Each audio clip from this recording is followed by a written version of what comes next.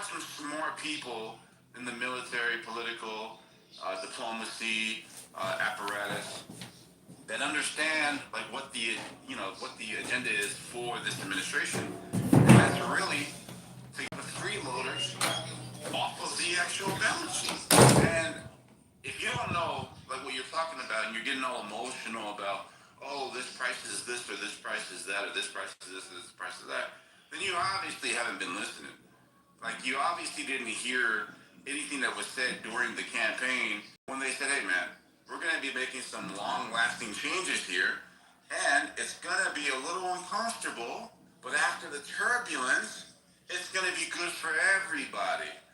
So, me, as just a person, when I'm watching the events unfold, everything makes sense to me because I understand what the end goal is. It doesn't make sense to you because you don't really pay attention to any of this stuff, so I don't really hold you to that, right?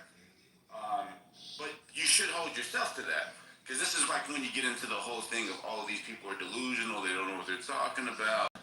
Well, with respect, you don't know what the actual objectives are for you to be judged if a person's reaching them or not. And then I'll defer the rest of my time to knowledge. Oh yeah, I was doing great. So I just wanted to say, I looked it up earlier when you guys were talking. It said, okay, the conclusion says no, he did not verbatim say at any time during the speech on February 28th that he wants a regime change. It was never said. Some people may have implied, but it says a short answer, not as a direct, explicit objective in his main official statement.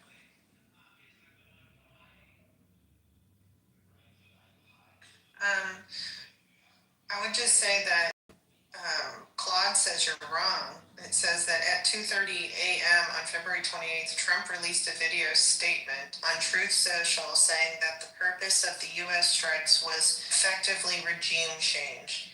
He also urged the Iranian people to topple the leadership that has ruled since 1979, an explicit call for regime change. The administration's stated justification has shifted multiple times, including preventing Iran from obtaining a nuclear weapon, deposing the regime, and stopping the immigrant attack. So, I want you to just, I think you agree with me. Yes, his people. That's what Simone said earlier. His people made a statement. He came out saying, no, this is what my objective goal is. His objective goal said nothing about a regime change. Right, so the official answer is that no, right? But it does also say that the messaging has been deeply inconsistent because the White House administration is saying one thing, but Trump himself is saying otherwise. Oh my gosh. Jessica. Wait a minute. That's what the fucking clock says, man. You can't blame it on the machine. Blame it on the... So we know right? We know exactly what the object of epic fury is because we detailed it and we looked it up, right? We know that for the Iranian people, it is a political desired outcome of the U.S. In other words, it's a wish of ours that do this, right, and stand up to their government, right? We hope that they take this opportunity to do this for themselves. This is a desired outcome of what is going on. That is exactly what is hoped for all of this, right? But that wasn't the main objective, right? In my opinion, that would have been the first fucking thing I did. But hey, I'm not running in shit. Maybe I should have been. I don't know. Anyway, but that's exactly what's happening. It's just a desired outcome when all is said and done, right? What's interesting to me, Don, is that it seems like people's desired outcome, right? Because they have said that. And that Trump is like on Israel's side versus his own administration saying that it's not. So that's really weird to me. Like he's more with Israel than he is with the American. I don't understand what you just said. Obviously, it's our desired outcome, and it's in our benefit that a regime change happens. I don't know technically, I don't know geopolitically why we could not have gone in and just wiped out the whole clergy, wiped out, all of them. Maybe it's crimes against humanity. I have no idea what the specifics are, what the rules are, right? But obviously, maybe there was a reason they couldn't have done that to begin with. I don't know. So, but it is in our benefit that happens. It's not to our benefit that a terrorist regime stays in power, right? It's in no one's benefit worldwide. I mean, it's been happening for 47 years, and why, it doesn't really make sense. I would recommend that people know more about something before using these language models. Come on, this is not good stuff. We don't have to, no, though. We don't have to use the language model because if you just listen to his interview, listen. Lady, you have the tendency of interrupting me before I get to the No, it point, was and actually then my these cue. are direct. I was in the queue. Look in the chat. It's in the I was chat. supposed to go after knowledge, but I wanted to hear what Jessica had to say. Wait, hold on. I can't see this in your mouth. Sorry, I'm sorry, that was so opportunistic and wrong of me. It was wrong. I'm so sorry. It was bias. I heard from who I wanted to hear from, and I was strategically using my filibuster to. Okay, so I apologize, Simone. But what I wanted to say, because I wanted to hear what you had to say, but if you listen to the mixed messaging and the signaling, yes, it's not in the mission statement for Epic Fury, but the statements that Trump has made in his interviews since February 28th on this, he says, like, at first he's saying, we're going to be, we're not going to allow this person or this person, to take control. No, that's not acceptable.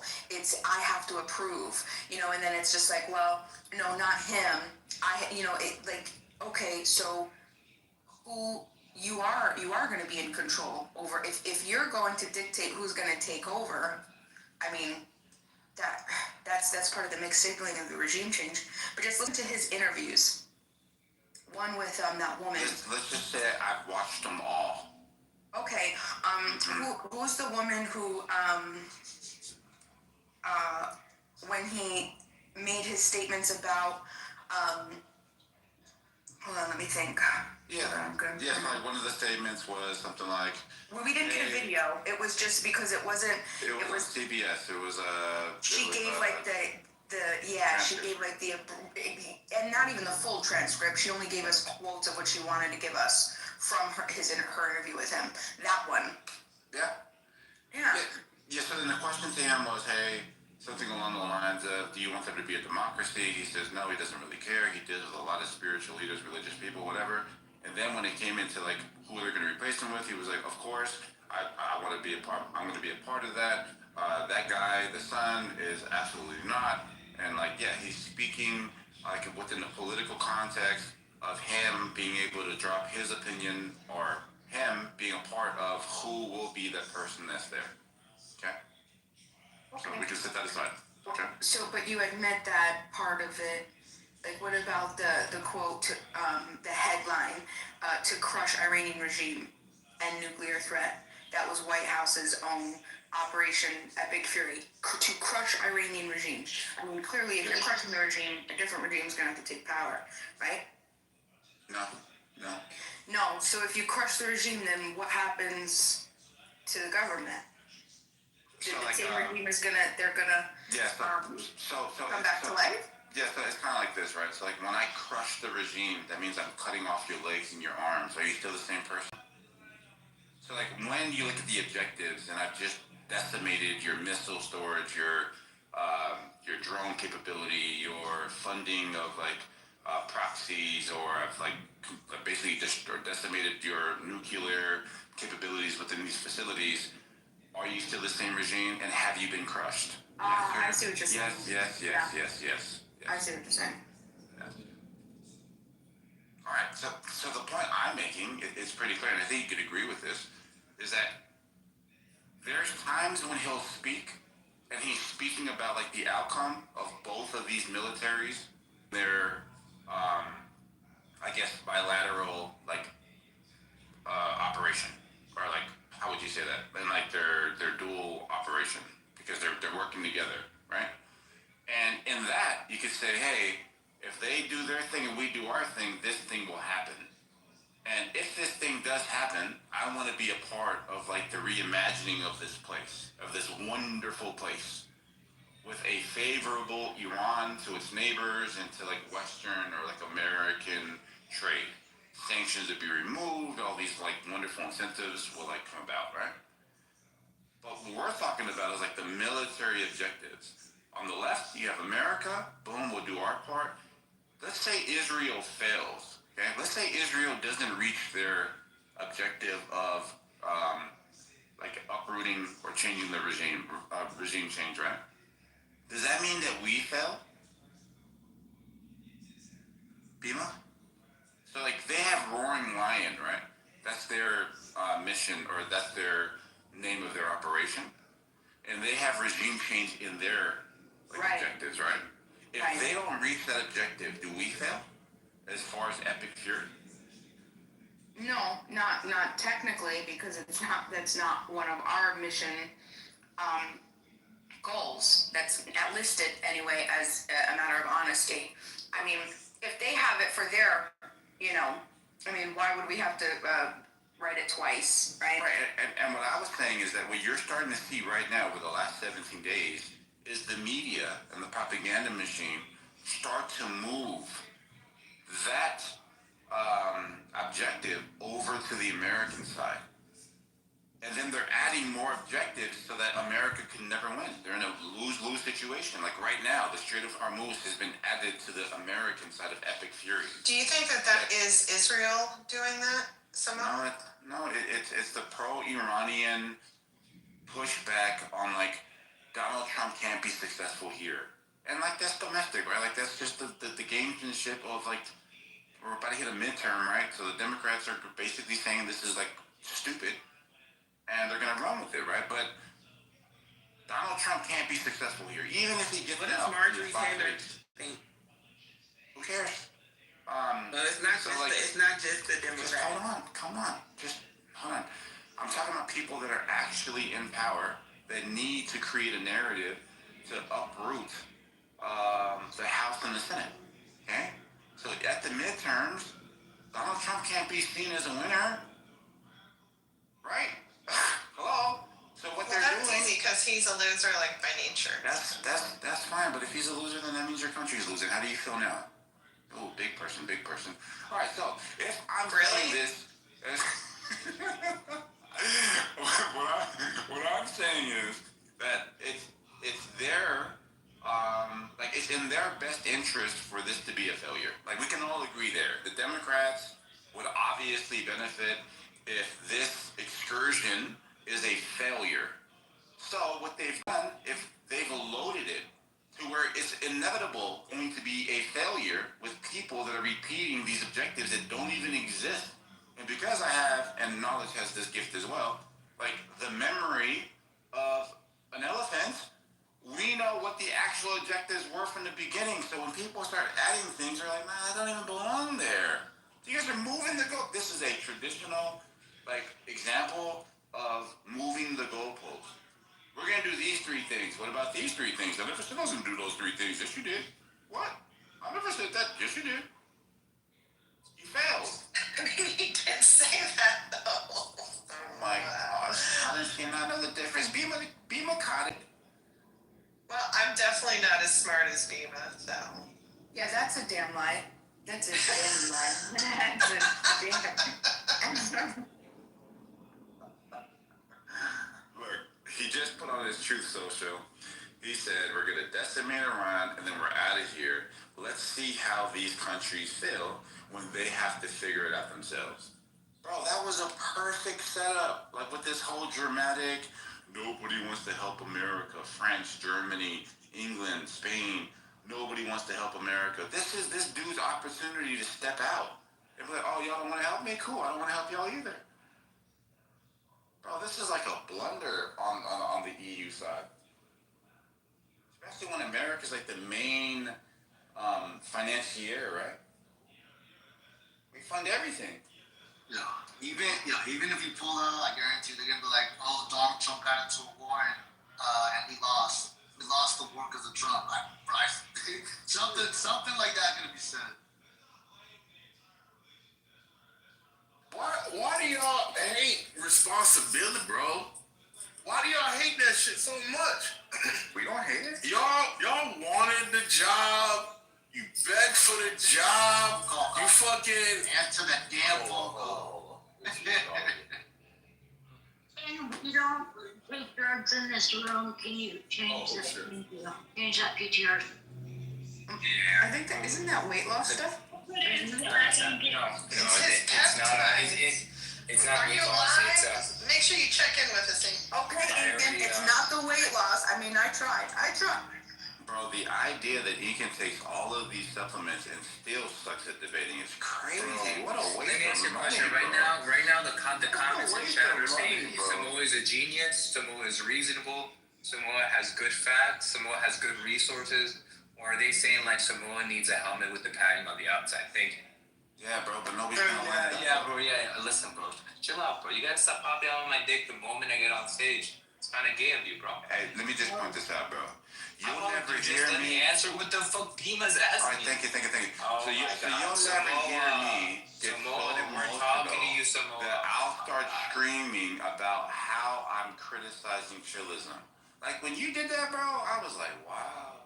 Bro, I was talking about people on stage, bro. I was saying, look, Yeah, nigga, I was on this stage. is the argument that gets thrown at chillism, right? Look, I'll say it again. You think I'm gonna be pussy out? Look, this is the You argument that gets shot thrown me, at bro. You're shooting innocent bystanders. Listen. He doesn't even care. This is acting like you're wrong. Doesn't fit, bro. Stop like trying to make it fit to everybody. Listen, Bro, you just I'm did keep what on you fucking wanted. that- I'm- You just I'm shot keep on fucking everybody that, for no reason. that saying just for knowledge. Listen, bro. Listen. Well, you might Okay, not how be. about maybe- I do need to be on weight loss stuff. I am still fat, and I still am trying. I can tell you that. No, Simone, Samoa, you're perfect just I'm the way God trying. made you. And Samoa had to call me out about what I was eating, so now I have to tell. I did not call you out about what you were eating. You said, well, you said you're eating, and now I had to stop and think about. Oh my God, I am eating. Bro, this isn't I tell you, working, I'm bro. gonna tell you. Wow, Samoa. Because listen, I just went shopping. This is a And I got my brain, new bro. weight, and it's so bad because listen, I'm still like gawking. You do shopping, and then you just like sit with all your groceries, and you're like so excited, like pick them. Like that's what I've been doing. I'm just so excited. I got fresh organic mint. Fresh organic. I got these sardines. I got this. Oh, do you know what I got? Oh my gosh. I got from Eat in moderation. Spam meat. Most people love spam meat. Oh no, it is. It is in moderation. I eat once a day. Processed as fuck. Once a day. I know, but I understand spam because like. Hey, no judging Samoa. Just No, I have really good A1C. Not diabetic, pre-diabetic. I'm really safe. But listen, this is from. It's organic. Oh my gosh, organic dried mango, no preservatives, no added sugar from Burkina Faso. Oh my gosh, let me tell you something. It's so good. Can I just point this out quickly? My wife can eat anything she wants. She can't get over 120. She can't get No, it. she What? stays under 120. Tell her she needs to come stay with me for a week. you know what it is? The blacks got good genetics knowledge. There you go, the blacks. So a man says, hey babe, you're eating. A woman takes that and says, why are you talking about what I'm eating? And you're like, what? I said nothing about what you're eating. I said that you're eating. I know. You're talking about what I'm eating. That was yes, I know. I'm self-conscious. I am. Oh, Dima. I'm thinking were you there when Matt was putting the smacks on Samoa? I'm gonna take off this PTR and Did you look actually at think the that's that I what, got. bro? Did you think that's what was happening? Oh my God, Samoa, let other people No, speak, freaking bro. Beam was Matt asking me snuck about out. getting the peptide. Bro, Jesus Matt Christ, bro. snuck out. Yo, You know what, Matt Samoa, snuck you out. got it, bro. Obviously, Yo, you have Matt the information. snuck out. People Matt ask snuck out. me up. Go ahead, bro. Matt snuck out of the room. He let freaking what's her name? Jessica try to save him. And bro, he just snuck out. Look, it was bad. Matt? No, Matt doesn't run. Matt No, I didn't. Matt was using Iranian talking points, and he got caught. I didn't, man. What are you using? Oh! What are you using? Bro, I watched. What are you using? Listen, Kingdom, nasty work. You watch Nasty work. if I could just address Matt's talking question. points are you using? All right, so let me just point this out.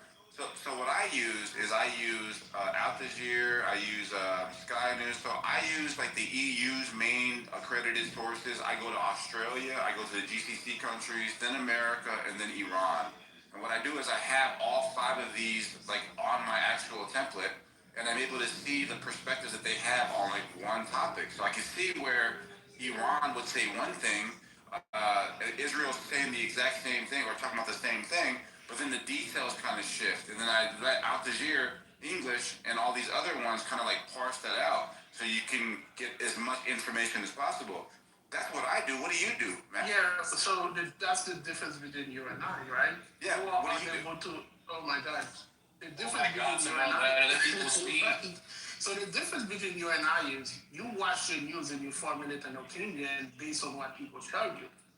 Me, I actually belong to several telegrams that will actually share with me and talk about certain things that you're not even aware, and that's why I can formulate an opinion based on what I'm seeing live. Listen, I get all the little AI videos. I don't even watch videos on X. I don't even do those. And those Telegram channels, we built them during the whole, Palestine thing because we couldn't upload stuff. And we literally have like people in Israel that's putting stuff on our Telegram that has not even hit the web yet. There's certain information that we get and we can analyze. I'm literally part of a group that do this, where we analyze things and look at all the evidence and look at this thing. I don't follow what the news say and repeat what the news says. I don't need to do that. I don't need to watch CNN and watch what they wrote, the script they write, and then, oh yeah, CNN said. I don't give a fuck what CNN said. All right, well then, Matt, how can you say I'm wrong? I will tell you this straight up. In war, the first thing that dies is the truth. If you're watching the news and listening to what Donald Trump is saying, what Netanyahu is saying, what the Iranians are saying, you're already in the lie. Because I understand how the propaganda works and how they are trying to appease to their claim. There's odds of gathering information and formulate your own opinion. And I would say this I think you have the basic knowledge to have a good conversation. It's the fact that you're not an honest interlocutor. That's what makes the conversation so difficult to have. I think you are the kind of person that we can bounce idea of and say, hey, listen, what do you think of this? What do you think is happening here? I think you can do that. But the fact that you might be wrong about something and you don't like to be wrong makes it impossible to have the conversation. I do, and I mean this sincerely, I do enjoy listening to your point of view. But I think if you could literally if you can literally take yourself out of it and just look at the situation for what it is, I think we would have much better conversation. Like the other day, we had a really good conversation because it wasn't personal, because you didn't take it personal. And I think if you do that, bro, we'll have amazing conversation about this. All right, so let me just show you like how you're projecting it. Fight back, Samoa! Fight back! So what happened was, Samoa said, this is what Israel said about the 2 people that were hit yesterday. Somebody got off mic and said, that's a lie. I said, what? He said, oh, this person was actually killed at his daughter's house. And I said, all right, cool. You didn't hear Samoa say that's a lie. Samoa said, this is what the intelligence of the Mossad or like of the IDF said yesterday. That is a fact, right? And it took Jessica, even though you have like these far-reaching Telegram resources and all these. Yeah, and I'm old and all of that. It took Jessica to read it to you Because you, for some reason, have a blind spot when it comes to what the intelligence community is saying on that side of the world. And I'm like, the only person that said somebody was lying was Matt. And Matt was absolutely wrong. Thank you, Jessica. Jessica had to enlighten you that you were wrong. You're the one that's in the rabbit hole, brother. You're the one that's reading this pro-Iranian propaganda where they say, hey, this guy was in this neighborhood with his daughter. A suburban neighborhood. Massive amounts of civilians. And the Americans unjustly came in and killed everybody. That's the narrative that you fell for. You stop looking. Me, I don't stop looking, bro. I keep going. Want to know why? Because I'm so much of a narcissist. I cannot be like wrong about something, right? It's like if I'm talking about it, I should know about it. But let me just point this out, Matt. Were you wrong in saying that I was Did he wrong? just admit he can't be wrong because he's a narcissist? And I don't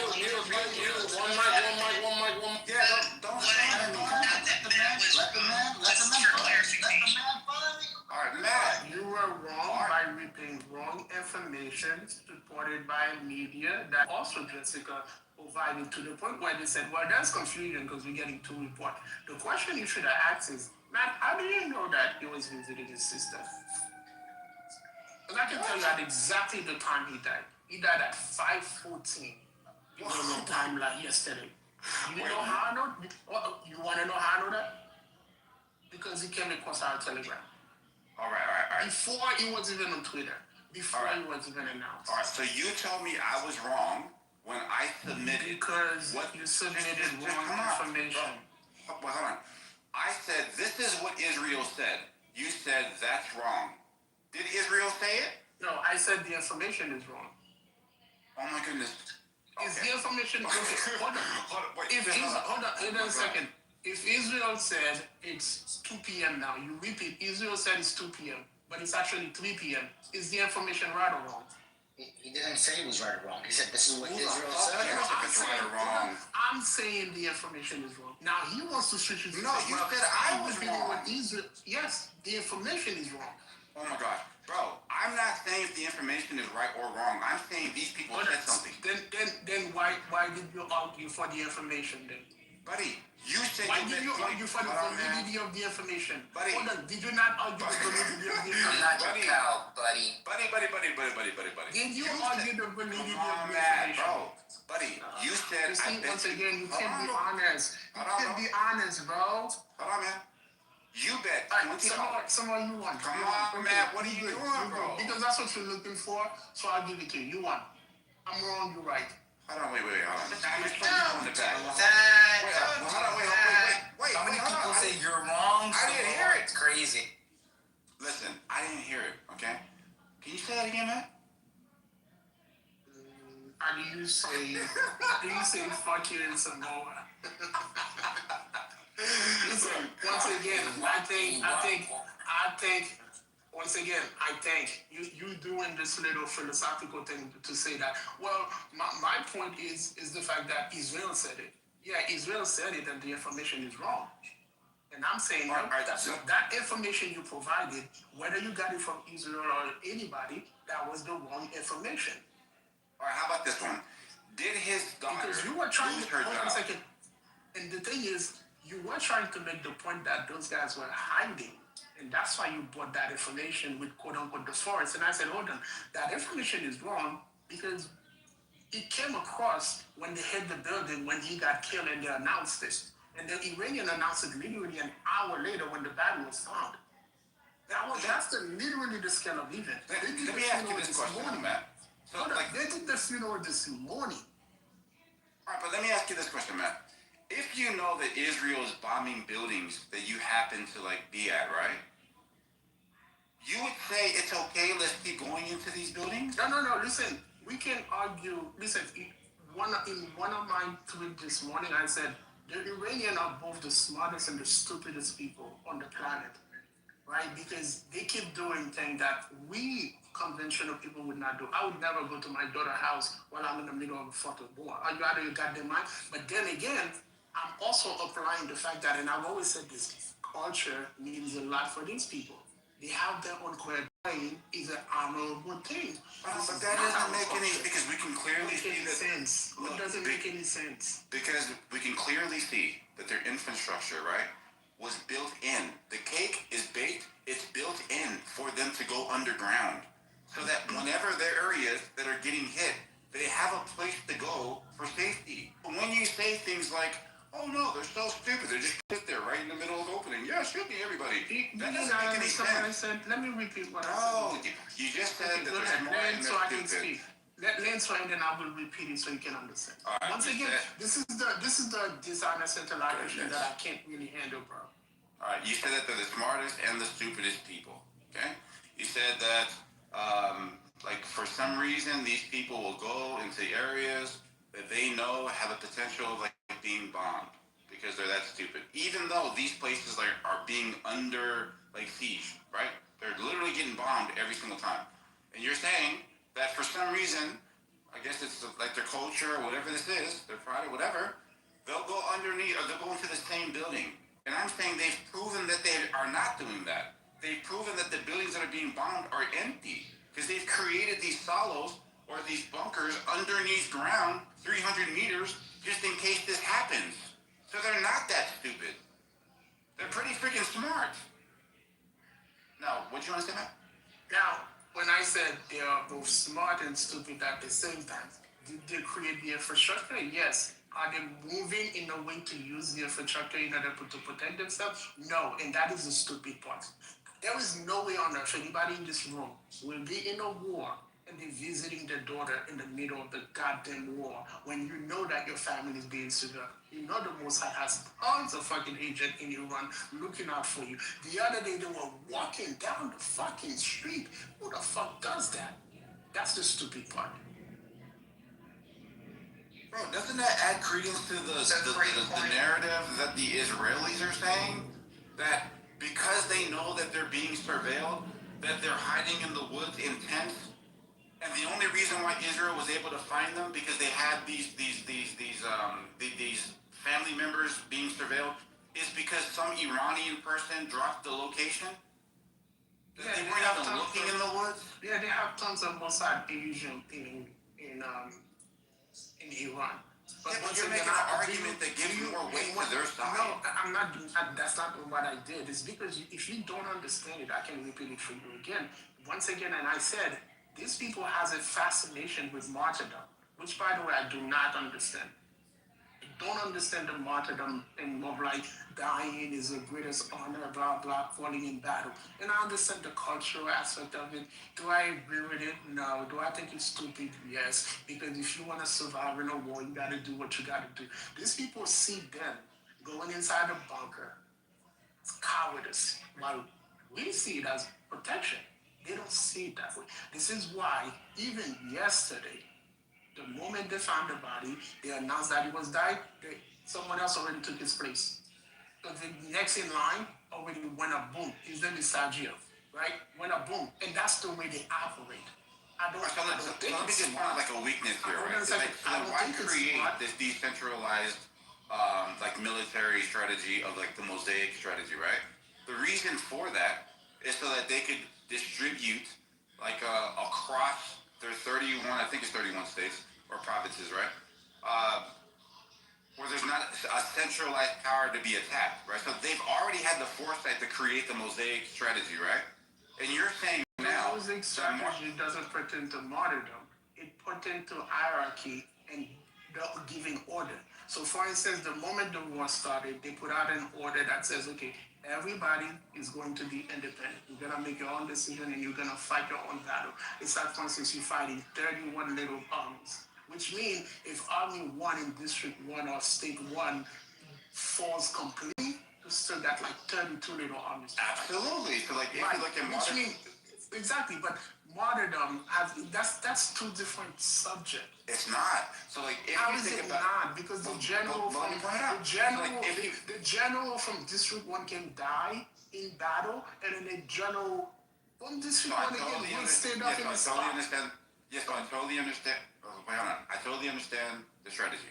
What I'm pointing out is, what you've just said is that they are like running to this opportunity to be sacrificed as like one entity.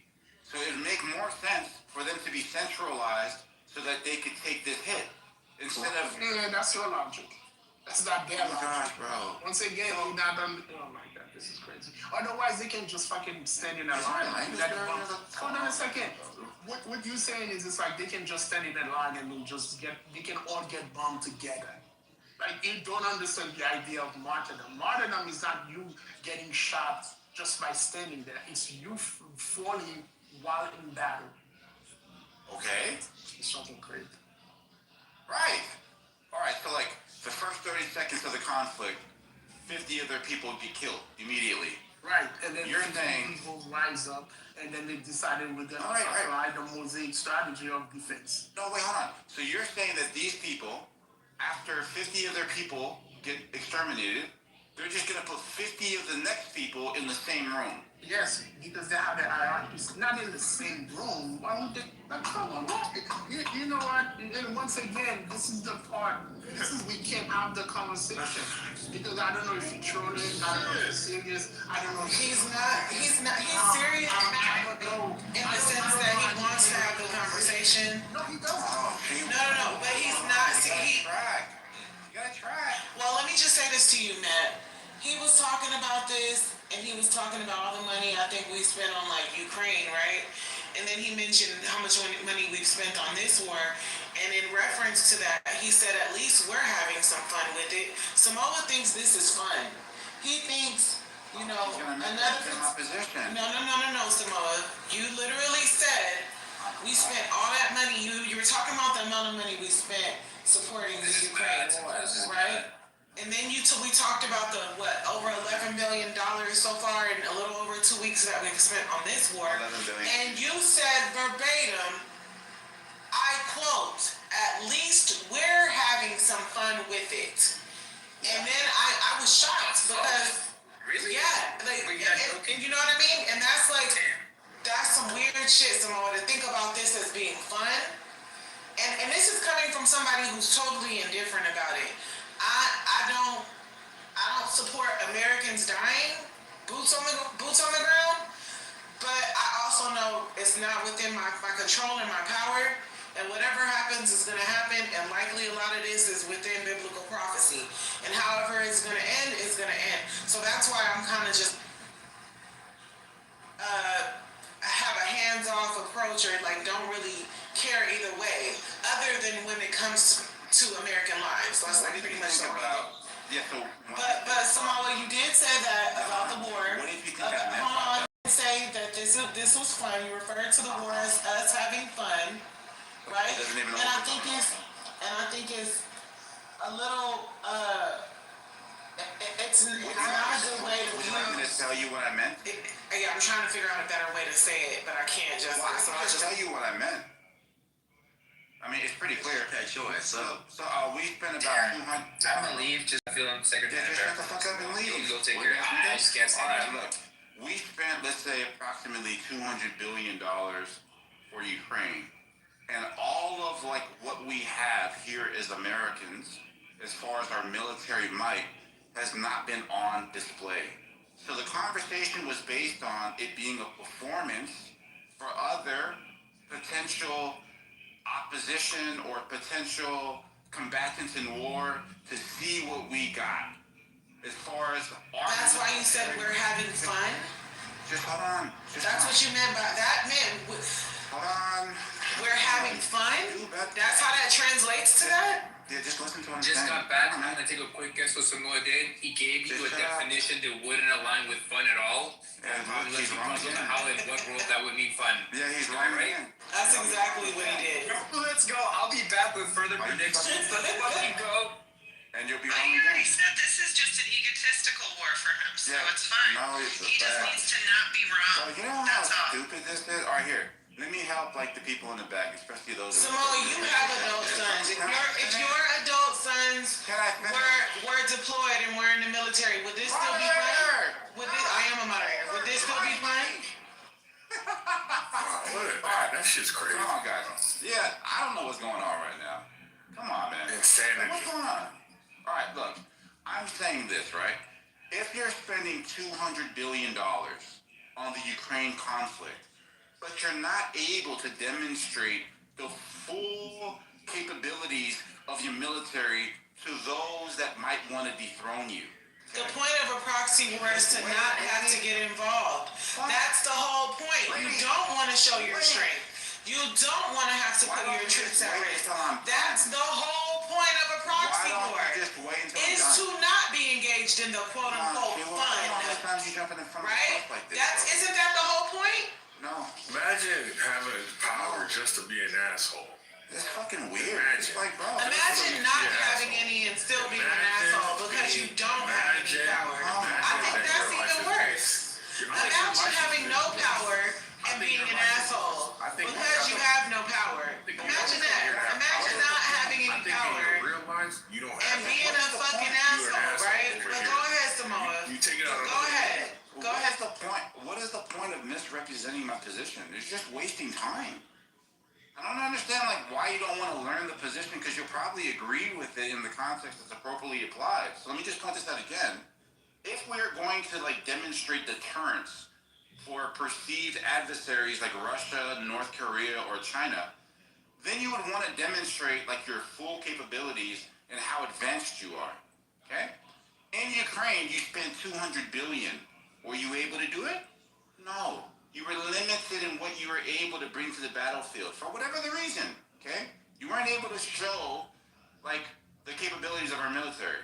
But for $10 billion, you were able to show the world the dominance of our full military weaponry capabilities, right? And that's the point that I'm making. I'm doing a cost analysis, concrete, what is it called again? A cost risk? Something like that. Cost benefit analysis? Cost benefit. Thank you. Cost benefit. There. Jeez, what the hell? Cost benefit analysis, right? $200 billion, 40% of military might. $10 billion, 100% of military might. This is what you're projecting to the world as the superpower. And in that context, you can say we're having fun. You're an idiot. Showing dominance. And you're stretching. Nothing about that is fun. But let's try though. Nice try.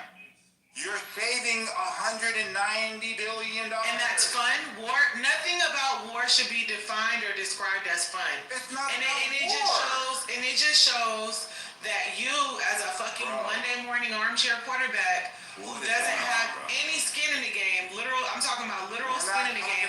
It's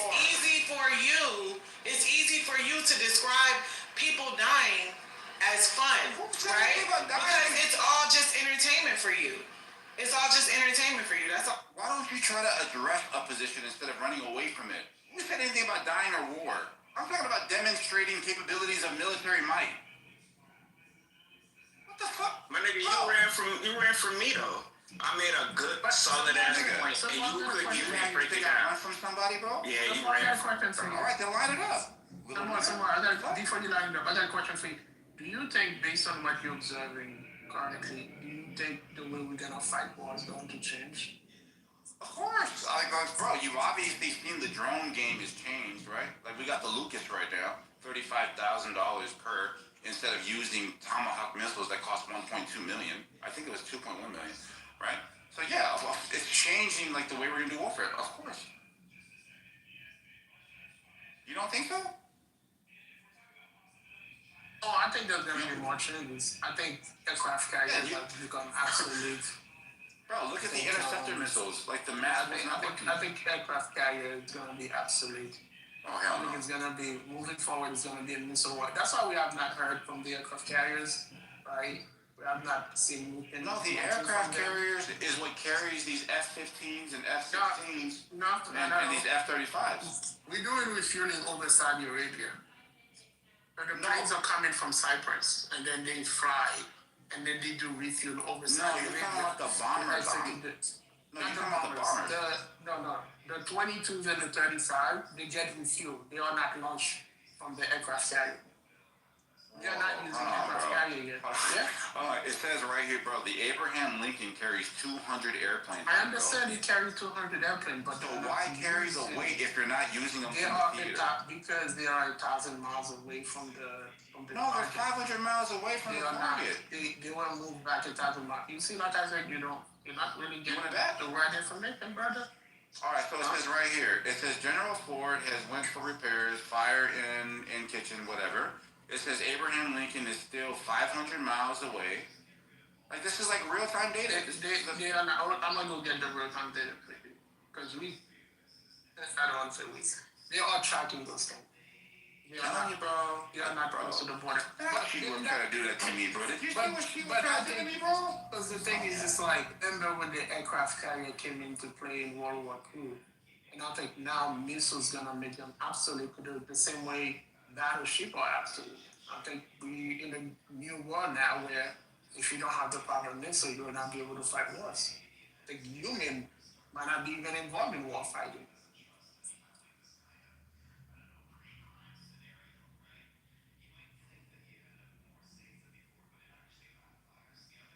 Yeah, it says right here. It says Abraham Lincoln 90. They got helicopters, Hornets.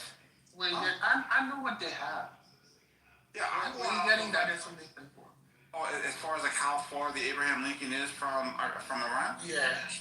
Yeah, I just read it. It was approximately 500 to 700 miles away. This was Iran.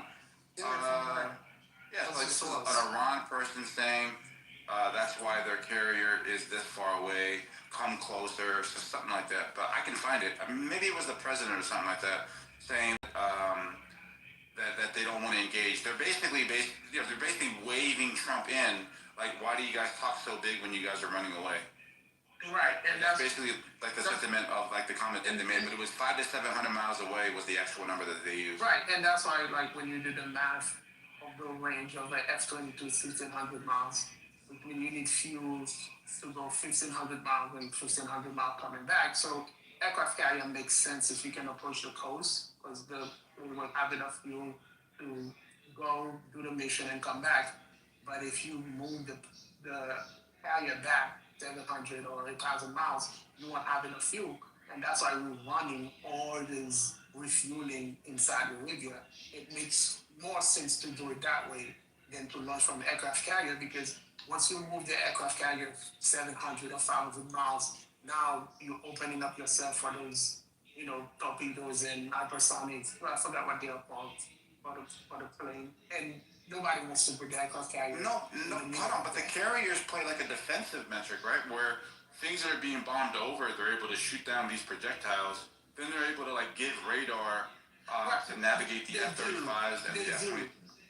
They do, but the thing is, you cannot stop an hypersonic missile. And all they need to do is damage. Bro, I don't even know if they even have one, bro. Do you even know if they have one? Who has one? Iran? They've used them already. I don't know, bro. They use them already. Bro, I have not. I've been reading that they've been like, oh, the hypersonic missile, this and that. But I haven't identified like one of them from a accredited source saying, hey, this is this type of a missile. They have a dancing missile here that has like a quick response. That's a hypersonic missile. No, it's not. Bro, I don't know. It's not. Dummy and ballistic missiles can't do that because they don't have the capacity to do that. So look, the ballistic missile they're talking about is called like the dancing, whatever this is, but it's not categorized as a hypersonic missile. This one right here has a quick release time. It's a 2 solid, no buildup, super surprising, whatever. And they break it down, but they haven't categorized this as a hypersonic missile. So I've heard and I've read people saying that they're using it. I haven't actually seen anybody say, hey, that's a hypersonic missile. I wish I could invite you to my Telegram account, but so ballistic missile can be hypersonic. You have to tell ballistic missile, it's a paid Telegram account and you gotta get it and stuff. Yeah, plus they don't let engines in. Jesus, bro, I have you, bro. You gave me secondhand embarrassment the way she moved back there. Anyway, keep going. Hypersonic. The difference between there's two types of missile, ballistic and cruise. Cruise are the one that stays in our atmosphere. Ballistic goes out of the atmosphere. and then the re-entry speed is what makes it hypersonic, where to the point where you can catch it. Then you can have cruise missiles that are also hypersonic. So those are the ones that are so fast that the computer cannot compute the math in order to catch them at the right angle to go intercept them. So that's why, for instance, you'll see there's like videos showing the Patriot system or the Sling of David. They will send like 4, 5 interceptor after one missile. And that's because they can't. So they keep recalculating the math. Like one of my friends put it perfectly. This is a war between physicists and mathematicians because you have to go catch stuff. I would love to be a big grab. I would love to be a. Yo, Matt, I'm gonna call you out. Gotta do it. I'm sorry, my brother, but yo, you know a little bit too much about these bombs. By any chance? No, I love that. No. I like that. Let me land.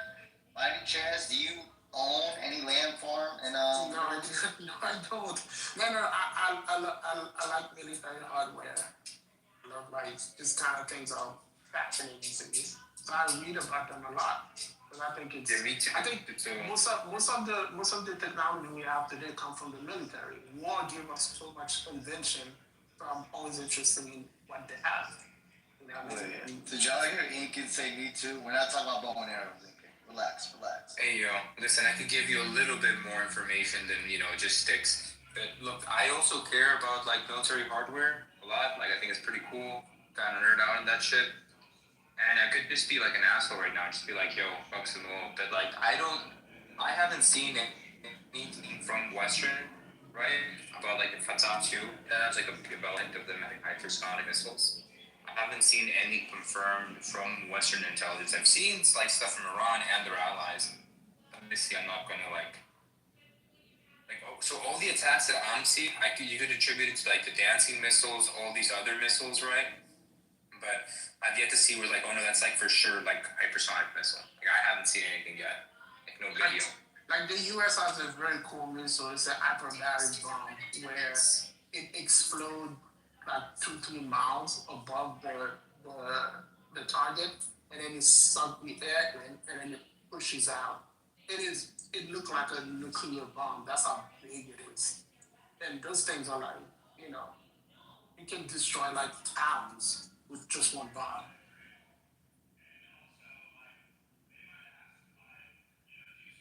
One second. I'm just shooting jugs up my butt. Yo, someone, how you come up to say that? Yo, Lincoln broke up at the perfect time. All we heard was up my butt. I said I'm Hey, that's where everybody was yesterday, bro. That shit was epic, yo, what the fuck? This dude got Check out the links. Bro, the way Check out the people link. did you, the way everybody's doing you, bro, people don't think to like it, bro. You could be like at the attic playing through the room. You gotta check out that shit ain't gonna work, bro. Like, you and I are like different levels, bro. You're like Papua New Guinea, and Are you talking about me? Just saying. American Samoa and Just saying. Hey, what were you saying still? Did you hear about what they're doing in the Senate about that SafeNet? Yeah, I think the SafeNet's a good idea, bro. I don't know why anybody has a problem with photo ID, bro.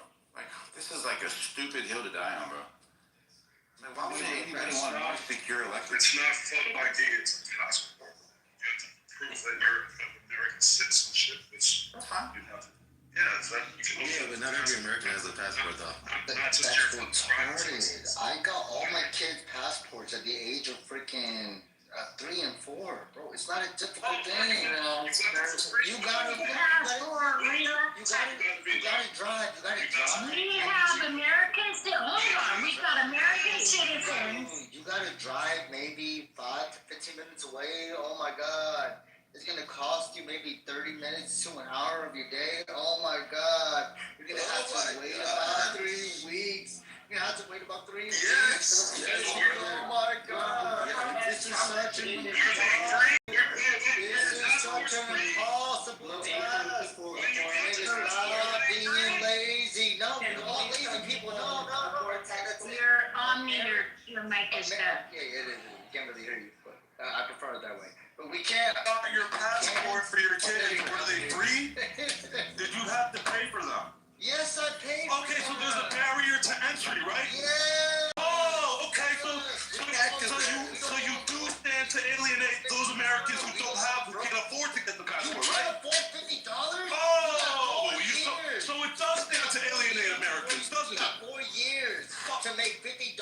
You can't make $50 in 4 years? You're telling me that's impossible. Oh, there's an election coming up in 4 years. Oh, make up Bro, I don't think you understand this country, bro. Oh, that's I don't think impossible. you understand some people's situations in this country, my guy. I can't make $50. Let me give a better argument. Yes, $50 for some Americans is a steep price. Just to be able to vote. You know what's gonna end up happening if they can't make that? They're just not gonna vote. Knowledge is Right now, not because they're unable to or unwilling to, it's because there's a new barrier of entry that has been set up. Right? That's you say that. Homeless guy makes more than $50 a week. You're telling me someone in America Yo, shut that shit up, nigga. can make You know, not all Americans get. Hold on. Steep this. Yes, some Americans cannot get a U.S. passport due to legal, financial, or citizenship-related issues. Common reasons for child abuse. Hold on, brother. Maybe they shouldn't vote then. Hold on, brother. Maybe they shouldn't vote then, because majority of the country Wait, brother. Snowflake summer is upon us. Hold on, because you guys Sorry, don't not have sorry, to- maybe majority of the This is Is there a queue or y'all just gonna all talk over each other? What are we doing here? What are we doing? we need a queue. What the fuck is going on? Reasons for denial. Throw me in the queue, Don. Since we don't. No queue. Wait, one mic on steel. I'm at the steel. No queue. Don't say no. the knowledge is, there's no queue, knowledge going after Yo, guilt. silence me. It won't work. Fucking Mexican black American. Get behind me, Satan. You're rebuked. Please, no queues. I'll shut up. No queues, please. No queue, The issue man. with the SAVE Act in the way to prove you're an American citizen, even like a regular license. Like, we could say we all have a license, right? We don't all have passports, right? Oh, God. I don't want to do queues. I want to queue. Go ahead, Steele. Hey, beat this. Knowledge is robbing a car right now, and he thinks that he should have the right to vote. You want for that That was shit? That was Come on, Elaine Joe, come on, studio. I paid $200 for my passport. Hold on. So it says common reasons for denial include owning over $2,500 in child support, having seriously delinquent tax debt, holding felony convictions, having outstanding federal/state warrants, or being unable to prove U.S. citizenship. So if I think we should have barriers to entry to get a passport, I think we should also have barriers to entry to vote, such as people who are not politically literate. If you want to keep it a buck, let's continue the standards. If you are not educated, you should not vote. Let's run down Trump is not Arbitrarily, So when it impacts you, right? You can't say, oh, well, I got $1, I got passport $50. Somebody, well, you know what? In some places, you can probably make an argument that if you afford $50, you can afford community college fees. and you know what the thing is? I'm sick of these dishonest actors pretending that the SAVE Act is some, well, if you don't support this, you don't support election integrity. No, you're fucking dishonest and a liar, right? If you do support the SAVE Act as it is, in its current iteration, what you are supporting is a barrier to entry for a lot of Americans to vote. You're not that's apathic and which is You know, can I say something? support this. Yeah, hold on. Hold on. No queue, please. No queue, but listen, we have people waiting to speak. No queue, okay? But I wanted to speak, but Stu got in, and Mr. Finley wants to speak. Now Miss Fifi wants to speak, right? Sounds like a queue. Yeah. If you ask me. Sounds like Okay, so hold on. Before we start, some more. No, Look come on at now. that expose I just wanted to share This is the dumb stuff they be doing. I've been talking about. Why is this guy walking down on the street? So go ahead, Don. All right. Put it in the chats. Who goes first? The queue is 2-minute submissions. All right, that's good. Yes, let's do that. All right, that's good. I'll put it in there. Listen, before you guys get all crazy and say everybody should have one, although I agree, personally, I know that not everyone will be able to have one, especially people that should have the right to vote, right?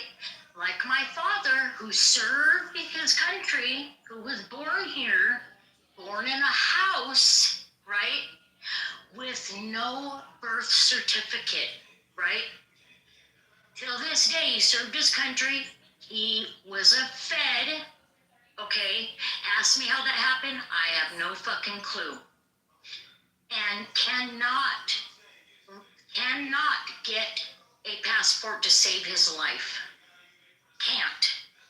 So he can't leave the country, but yet he served and worked for the federal government and can't leave to go vacation and enjoy his life.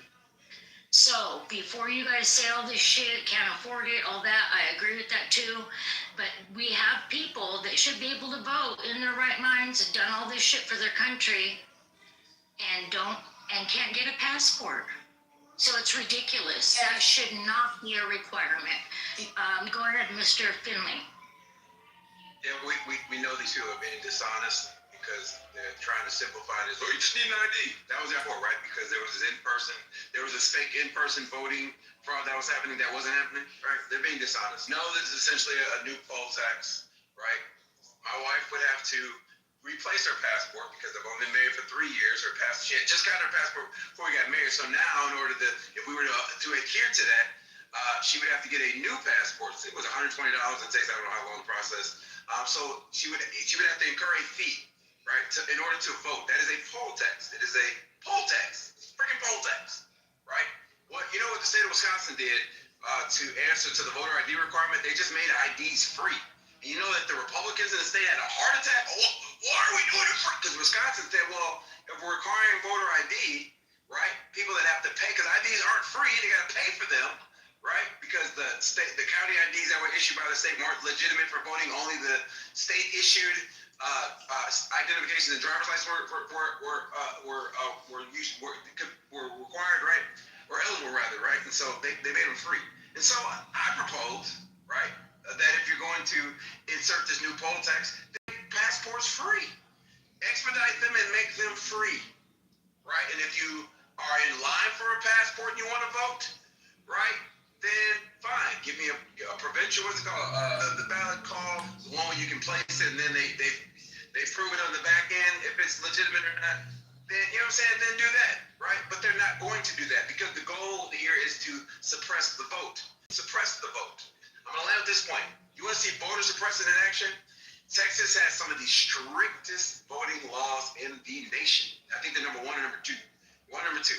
Look at the amount of eligible voters versus the amount of people that actually place votes in Texas, and it is crazy. This is a red state, an integral state, good, clean. You know what I'm saying? But that's the goal. And if you say otherwise, you're being dishonest, and the stupid ID to vote is just being dishonest. Okay, can you guys hear Bunch of me? nonsense. Okay, can you guys hear me? Hey, who's that? Your crossover is not. Did you need to speak before me?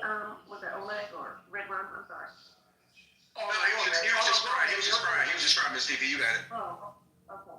I'm gonna take my time with this because half the time when folks are talking, I'm a get back to Mr. Finley's point, but it's just like a whole bunch of talking and it's just what I call filibustering.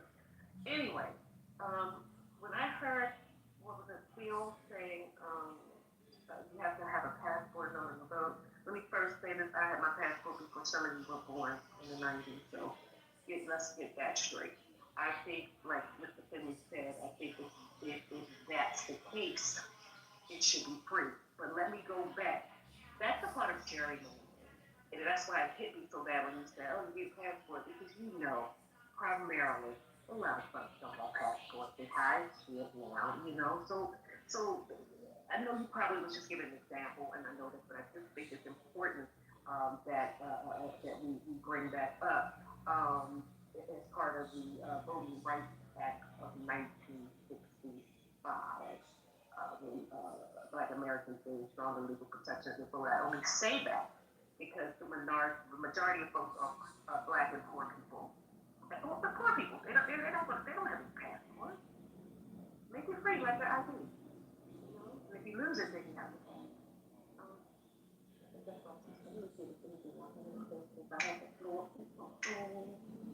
All right. That's it. Okay, Miss Fifi, that's what's up. I think too, my main thing, I think a lot of us have lost the plot. The whole reason why they're introducing these barriers to voting is to solve a problem that does not exist. Voter fraud is not a problem, right? So I think like the real thing is, the way that I would address this is to be like, okay, Trump's complaining about voter fraud. So you cannot substantiate that claim. I don't give a fuck, right? So where I'm coming from on this whole thing is, there is no voter fraud problem. Whatever idiot gave me a thumbs down cannot substantiate a voter fraud problem. So all of this is stupid bullshit. It's like if I tell you, we need to spend money to stop the Smurfs from destroying Scooby-Doo. That's not even a real thing. That's not a real thing. Like, what you're complaining about is not a real thing. So, like, this whole shit is stupid, in my opinion, right now. And I agree, Finley's making points. If you're going to create these barriers, it should be free to access it. I appreciate the 2 minute limit, Louis. 2 minutes makes sense. I'll end it. Yo, Alessandro, if you really cared about America, you would smurf me some vote. Yeah, I just need to find a few votes. Isn't the poll, isn't what you were saying, Mr. Finley, where it costs money to vote, isn't that unconstitutional? Yeah, it's a poll tax. Poll tax is unconstitutional, and this, I don't think this will pass anyways, but if it does, be challenged on that grounds. That's why Wisconsin changed the law. They made IDs free. Voter ID for that very reason. Because the state Supreme Court was challenging Wisconsin's new voter ID law, and on those grounds they were able to pass it, and the Republicans backed off.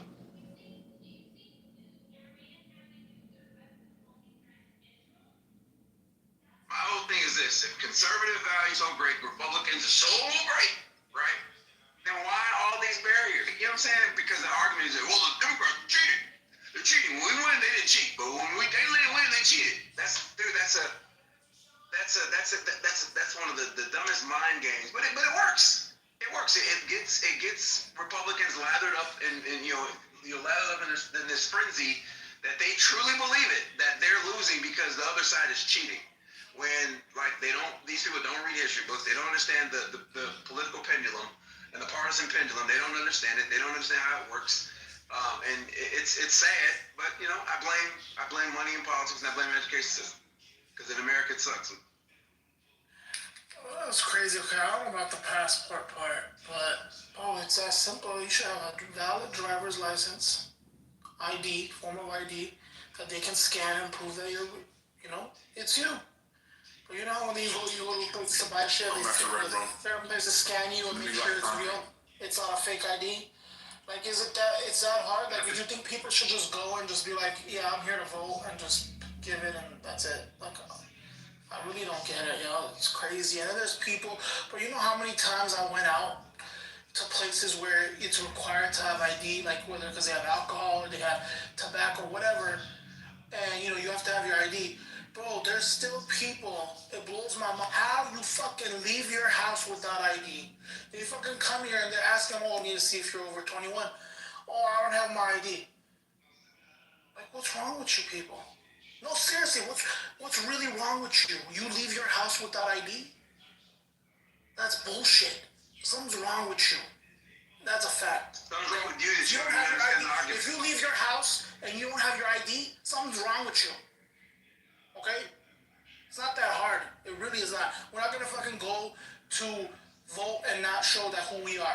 Like, that's all I'm asking. Everything else could be extra. I get it. You guys can argue they're trying to add extra shit, whatever. But to prove that it's you and an ID? Red Room is proving my point about the education system. He's proving it. I'm proving it. How am I proving it? How am I proving it when you're dumb? What does your dumb ass got to do? No, don't do Q. You call next, but I'm not done. He's Wait, how talking to you me. stop speaking and then he asked, and then he said something? No, I stopped speaking because Jessica said something. She was cutting me off. So how does that you weren't work? done. That's why you're entertaining his question because you're not done. So how does that work, Philly? Are we going to the queue? How do you want people to go vote? There's no queue. I mean, you would I call called that after you. That's the Y'all don't respect murdering him for Are you your done? You'll go next. There's no queue. I'm not done, done. bro. I'm not Are you done. gonna I'm pretend like asking you weren't done? Philly. I'm out to You so weren't- this is you what weren't game done? y'all play. Philly's stupid shit. And Not a cue, Are you let done? Red Run finish. He I'm was not done. done. Can you He hear me he when I say I'm landed his not plane. done? Why are you lying, bro? Philly, what do you mean by that when you say I approve my point? How do you want to go when you go vote? How do you want them to Because that isn't even the argument. No, but that's not what the that's SAVE Act is talking my about. argument. So what are you talking about when you say super comment? Because you're arguing something that has nothing to do with the SAVE Act. You prove my point. Well, how is that I'm gonna leave it there. I'm talking to you not about gonna what I believe? I'm not gonna waste my time. I didn't bring up the SAVE Act, so I don't know what you're talking. I'm talking about what I So believe. you're making a separate point. So you're making a separate point that. So you're making a separate point that's irrelevant. Got it. It's You're not making a separate point that's irrelevant. I'm irrelevant. telling you what I think it should be required to go vote. It's already a requirement in many states, sir. Moving on. In many states, should be in all states. No, states are allowed to do what they want to do, fam. I'm done. Right. Are you done? Yeah, go ahead. Are you done? So look how we normalize fucking lying amongst people who call themselves Christians.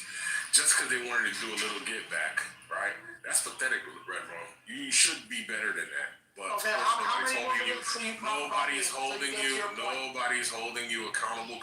Alright, I'm gonna make you talk about me for the next 30 minutes, you guys. Stop being a weirdo. Stop being a weirdo. Talk about me. Stop being a weirdo. You're not a victim. You're not a victim. Just hit the nail on the head, concrete. You're not a victim. You're just an asshole.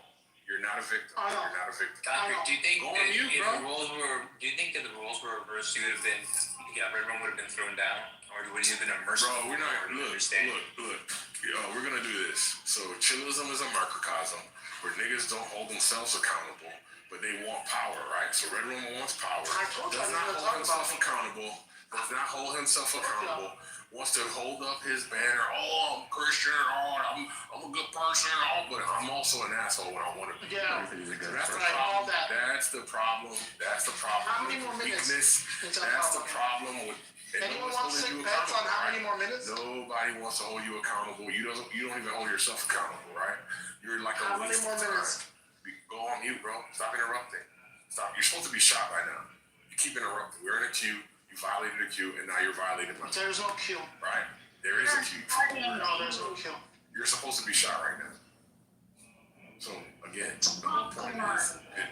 No, it's not. It's a fucking queue, John. No, it's Sonora and then it's me. There's a queue.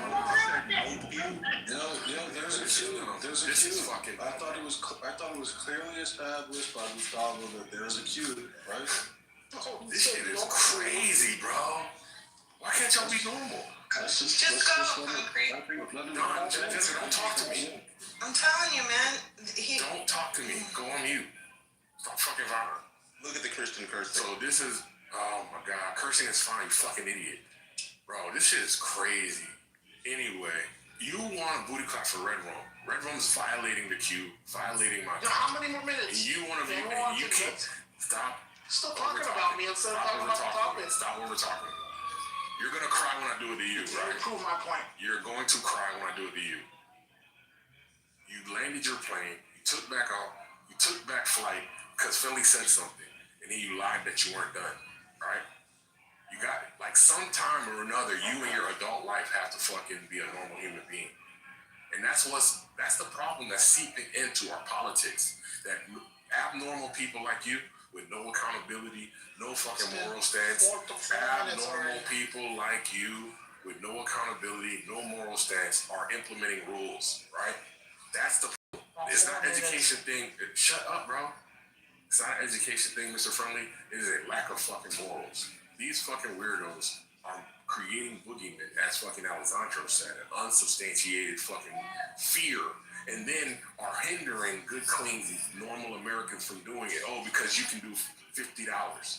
But guess what? Steele showed us the slippery slope from the $50. Can you fucking pass a competency test? Uh-oh.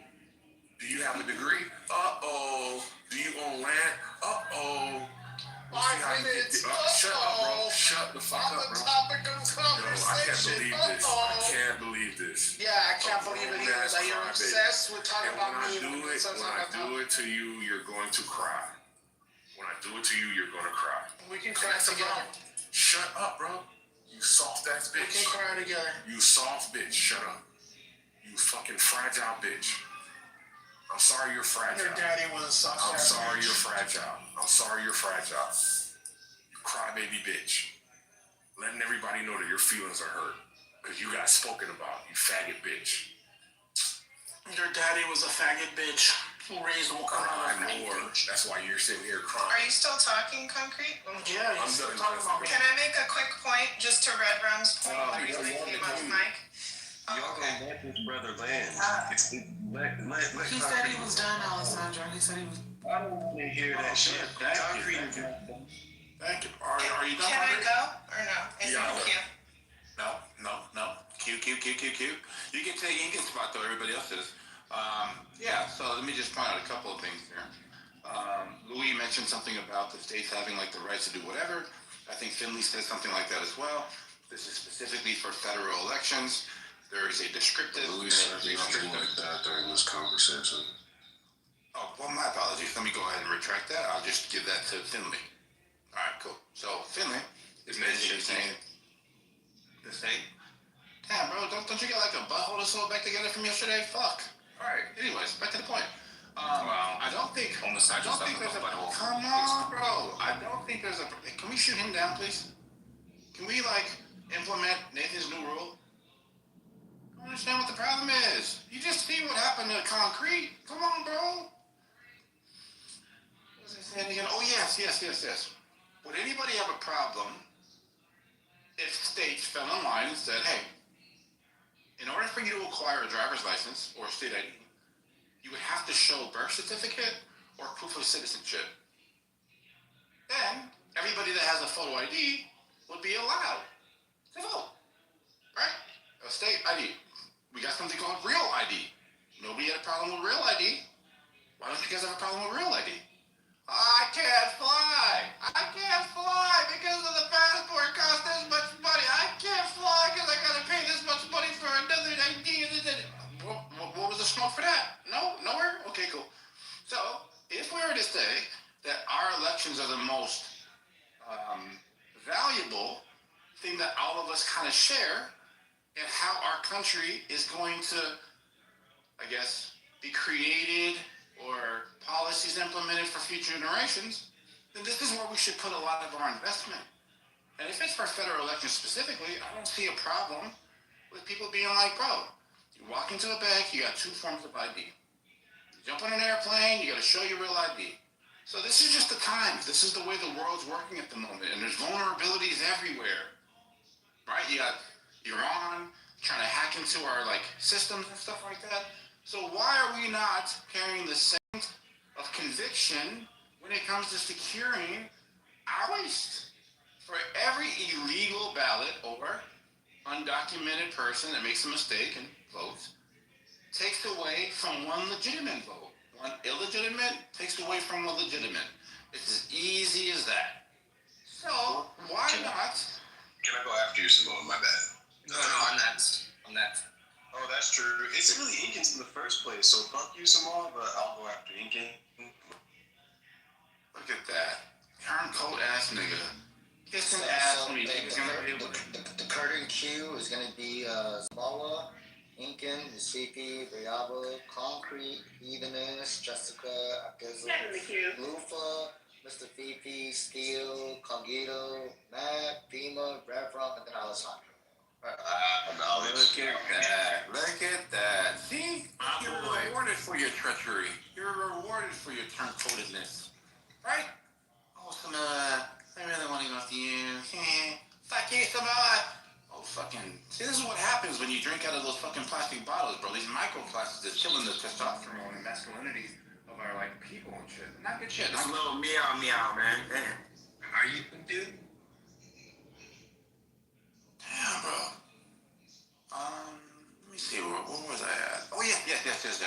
If the federal government says, "Hey, man, we're gonna give everybody a free ID so you can vote," one that has like a security QR code or something like that, so that we 100% can show that you are the person that's voting. Would anybody in here have a problem with that? Anybody?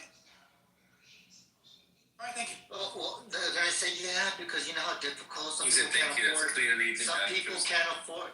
People can't afford a bus ride to go to the places to receive the ID. You guys think about people who can't afford the bus rides. We'll mail them to you. Gotcha. We'll mail them to you. Yeah, but some people work 2 or 3 jobs. They don't have the time to fill out the paperwork because they work 2 or 3 jobs. They gotta, they don't have the time to fill out the paperwork. All right, you all done? You all good? Let me go after line. Cool. All right, about that. So, that was a whole bunch of nothing, right? Then, like, all he said was like, oh, maybe there's a threat. World today, scary world. Maybe we need to do this, right? Could have said, like, here, look at the statistics, it's a fraud. We don't want to repeat what happened here where we had, like, blank election. Like, I think that there's a bigger case about when fucking solar rays hit this election in fucking, I don't know if it's Switzerland or Sweden and changed one of the numbers because the way that, I don't know if it's like muons or fucking some other subparticle hit some computer and it changed the digit, changing that, right?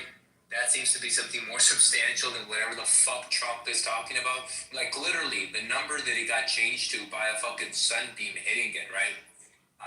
Changes to the point that made the number change to, like, a bigger difference of whatever Trump is claiming. That's how preposterous it is. So, like, all that Samoa is doing is like, oh, scary, right? Also, I just want to address really quickly, Samoa said I'm not on his level. I did get peptides, so maybe I'll be on his level. I'm currently injecting 50% lead and 50% retard juice, so maybe we'll be able to have like a fruitful conversation. Get a ladder! What's going? Can someone shoot him, please? All right. So anyway, I do want to point out that what Alessandro is saying is like factually correct. The problem they're trying to hearken to is not a real problem. We know why this is being pushed. If we would put anything that Democrats are more likely to have, immediately Republicans will cry foul. And I think that it goes to show that if you're popular, if you believe that you really are working in the interest of the people, is it also in your interest to facilitate people voting for you, right? Not like try to limit that number.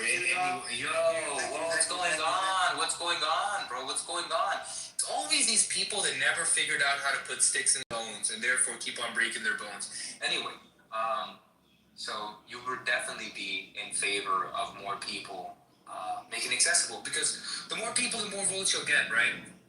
And if it's the case that, well, you're worried about fraud, you should have some statistics to be able to, like, back that up. Not some inference, like, don't you think, giving, like, that anything can happen in our universe? One illegal Mexican, one corrupt politician, 7 million disproportionate. It was like, oh, this is fucking retarded, right? And that's all that we're fucking hearing, retarded points, no statistics, just a bunch of fear-mongering. Trust me, bro, we live in a different world, it's different, they can't afford this. Obviously, the problem is a barrier of entry. Why are we putting a barrier of entry that disproportionately is going to affect one side and the other? Especially when, like, the political parties are just two. It's one or the other. Like, what the fuck are we doing here? It's not like we're in Europe where we have multiple political parties. We're like, oh, I wonder who this could affect. What political party could this affect? This is not in the interest of any political party. It's fucking stupid. It's retarded. And you should have the decency of having enough data to try to substantiate some change like that, right? I don't know what y'all talking about, like voter ID. I got a real ID. Real IDs have like the same process generally as passports. Passports are, I don't know where you'll see $50, might cost $200. I don't know if that was like for some expedited shipping or whatnot. Yeah, it's not as easily accessible. Not everybody's going to go downtown. Look at the percentage of Americans that have American passports. Go check that out. Go see if you would be comfortable if right now only that percentage of the population voted, right?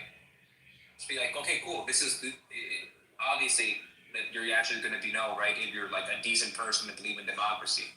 So I don't know where these arguments are. It's going to devolve into oh, you can't even save enough for this. That's crazy. No, people are either not going to do it, not have the time of day. But your argument is going to be the following. Because they don't do that, they don't deserve to what? They don't deserve to vote, right? That's where your argument's going to fall in its face, right? Because it's the right to vote, right? There are special conditions, like if you're a felon, like if you're not a U.S. citizen. Now you're going to tell me because you didn't go at such and such time and do this longer process, they got added. Now you can't vote? Yeah, get the fuck out of here. Okay, am I next? Yeah, you got it. Go ahead, Miss Fifi. Oh, right. Hey, where am I in the queue? Hey, Miss Fifi. Hey, yo, can you let Miss Fifi go? Why are you so How you doing, Miss Fifi? I'm sorry, Miss Fifi. Go ahead, Miss Fifi. This guy just had his turn. Well, it's total. I want to use my time to just, let everyone know that it is very important to vote. Make sure you have voter education, for the vote, and help those who may not get that information, who can't even go to the post, may not have a ride, or, like you guys are saying. There are opportunities and ways you can help those who may not get to the polls, those who may need education about what they need. So if you guys are really concerned, you will go in your local area and find out what you can do to help. We do not need gerrymandering. It's almost like having folks count bubble gum. Guess the number and then you vote. It's very silly. And you have poor folks on with all races here in the United States. So, those who are struggling trying to get this downtown, but there are opportunities if you know where to find those resources to get them what they need to get to those locations. I hope that made sense. Rambling and I enjoyed the conversation. I thought your submission was great. Good job. Is it my I think I'm next in the queue, Samoa. Oh my God. Unless it's Bima ahead of me. In what world is a passport $50? Right, agreed. Wait, Samoa, I think it's me next queue. I was going to answer Lou's question. Okay. Yeah, it was a rhetorical question. He knows. How do you know that? I know it's not $50. Thank you. So roughly 21 million Americans lack ready access to documents, proof of citizenship. These are not non-citizens. They're American citizens who would effectively lose their right to vote because of bureaucracy document requirements. The group most affected are disproportionately elderly Americans born at home with no hospital birth certificates, low-income Americans who can't afford passports, Black Americans in southern states where birth records from the Jim Crow era are incomplete or lost, women who change their names at marriage and face mismatch between documents, and Native Americans who lack conventional identity documents. So what this SAVE Act issue is, the SAVE Act is a solution in search of a problem, not a fucking, solving any problem that currently exists. There are very low, because it's against the law for non-citizens to vote, it's very low or non-existent, almost zero instances of non-citizen voting. So this whole fucking thing is a way to disenfranchise millions of legitimate citizens, Samoa. And the fact that you want to stand up here and vote for this bullshit or continue this disgusting attempt to disenfranchise your fellow Americans is really gross. And Red Rum, to your point, the reason I had come off mic previously is because you acted like it's just an identification that is required. Well, that is not true. It is a passport or it is a real ID that also requires the birth certificate, which I can repeat if you'd like me to repeat the people that are 21 million Americans that are affected by this. And the fact that you guys want to take that away from people is gross. So I land. Thank you, Jessica. I actually completely Hey, can I just offer a fact check really quick? So a passport card for a minor, what Knowledge was talking about, is $50. Correct. An adult passport card is $65. You guys need to start looking to be educated and stop all this grandstanding. Stop it! It's not grandstanding, it's standing up for disenfranchised citizens stuff. No, actually, you know what's funny? I was talking to one of my clients, and she's like, yeah, I need to get a real ID. I go, what is that? She was explaining it to me. I was like, oh, okay. I'm like, shit, I gotta get one too. Guess why she needed it? Why? To travel in the United States. Yeah, you can't enter the airport without it. Disenfranchise the fucking won't go. Hey, things change. And guess what I said? I was like, oh, guess what I said? I said, oh shit, I gotta get on that. And you know what? I live in a bubble. I don't even travel. I hate traveling. I like doing my thing, but I was like, I need to get one because I want to travel. I didn't cry about it. I'm gonna go do what the fuck I takes. Guess why? Because I have a birth certificate and I can fucking just understand the cost-benefit analysis of having something versus not. If you don't care about it, How long did the SAVAC take to be implemented by? Alright, so you guys just reiterate and reinforce my point, which is that it does cost, but it's not free. So long as it's not free to get these documents, you're creating and you're erecting a barrier to entry of our democratic process. Right, Do you agree or disagree with that? Wait, do you agree or disagree with that? We already said, we'll pay for it. Look. Yeah. Here, I'll teach you right now. So there is a barrier that exists. And so That SAVAC then. what the fuck is up? Hold on, You guys are like so excited. You have no leg to stand on, so you have to overtalk me. If America pays for it, are you okay with it? That nigga Knowledge did that shit, not me. Christ. If America pays for it, are you okay with it? No shit, dickhead. That's what I fucking just said. No, that's if it were the case that it was a shut up. Shut the fuck up, bro. If it were the case that it was a free document that you just get, then yeah, there's no barrier to entry. Any American can get it. But so long as there's a price attached to it, that's a barrier. It could be dirt poor, right? It could be that $50 and it's around $55 for the record. With all the thieving, it actually comes up to like 60-something bucks. But like, if I don't have that, then I'm just shot. I can't vote, and that's anti-democratic. Any law or a fucking act that stands to like like Jessica said, disenfranchise voters who otherwise would be like perfectly fine to vote, like that's anti-democratic. Didn't you say this isn't a democracy? You said this is a republic. You said it's a republic. I was in the queue. I was next. You told me yesterday. It was me. It was Jessica, and then it was me. Making legislation stands to alienate voters, rightful voters. I know it hurts you, and you have nothing to say to this, so you're just gonna try to overtalk me, but I'm still gonna go, right? So as long as you're, as long as it's not free, yeah, you're disenfranchising voters. And when you're disenfranchising voters, those who fake and feign like the SAVE Act is to protect election integrity, you're liars, and you hate democracy. Thank you, Lloyd. So yeah, I think that I'm gonna agree. I kind of fall in the middle.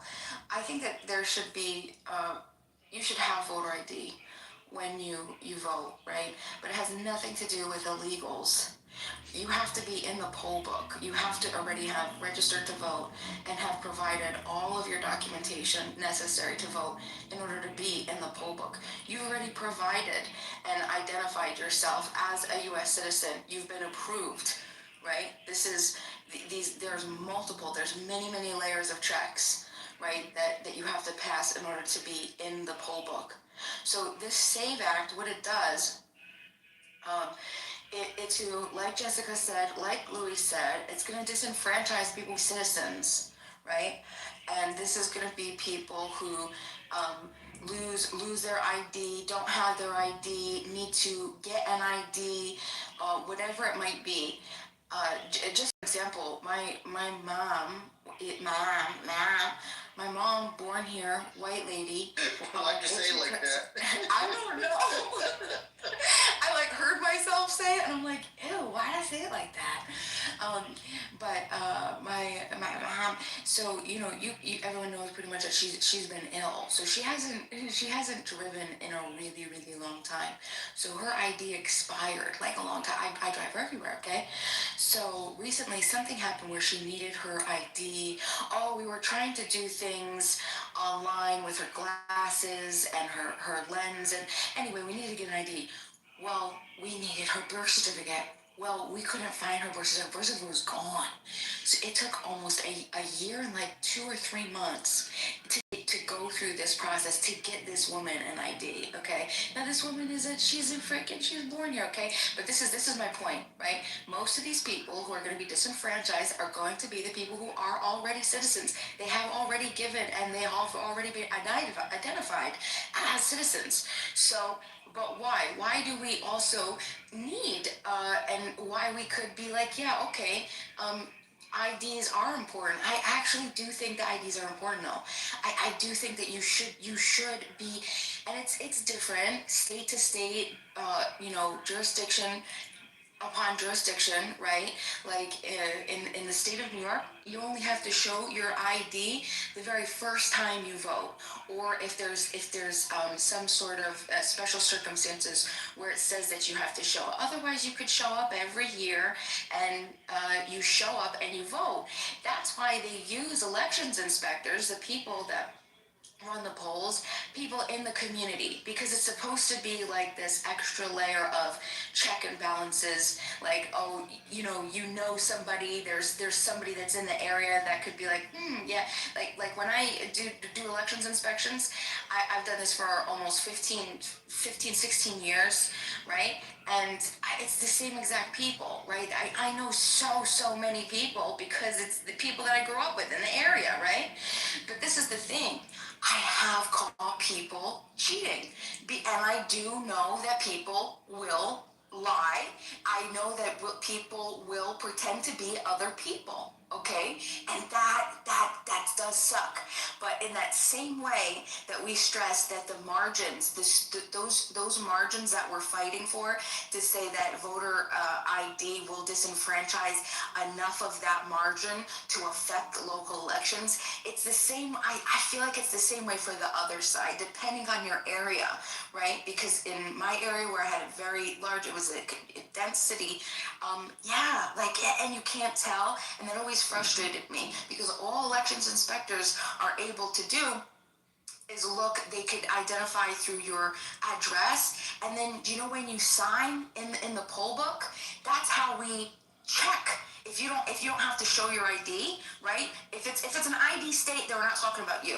But if you don't have to show your ID, how we determine as elections inspector whether we're going to give you the ballot or not is if your signature matches the signature in the poll book, right? And if it doesn't match, that's our only way to check, right? And we can challenge that. We could be like, yeah, no, that signature does not match, no way. But can I tell you how many times it hasn't matched for me? But I've felt a conflict of interest because somebody would say, oh yeah, like I've been working on changing my signature or something stupid, and it doesn't make sense, but you're like, why would this person lie about this? I don't know. Am I going to take their vote from it? Oh, I broke my hand. I have carpal tunnel.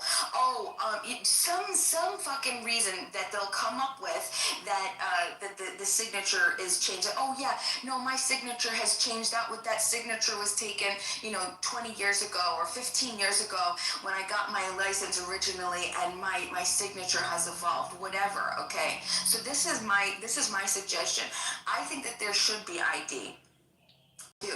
But I also think that if we would pass ID for the people that are going to show up, that are going to be disenfranchised, there has to be I believe, and this is my best solution.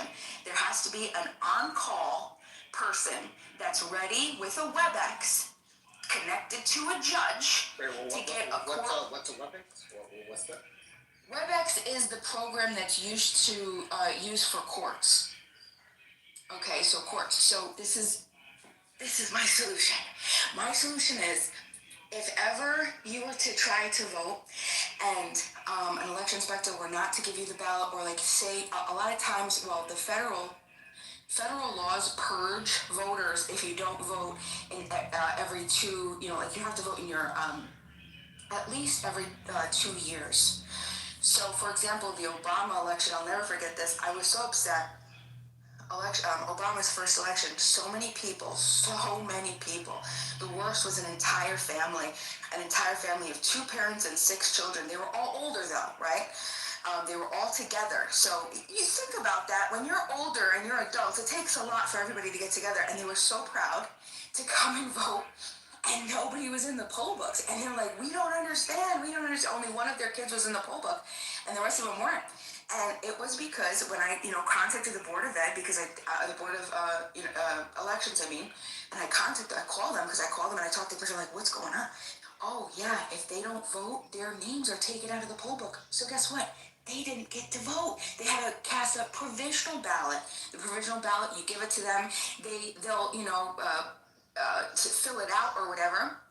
But then it doesn't go in and get counted with the ballots. It gets, provisionally counted. It goes into a special separate section, and then the Board of Elections is going to determine whether they're going to count those or not, right? And most of the time they don't. They're not going to get, there's a large likelihood that they're not going to get counted, okay? So this is my thing. I think that for people that get challenged, that can't vote, there needs to be a WebEx on call. And I think this is simple. It's because everybody has a fucking, could do a laptop. It would be one laptop for every section. You open it up and you do a WebEx with a judge, and the judge is sitting there on call. No, I'm serious. Well, you could do this anyway, Oleg. This is how this works in a lot of areas already do this. And many places can do this, where the judge hears your case and they just say, okay, yes, because now you're video recorded, right? And you've spoken to a judge, so you're not going to vote a million times. And the judge is saying, okay, you are who you say you are. You can cast a regular ballot, or they might say no. And so then at that point, you go and you take your ballot and you cast it with all the ballots. So that's my solution. And I think that needs to happen. Oh, and also the payments, the cost of anything else, yes, that also should be subsidized by any type of changes. But otherwise, and I think we could make this happen. I think it would be realistic too. Alright, so now, I'm gonna tell you how terrible Omni-Tether's argument is. I'm gonna give you an analogy. A very quick one, something simple that all of us can understand. Tether is saying something fucking stupidly retarded, like it's my 21st Amendment to buy alcohol in this country if I'm above the age of 21. Oh, I go somewhere, hey, can you prove that you're above the age of 21? Not everybody could afford a license to prove that they're 21. You're impeaching on my freedom to buy alcohol beverage at the age of 21. You're a dipshit. The 21st Amendment doesn't give you the right to drink alcohol. You're saying dipshit things because you're a dipshit. I should be able to freely buy alcohol at the age of 21 at states that allow it. You see? That was you see how it's not analogous? Because the 21st Amendment doesn't give you the right to drink alcohol, dipshit. So it says you retard. It says December 5th. Oh, your fucking little thing failed again, didn't it? The 18th Amendment that ended the nationwide prohibition of alcohol. It was enacted to combat. Did it give you the right to drink alcohol, dickhead? Oh, it did. Oh, so you're just saying it's coming out of your asshole, right? Oh. Opposition to the ban, returning regulation of intoxicating liquors to individuals. Anyways, so Omni-Tether is saying he tried so hard. So I have the law in front of me. That's why I knew you were going to cry off mic. I have the law right in front of me. So he's crying off mic like, the United States says you have to be 21 years old to drink alcohol, but I am 21 years old. I don't have to prove it. I'm 21. Just believe me. I don't need license. I don't have to. I don't have to give a birth certificate. You know how hard it is to get one or find one again. I don't have to prove who I am. You know how difficult it is. I'm 21. Just believe me. I want to buy alcohol. Just take me at my word. No, there's like places, a lot of Wawas. I think they have what's called We ID Everyone regulations. Meaning, even if you look like you're 80 years old, guess what? They make you ID. Even if you look like you're 100 years old, guess what? They make you ID. It's called the We ID Everyone regulation to avoid being accused of discrimination. He thinks he's cooking right now. Look, people like Omnitel are going to be like, I don't have to ID. I shouldn't have to ID. You know how difficult IDs are to get? It's almost impossible. Not everybody can afford them. Why do you want me to perform? Why do you want me to try? How many times are you going to repeat yourself? Why do you want? Yeah. He's like, why do you want me to provide an ID? This is un-American. This is un-American. And once again, we have proven over and over and over. We even gave analogies or metaphors in a hypothetical world. There was the case that we provided free IDs to everybody. Free. Here you go. You get one. You get one. You get one. You know what? You can request it online. You get one. Everybody gets one. Is there any issue? Can I have one too? With No, I'm after him. I'm giving this back to the belt.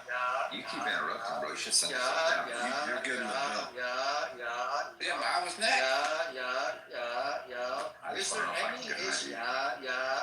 Is there any issue with saying that these people should have to provide an ID, that they're an American citizen? Now, some people like Omnitel will be like, that's un-American. Just take them on their word.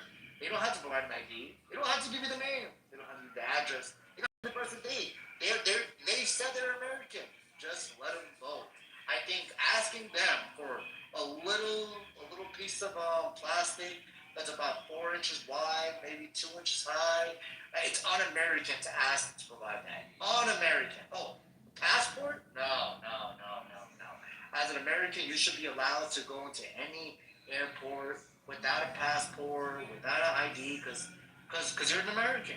You have the right to travel freely without molestation. But you can tell you don't have nothing to say because you keep looping. You keep saying the same stupid ass Pull up a point and I'm gonna bust that ass when you're done. Go. You're hurt. You sound hurt. I'm gonna bust that ass when you're done. Go ahead. You sound hurt. No, I'm just annoyed with the reincarnation. You sound hurt. According to Louis' ideology, anybody should be able to buy alcohol without providing ID. Anybody should be able to vote without providing ID. Anybody should be able to freaking fly in the airplane. Alright, so I'm just gonna talk over you because you've repeated yourself like 5 times and I don't think anyone gives a fuck anymore, right? So the issue is the right to drink alcohol is not a right bestowed by the Constitution, right? The right to vote, however, is, right? So everyone has the right, every American citizen, right, who isn't who hasn't gone to jail or hasn't committed some federal crime, has the right to vote. So any legislation that stands to alienate or deprive Americans this right to vote, right, is a law that I think is anti-democratic and probably goes against the Constitution and limits Americans from exercising their rights. Right? We have a right to vote. You don't have a right to drink alcohol. It's why what you're saying is retarded, right? But it's okay. I think you know it's a little retarded, but you're desperate, right? Because you've been completely clobbered on this topic, right? So it's disanalogous because no one enjoys the right to drink alcohol, right? We do, however, enjoy the right to vote. So if there is going to be legislation passed, right, that helps voting, it should be like I'm not even against voter cleaning up our voting process or what do we say, election reform. I'm not against it, but you have to if you're going to propose or a remedy, the remedy has to be such that it solves the issue of voter fraud, and also it doesn't stand to ostracize Americans from voting. That's the best form, right? It has to be twofold. It must be twofold, actually. You can't have just one. It has to be both. If it's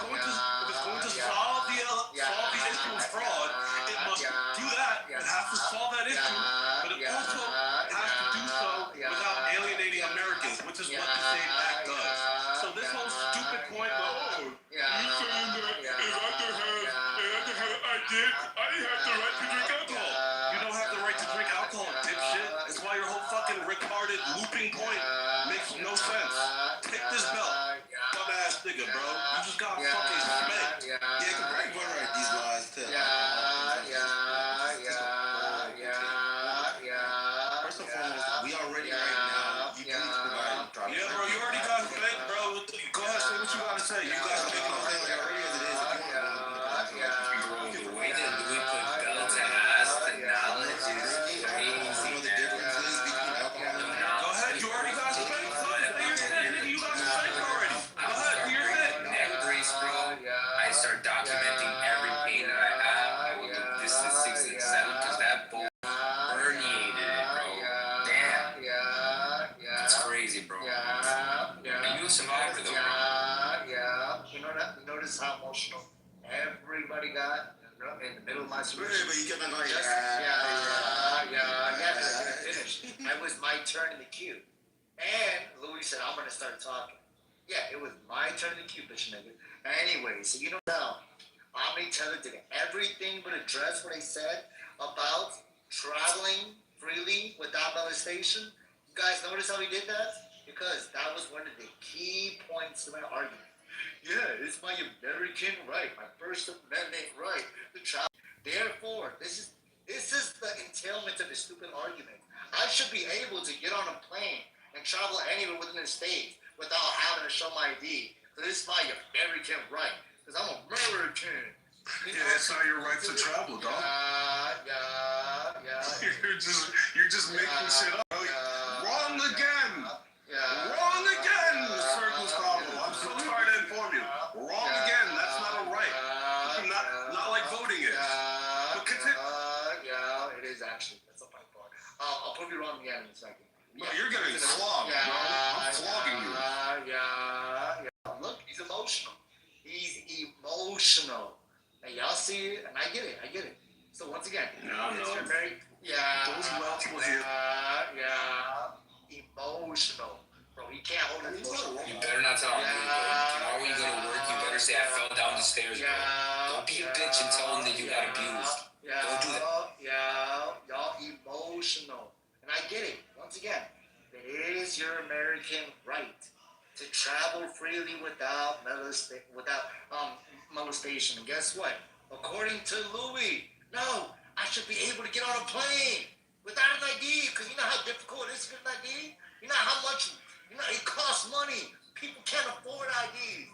And you know what? I should be able to get on a plane and go anywhere I want within the United States without an ID, because, oh, man, it's so much work to get an ID. They cost, man, as low as $25. You know how fucking difficult it is to make $25 and pay for an ID? You know what? Sometimes, depending on your age, they cost even $50, bro. It costs almost $50. Nah. Asking me to pay $20 to $50 for an ID, it's what's it called? It's interfering with my right to travel. Interfering with my rights to be an American.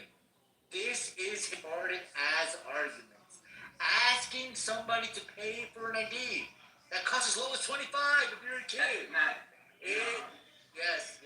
All my kids have passports. Sorry, try again. Anyway, asking. Yeah.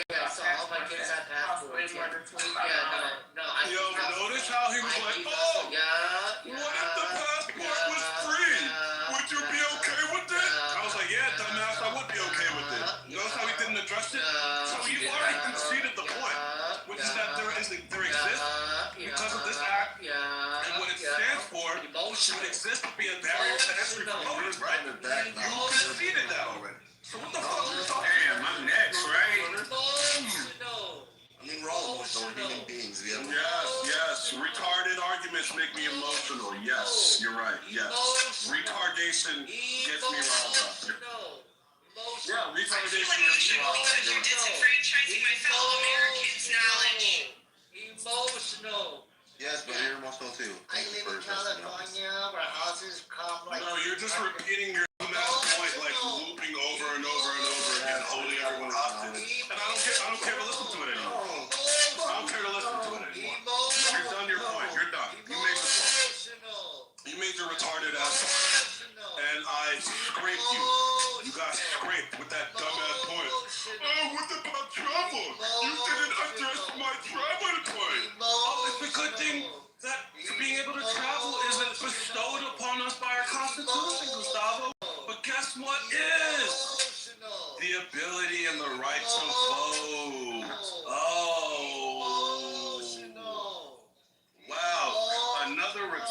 point thwarted again. Emotional. You have permission to talk now. Emotional. Yeah, let me respond after knowledge. Let's see how long it's gonna take. I'm not Emotional. So yeah, emotional. So I live in California, where it's like $350,000 for HOA, but I think $25 for an ID is inexcusable because you know how difficult it is to get $25 for an ID. I think this is unacceptable, and this is America. You should be able to vote with an ID, and also because of that, we should be allowed to travel freely throughout the country without an ID, because an ID costs up to $50 for an adult and $25 for a child. $65. This is emotional. Yeah, $65. Emotional. Don't lie about the price. Emotional. So yeah, my God, this is like inexcusable. Like let's say it was $15 more. Oh my God, how can anybody in America be able to pay up to $65 for an ID? Like, no, I mean, Oh wow, poor people exist. Who would have thought? Poor people exist. Oh my God. Emotional. So we should allow People who would rather have that $65 go to groceries than pay for a passport just to be able to vote. Oh, that's not that doesn't happen in America, where $65 is like gold to a family. It's like precious water to a family. The passport is like almost $200. 55 measly bucks. Anyone has that. You're next. Passport is $200. So you gotta double that by over double $50. We talking about these right now. No, we're talking about passport. I just said an ID for a kid costs $25. An ID for an adult costs $50. It's my turn. It's my turn. I'm emotional. It's my turn. I haven't finished landing. Don't get tripped. I had Wait, we're in the queue? Look at that. Yes! It's my turn. My fault. You know who was after me? Cognito was after me. I didn't know we was in the queue. I thought we were talking. Yo, Cognito has been patient. It was Bima, it was Knowledge, and then Cognito. Yo, Cognito. I apologize. I thought we was just shooting shit. No. It was me and then Cognito. Yo, you've been waiting for a long ass time. I got a lot. But yo, everybody heard Omni Tether apologize to me. I'm good with that. So I'm gonna pass. I apologize for it. I didn't know. No. He said I apologize. Nah, not that dumbass. That's good enough. That's good enough for me. All right. One mic Cognito. Yeah, I appreciate it. Yeah, so yo, I'm bad, Cognito. Sorry.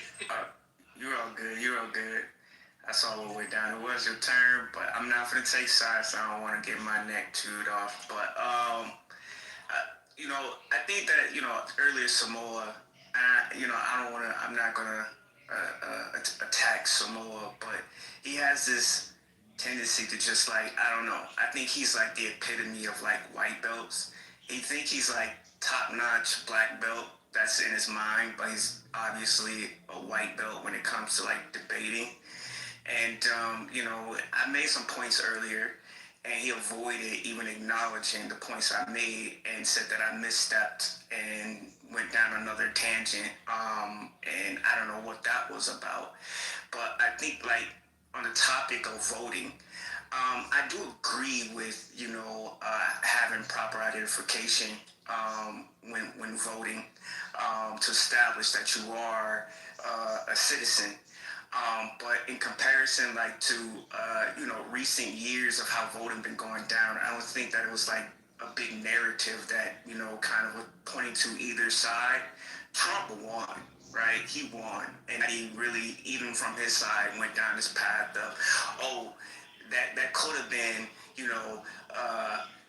the numbers could have been wrong due to the fact that maybe somebody cheated or there were illegals in there, etc. And nobody went down that path from my knowledge. But I think that it was something that was brought up to manipulate the people from my perspective, and it did a very good job.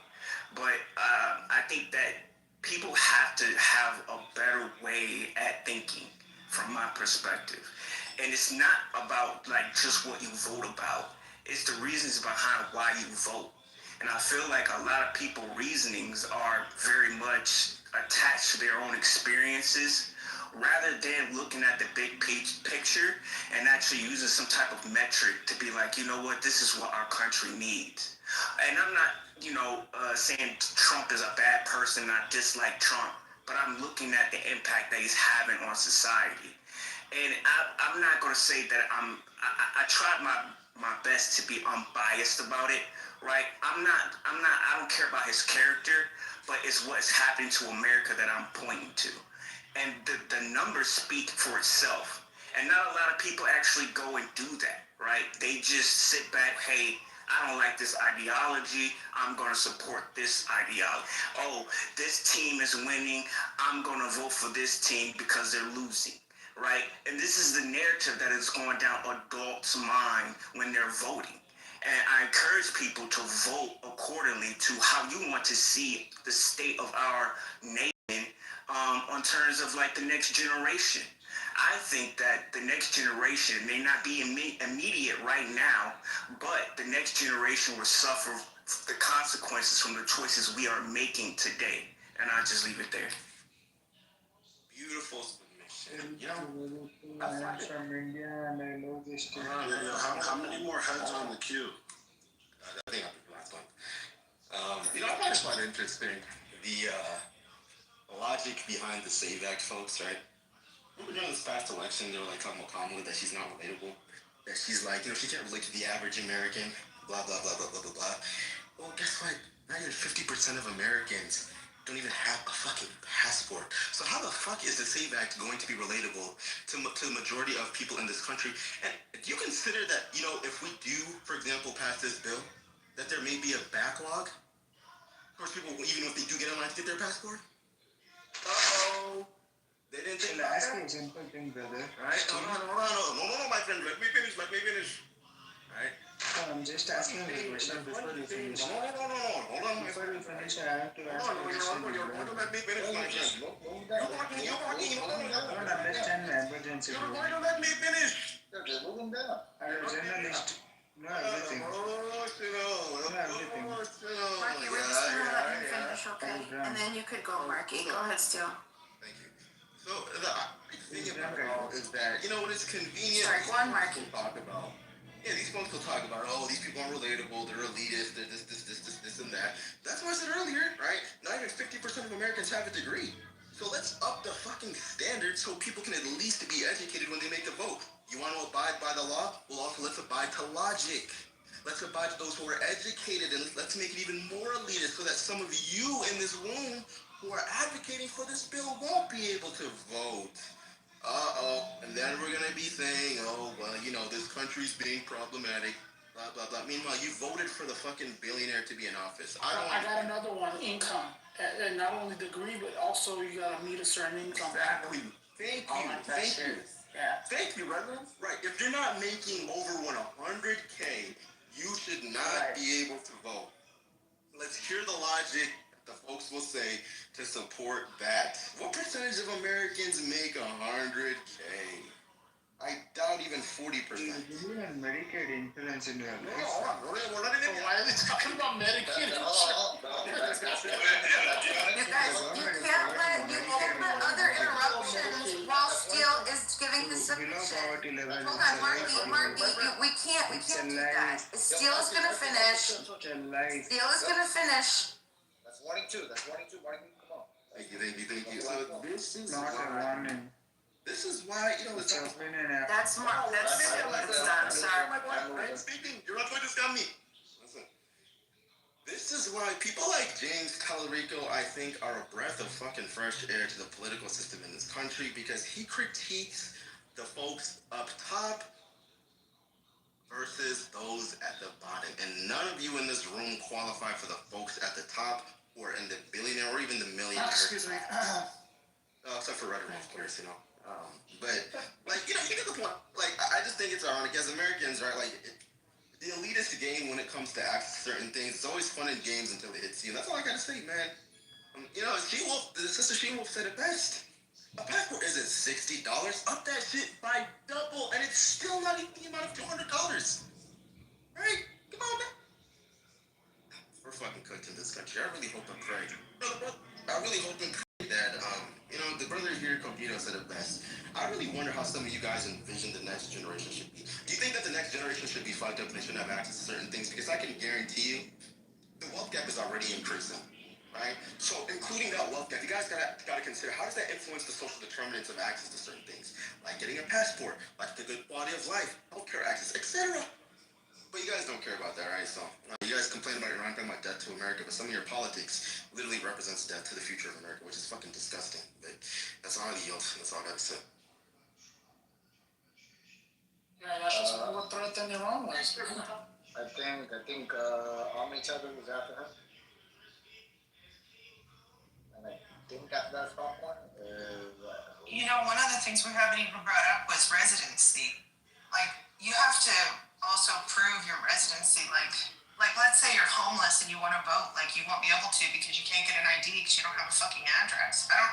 I'm pretty sure you can't even get a regular, like, California ID without, like, an address. So it's disenfranchising fellow Americans, whether they have homes, whether they have incomes, whatever their circumstance. It's eliminating people to vote, and that's wrong. Yeah, so I just looked it up. It says that's not true. It says you are allowed to vote if you are homeless. I'm on vote.org and it's telling me the procedures to go about it. Right now, but not after the SAFE Act, though. Ma'am, you just made. Can you Google that one? You just made a false claim. It says information. I'm not making a false claim. Information on this page is for I said we haven't brought up residency. Information. That's what I said, knowledge. Information. Yes, it says. This is the first line. It says information on this page. It's voters.org. The information on this page is for anybody without a permanent. Dude, I have tripled the faith. Hold on. I'm curious. Hold on, please. Nod, can you explain is this in the SAVE Act? Where are you reading this from, Nod? I'm on vote.gov. Okay, so you. This is a great question. So you gotta understand knowledge. I asked it a very simple question. I asked it, can you vote while being homeless? It says yes, you are allowed to vote while being homeless. You don't need a permanent address.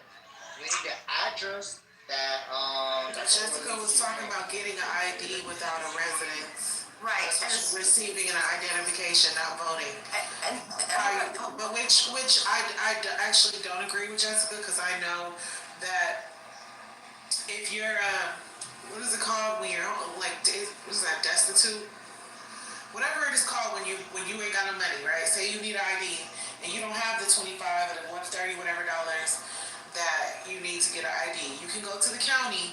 The county will give you a voucher that you can take to the DMV, right? And I assume that if you don't have an address, you can come to the DMV and pick it up, possibly, or something like that. That's what I'm assuming. But voting doesn't work that way because she moved the story. I'm on the website right now. It says, what if you don't have an address?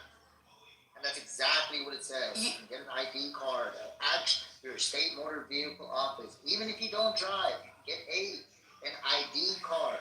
It says these organizations may be able to help you pay for the ID fee. Most states also offer ID cards for free or at a reduced cost for people who are unhoused. Yes, there's some organizations to help you get ID cards at the motor vehicle. Okay, and so the reason that's important is because you have to have an address in order to be counted in, to show up in a poll book, right? So you have to be put into a jurisdiction.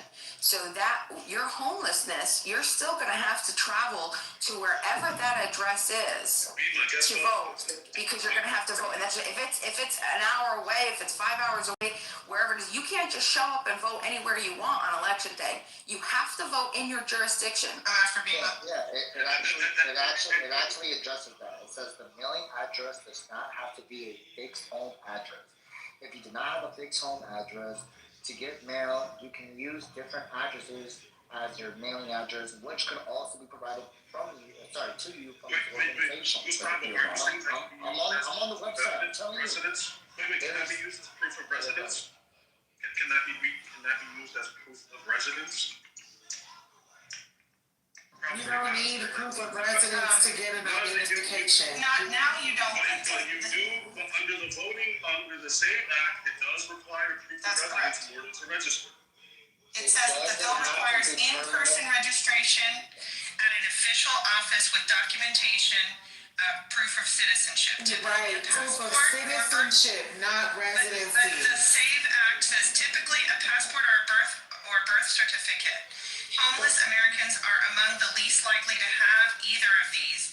Many have lost documents, never had them, replaced them, blah, blah, blah, blah, blah. A passport costs over $100. A replacement birth certificate requires knowledge of which state you were born in, having a mailing address to receive it, and often paying a fee. So it does disenfranchise also the homeless people. The SAVE Act, I'm not saying that it does now, I'm saying that the SAVE Act also will get rid of their votes as well. Yeah, so on this same website, it says different ways to go around it. It says you can use your current address. But are you denying their knowledge?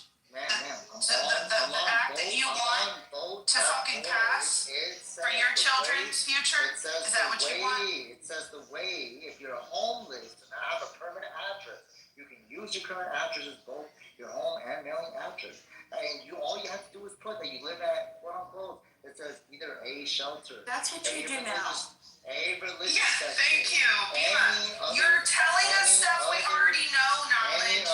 Any other My God. place. It's like talking to a brick wall sometimes. I'll say this knowledge. I have another one because this is, if I'm being honest, right? It's not that difficult to get. An ID says this is who you are.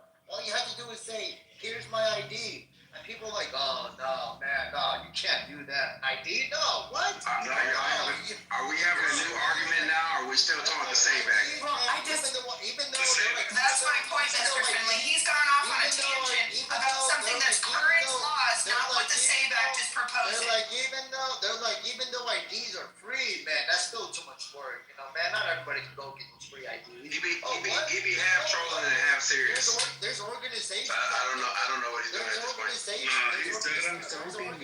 There's organizations that will pay for the ID. You know how much you gotta do to like freaking do that? What if you're homeless? It says over here, if you're homeless, all you gotta do is put this. Yeah, but man, even if you're homeless, you know how difficult it's gonna be to do the simple procedure, which is it says put a shelter, a religious center, any other community place under permanent permanent address. No, that's way too much work. You can't do any of that. That's one thing you have to do. There's so many ways. Dude, Nick, knowledge, you're just off on another tangent. You're totally away from the fucking topic of the fucking room. Oh my God! All right, let knowledge finish. Let knowledge finish. Okay, go ahead, knowledge. I get it. Trip it all. Yes. You want to believe that it's impossible to get ID. You want to believe that it takes so long. No, I want to believe that you're a decent fucking human. Knowledge, that's what I want to believe. Knowledge, like I said before, I want to know, when are y'all going to start to realize that arguing with knowledge is just aiding and killing the room? Every time y'all do this with him, y'all are just helping to kill the room. That's what I want y'all to know. Is that? You're not lying because I was just about to leave and I want to have the conversation. I have a simple rule. Just let me finish and I will mute. I've done it so many times. I agree with you, knowledge. Just let me finish and I'll mute. You don't all have to talk at the same time I'm talking. I get worried and get triggered, but you don't have to. Just fight the urge. It's cool. Anyway. No, I'm too weak to fight the urge. I'm too weak. I can't do it. It's very effective, knowledge. It's very effective. Yeah, I get it. It's triggering. The idea of someone having to get an ID that could be provided for free by the state, by organization. The idea of someone having to go through this hassle of getting a free ID in order to vote for our American system. It's such a crazy ideology. Like, why would we make someone prove they're an American citizen to vote under the American president? It's such a crazy concept, right? Well, I kind of disagree.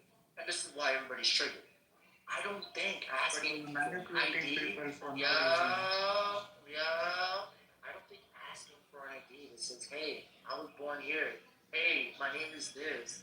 Hey, I'm an American citizen. I don't think that's a crazy concept.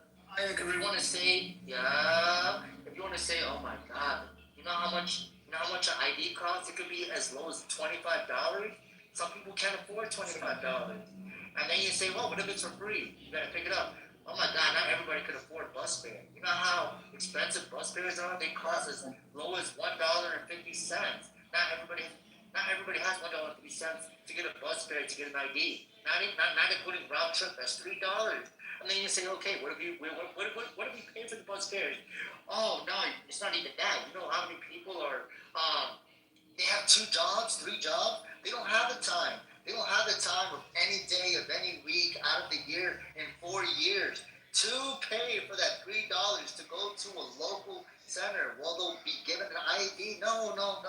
There's too much work. Asking for an ID is way too much work. I want to get a drink. Yeah. Let me ask for an ID. I want to go to a club. Yeah. Let me ask for ID. I want to travel in the States. Yeah. It's okay to ask for ID. Voting for rules in your country and make people to decide that thing. Voting for the president of the United States that I'm a citizen of, asking me for an ID to do that? No, that's Knowledge you have said many times. I'm joking. Yo, what's it called? Sorry. Yeah, bro. Listen, look, if there's an issue of election, I don't have an issue with like we're trying to hunker down on our elections. Just fine, but like as of right now, like around 20 million Americans. Yeah, I don't know why. I just got the urge to talk. It's so weird. I just got the random urge to start talking. It's weird. Exactly. It's so weird, right? I just felt like starting to talk out of nowhere. I don't know why that happened. I don't know why. I just start talking now. You know what? Is this fun for you? Yeah. Like this is good conversation for real? Yeah. I just want to know for real. I got jumped for 10 minutes straight. I'm just wondering if y'all think this is good. I got jumped for 10 minutes straight. Not only do I not think it's fun, I think that it's gross that knowledge cannot just kill the room and not give a shit about his chillism. His precious chillism. It doesn't surprise me that he also doesn't care about the American fucking people. It's gross. It's like we just sit in there and just put yours and you $50 fucking dollars and that's all you give a shit about and it's gross. So as it stands right now, I don't feel good, right? You don't feel good, right? That's a fact. You don't feel good, right? Remember when I was yelling for like 20 minutes straight? I did the basketball. It was my turn. Let me go. I think most of y'all were doing. So now, when it's happening to him, now it's gross. Now it's like, what you're doing is gross. So what happened to me wasn't nobody fighting for me. Actually, I think Bima did fight for me. She moved down this nigga Marquez thing. Bima. I'll give Bima that. But yeah, I was getting up for 20 minutes, for 10 minutes straight. Yeah, and you gonna keep getting jumped, little ass nigga. So, anyways, I'll stop.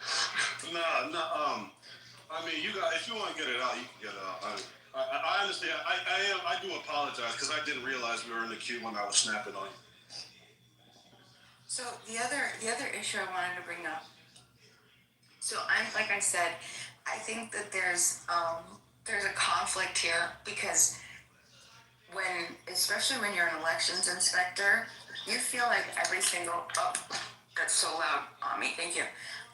You feel like every name that's in your poll book, there's like this special, like, I don't know how to explain it. You want to honor those people. You feel very protective over everybody, all those in that book, and you want to make sure that when that person comes to vote, that they're not fucking gonna try to steal a vote, right? And I've experienced people trying to steal votes. I can't tell you how many times, right? And I caught them in like crazy, just random ways. Like just one of my favorite stories is it was a twin.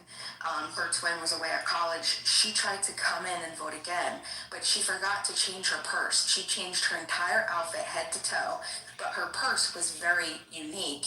And I remember staring at it and thinking to myself, oh my God, that's a cute purse. But I remember like the stains on the purse. I remember like all the little, scuffs and everything on the purse. So when she came around the second time, and I'm looking at, like, I noticed the purse first, and then I looked up at her, and I'm looking at her face, and I'm like, this is the same bitch. She was just fucking here.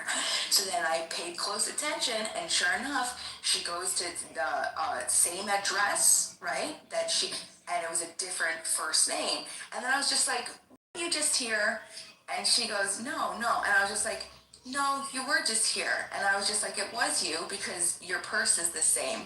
And then she got caught. And surprisingly, she was honest with it. She was just like, oh, well, I'm a twin, and my twin, she's away at college. She just needed me to make her vote. I'm like, yeah, no, sorry, honey, you can't do it. You can't do it.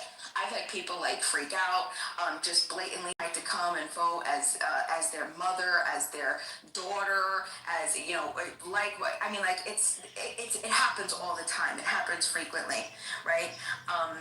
Every election, there's a couple, right? And I'm not saying my areas. I have a large, like I'll process thousands and thousands of ballots, right? Because it's a larger area. But this is my ultimate point. I do feel that we should have some sort of integrity. I want to protect everybody's vote. I really do. But then also at the same time, I want to make sure that everybody comes in, really truly does get their opportunity to vote. And so I'm stuck in such a crazy catch-22. I don't. Yeah, and so I think that we can come to a good, an easy, because you have to remember, right? Everybody that's in the poll book has already proven that they're citizens. The people that are going to be coming, that are going to need the IDs, they're going to be people that are citizens that are in the poll book that may forgot their ID, that may have just lost their ID, that didn't go and get just like little things like that, right? And that really sucks. Right? I really don't want that to be the people who, how many people come during work, right? That you get an opportunity to leave during work. Maybe they forget their shit.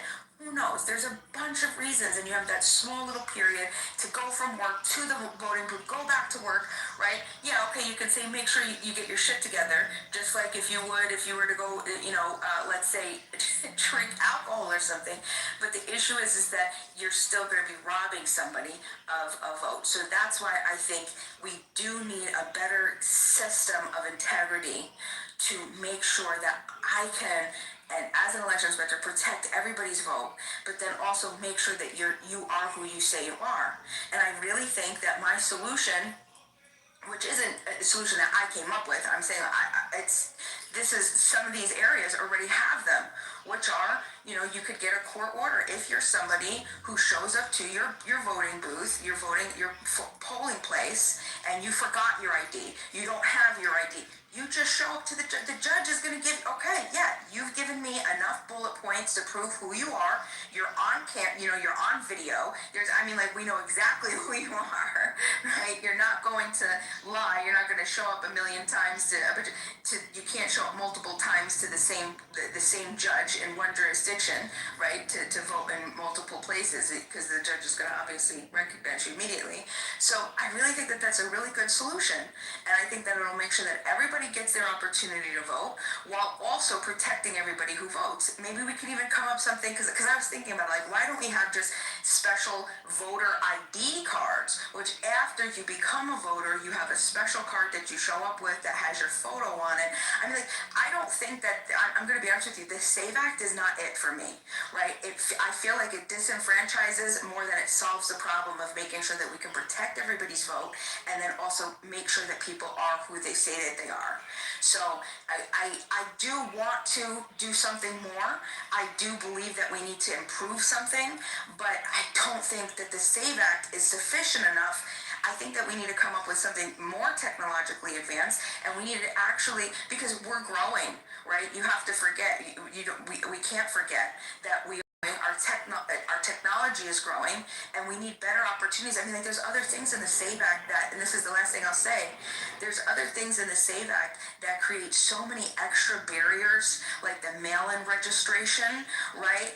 Or the online registration. You have so many more barriers now, and we already know just in basic marketing that the more barriers that you present to any human being for anything, the less likely it is that they're going to be able to follow through, because that creates more obstacles or opportunities for them not to have something, or not able to follow through with it, whether they forget, whether they don't have it, whether it's timing, whatever it might be. So I think that the SAVE Act is a good opportunity for us to start, but I think if we work together, maybe in Chilism, maybe we can, maybe you listening to this right now, we could come up with a better SAVE Act.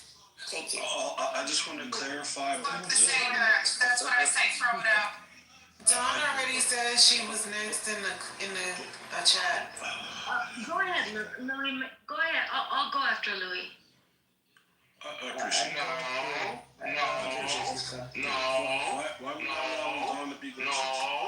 No. Wait, so I just want to clarify to Gustavo, like, and to everyone who's on, like, kind of that side of the argument. I agree that if, let's say, these standards were implemented, of the 20 million Americans that right now have no way to prove that they're citizens right now currently. Stop nobody in the mouth. No, I'm just saying, of the 20 million Americans right now who have no way to verify their ID, I feel like probably most of them would be able to acquire some ID or another, right? To be able to vote, right? I think maybe most of them.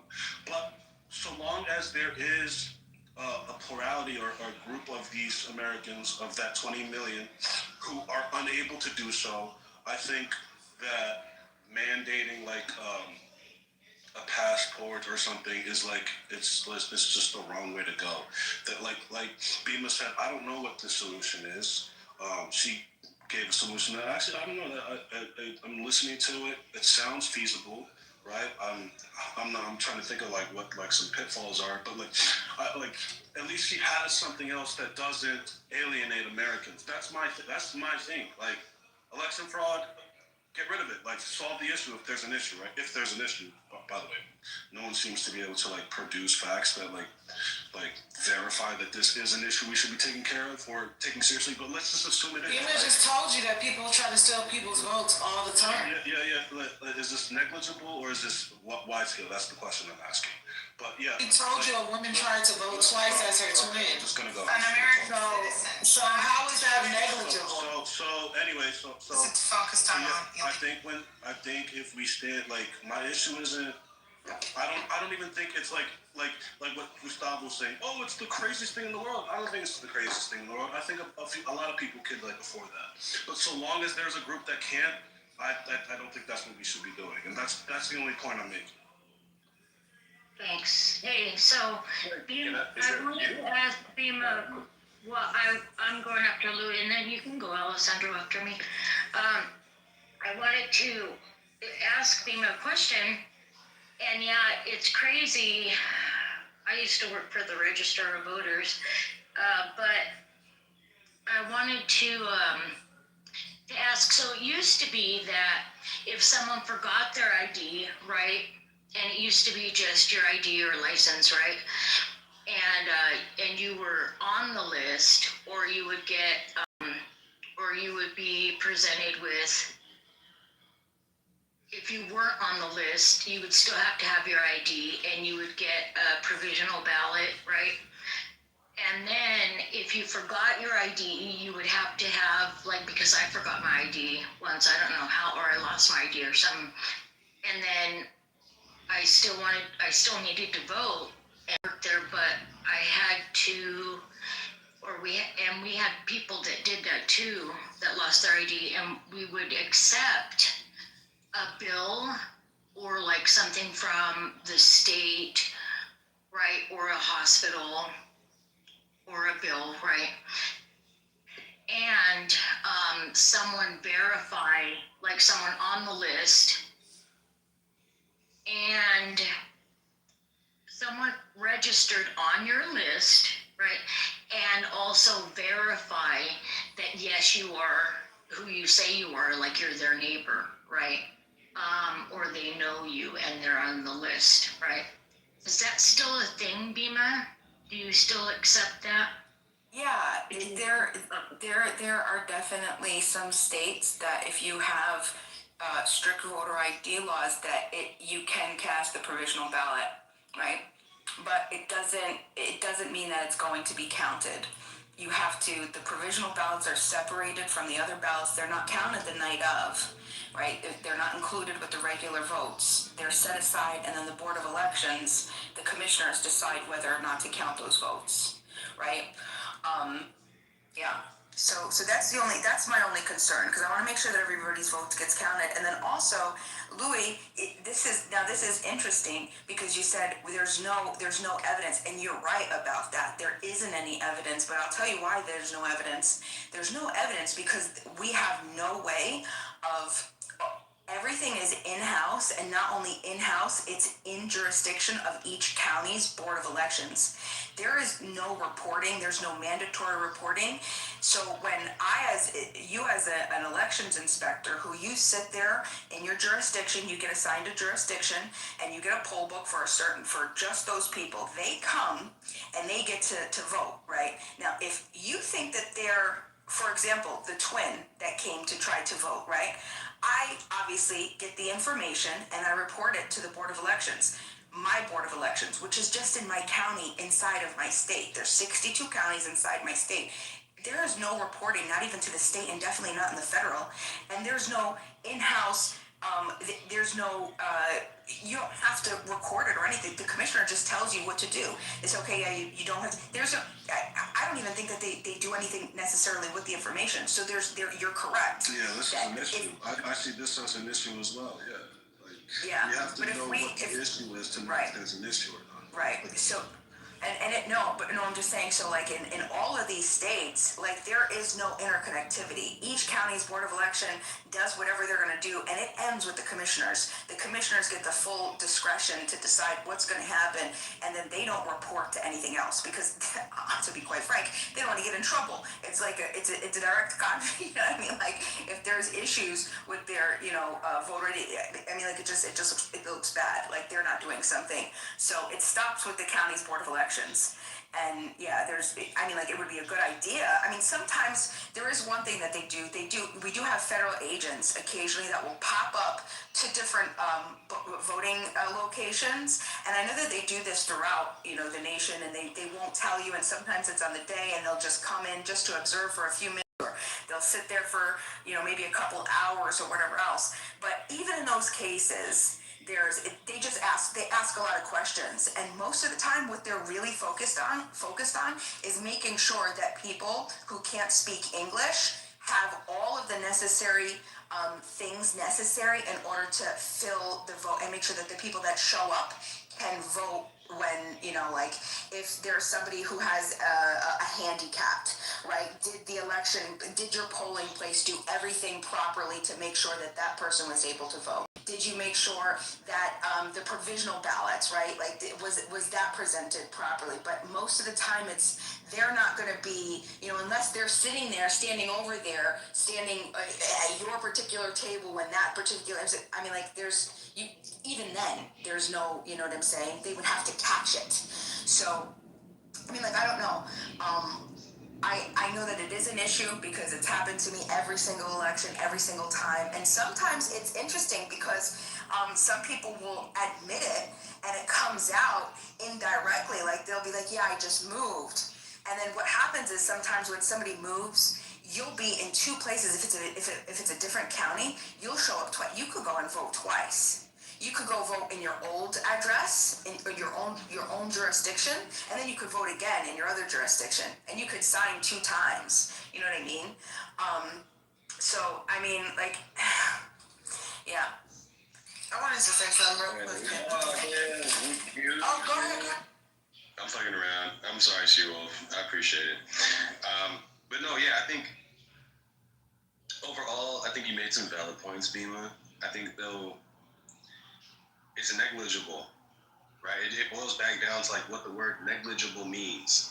So what negligible means is if something is not so significant that we should start passing laws, right, and modifying how our voting system works, it's negligible, right? So hear me out. Once a year, a midget rapes a dolphin, right? And it'll be like one midget rapes a dolphin. So do we need to like create an anti-dolphin rape task force to stop this from happening? Like, do you see what I'm saying? Like once a year, a koala throws like spaghetti at a fucking 5-year-old. Do we need to like create anti-koala laws? What I'm saying, like all that I'm saying is like, if we look at the instances where you brought up people like moving so that they can vote twice in different districts. People moving so that they can vote twice in different districts is not something that's just out here happening so that people can like overthrow the election to stop Donald Trump. And when we talk about evidence of voter fraud, I can't help but notice that the people that are on the right have no evidence. So let's actually consider the evidence. When we look at evidence of fraudulent electoral ballots that have been submitted on a federal scale, most of them come from the right. Most of the voter fraud that we saw in the 2020 election came from the right because Donald Trump told his constituents they can't trust the election. So since they didn't trust the election, they cheated, right? But even that was negligible. It was negligible. And so negligible is the word that I'm caught up on. Yeah, I get you. Show me that. Thank you. I'm next.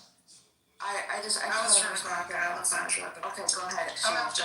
Really quick, because y'all are dragging this. I just wanted to say one thing really quickly, which is there's nothing wrong with voter ID laws. They just have to provide us with voter IDs. And people who are for voter ID laws, they need to understand that. We can have voter ID, but guess what? I'm not paying for a voter ID. You want me to have a voter ID? You provide it for me. And you have to make it like it shouldn't have to be something that I gotta go out of my way to fucking get. So I mean, there's nothing wrong with it. It's perfectly. It would be great, right? And people pretending like Bima didn't just tell you that this shit happens all the time, and it's not like a koala throwing spaghetti at a fucking giraffe. No, it doesn't occur like that. It's more like the amount of times people have coconuts fall on their heads and they fucking die. Happens more often than you fucking think. If we look up how often people die by coconut, I think we'll be fucking shocked. Right? So, no, it's not you. Grand scheme of things. It is my time. I think years before anything else. So sorry. A comprehensive 2014 study showed that 31 credible instances of voter impersonation fraud from 2000 to 2014 out of more than 1 billion valid casts. Yeah, that's what we call negligible. Exactly. So, sit down. Stop being nasty to American people. Let me just point this out. Good job. I'm done now. Thank you for letting me take my turn, Samoa. You're so fucking kind. She-Wolf is right, and I already conceded that when Gustavo asked her if they were free, I said, yeah, there's no issue with it. Then there's no barrier to entry, right? All right, so all we have to do, is we just have to add a requirement for state IDs to be like citizen documentation. You're so right. Like, just hold on. In order for you to get a state ID, a driver's license, or anything like that, just offer birth certificates, make sure states require this, so it wouldn't be an additional cost to anybody. Wait, for the record. Everybody here. Wait, Samoa, for the record, you are conceding, but if you're making this point, you are conceding that they're turn-free, so you are conceding that the SAVE Act does stand to, Yeah, just say it. Vote Fuck no. the SAVE Act. No, sorry, please Okay. try to. I actually got cut off. Address. So let me just land real quick and I'll say this last thing. I'll just say this last thing. So we should- So even if we have voter IDs, right, and they provide them to us free of charge, make them easily accessible to us, right? What if I lose my voter ID the day before before the election? Then what? Then what do I do? I lost my voter ID the day before the next election. That's your fault. And I don't have time to get a new one before November 8th. Do I just not get to vote because I lost my voter ID? I have the answer. I have the answer. So, she will. If you bought Super Bowl tickets to the Super Bowl and you lost the tickets, not just digital, the paper tickets as well. Are you saying they should let you in? Well, you don't have a right to the Super Bowl. Yeah. Are you saying they should let you in the Super Bowl just because you tell them? Are you saying they should let you in just because you tell them that you're supposed to be in the Super Bowl? It's disanalogous.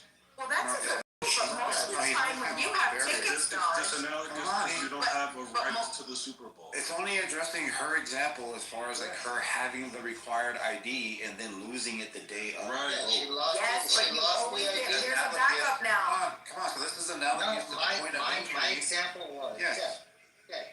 Well, okay, scenario 1, they require an ID.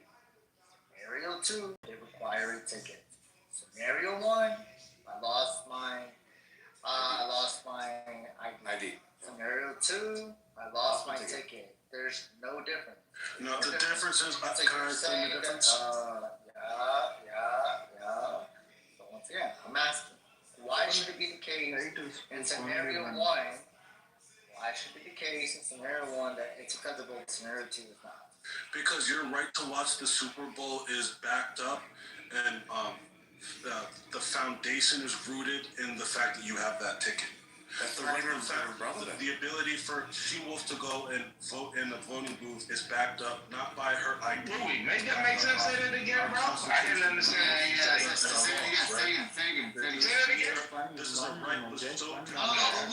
Please. It may know something. Just one moment, I have to speak, let me go. Oh my God, Wait, let me go after Deepak Chopra, bro. Let me go after. No, I want to say it again. Sorry. No, I repeat it. I didn't understand you. Okay, I'll repeat it. The thing that gives me the right to go to the Super Bowl and view the Super Bowl, I don't have any right other than that ticket I have. That ticket grants me the right to view the Super Bowl. The right to vote isn't granted by my voter ID. It's granted by the Constitution, right? So this voter ID... No, citizenship. The voter ID that... I didn't hear what you just said. Isn't it citizenship? No. To go to the Super Bowl, you have to be a Super Bowl citizenship by way of the Constitution. Right? If you're a president, you grants us the right to vote. Write down, lady, he's wrong. Fuck. Yeah. It's the In order to go to the Super Bowl, go to the Super Bowl, you need a ticket. In order to vote, right? You need ID to be a citizen. Yes. No. Right. You need ID and citizenship. Yeah. And if I didn't have my Super Bowl ticket, and I said, wait, why can't I just go in? Because I have no right to the Super Bowl. I don't have a right to be. What do you mean you get a ticket? What do you mean you don't? You bought tickets. I don't have it present. You just proved Right, but that ticket, I think you're intentionally trying to misunderstand me. That ticket is the only thing that grants me the right And it doesn't even grant you the right. They could refuse you. They can fucking refuse you. They don't have to let you in even if you have You guys are making this complicated. Like the entry into Let's just say they accept everyone who has a ticket. Get in there 1 second. Maybe can I go after Alexander, what the hell? You guys are trying to misunderstand my analogy. I think it was perfect. It's a poor analogy. That's what's going on. It's not. It's you guys are saying, oh, if I didn't have the Super Bowl ticket, if I bought a Super Bowl ticket but don't have it's knowledge is analogy about the Super Bowl. So you're saying knowledge is analogy. No, you can't. Yeah, that's what I'm saying. I'm saying yes. I'm saying talking about rights. Knowledge that was a bad analogy. I said it wasn't making it. I said it was disanalogy. No, knowledge was not talking about rights. You should be talking about. There you go. There you go. You should be talking about point of identification. Then you can't vote. If you don't have the tickets, even though you bought your tickets, you can attend. Yeah, the problem is that Louis we're arguing against that. We're arguing for why that's. Yeah, you know what? It's not in the Constitution. They're right. Louis talking about the Constitution, right? And what knowledge is representing is the actual legislation, like what's prescribed to do the actual thing. So, if legislation says you need the ID, like a ticket, to get into this event that is voting, it's just like the ticket for the that would be the equivalent. No, it would be analogous if no. It would be analogous if everyone had some sort of right to go to the Super Bowl. We all have a God-given right, or like some sort of foundational go to the Super Bowl. We already know. First of all, this is not right because, as Timo said, they don't have they could kick you out or not allow you like how they kick out felons, right? The owner of the stadium can be like, fuck that guy. I don't care if he bought a ticket or what. Like, give him his ticket back or whatever, right? So there is no right, right? No, he's not listening, bro. America does the same thing with felons and kids and all these age requirements. Kicking people out too, man. Just for a second. I think that ultimately there's a couple of things going on. I don't think I gotta go yet, bro. What are you doing? Okay, but there's a lot of shit happening. Do you want to go and then I can go after you? Yeah, I'll just be real quick. Yes, I think knowledge is on point here. He's only talking about the entry point. Obviously, there's this constitutional thing that gives us the right. But not every American citizen has the right to vote. Why? Because legislatively, they came in and they've carved out certain groups of people that are citizens that don't have the ability to vote. Yeah, there are like a handful of exceptions, and we understand those exceptions. And we're operating within that. We're operating within that reality already. So I don't know the reason to highlight that. I don't understand. I'm only pointing out why this is enough. She spoke up by saying, "Hey, the Super Bowl reserves the right to nice service."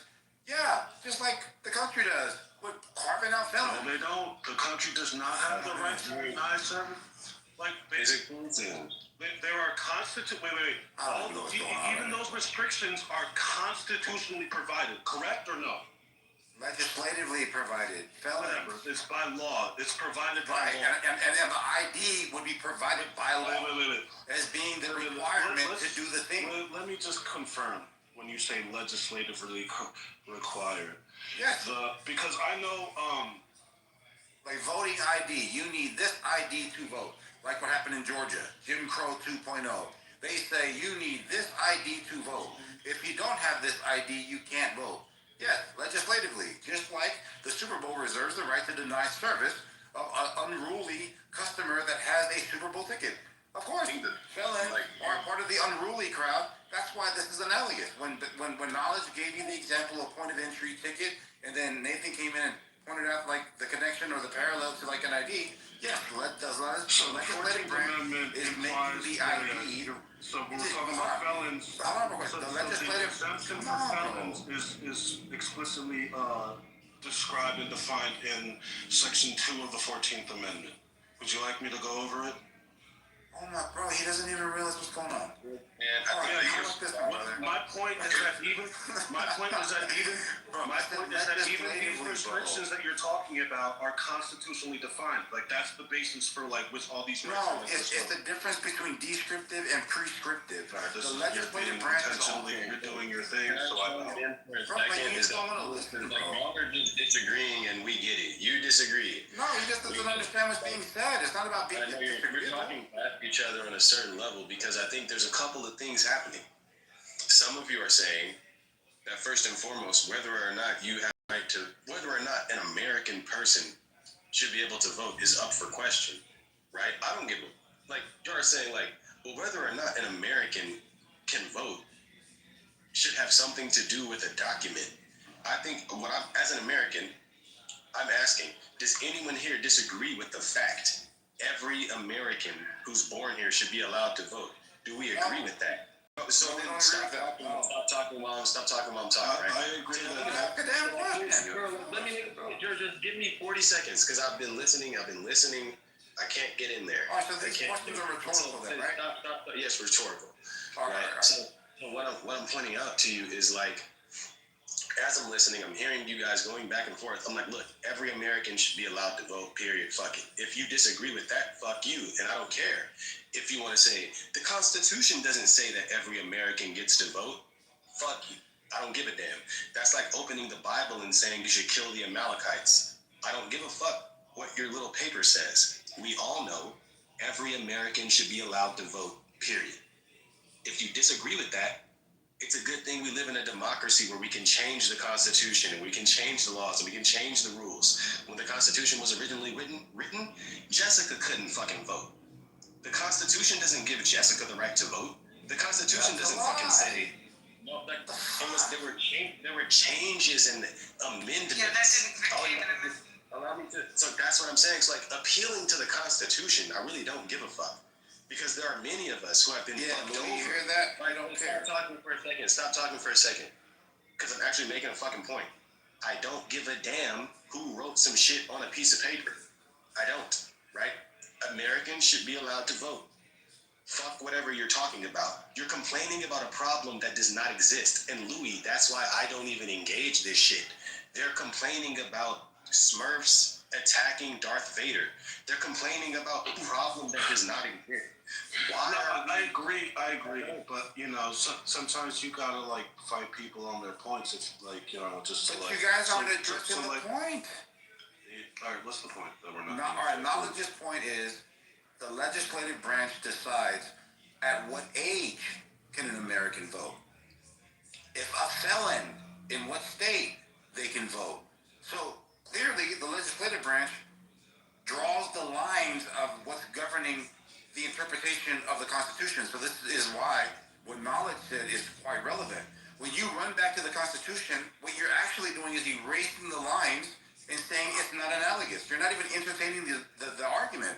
He's saying that, hey, if we're in this world where the SAVE Act is passed and it is of law, you need this ID to get into the event to vote. Just like the Super Bowl. You need a ticket to get into the event. So, they are going to say, hey, do you understand this ID only goes to these certain amounts of people, so not felons, not 17-year-olds. You're saying the age, you're saying these limits are legislatively placed and not constitutionally? Yes, right, yes. So you'd be incorrect there, right? Oh my gosh, what the fuck? What piece of how about this one? Can felons get their... Let me just ask this question. What piece of legislation defines the age of voting, please? Yeah, so I'll just point this out. So like 18 years old, it being of an adult. Wait, I said what piece of legislation? Yeah, so... Passed by Congress, assumingly, right? Yeah, so like... Yeah, okay, so what your task is giving me a piece of legislation. Right, that was the 26th Amendment.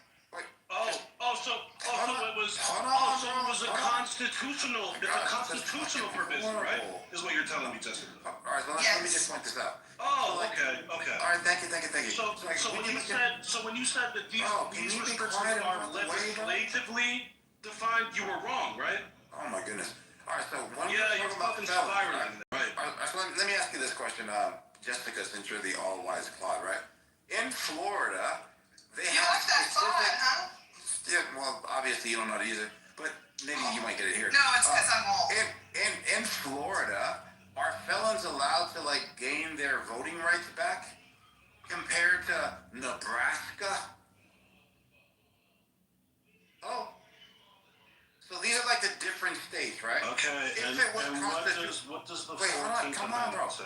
What's the Hold on. 14th? It's What's not the 14th? the 14th. So it's actually, it says right here, it is the 26th It Amendment. said of the yes, but it's 26th Amendment of the United 26th Amendment of the United States Constitution states that the right of the citizens of the United States who are 18 years of age or older to vote shall not be denied or abridged. So it's constitutional. I already said that. And then Samoa Thank you. You're helping me out. moved the goalpost again. Lady, hold on. It sets age of a minimum requirement of 18-year-old people who are proven to be, this is the most important part, proven to be citizens of the United States. America? Yes. No. Not just, you can't just say, hey, I'm 18 years old, I want to vote on the president. You just say, hey, I'm 18, that is a requirement, I want to vote. No, that's not how it works.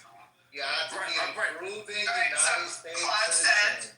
All right, but the legislature. In Florida, are felons allowed to regain their voting rights back? Yes, but it becomes significantly harder in recent years. Florida has a complicated and contested history on this issue. Of course, because it varies from what that actually means, like who's qualified and who's not qualified. For example, if a 16-year-old or a 17-year-old were to be emancipated, do they gain rights? They're not 18 though, but do they gain rights? Switching between federal and state law.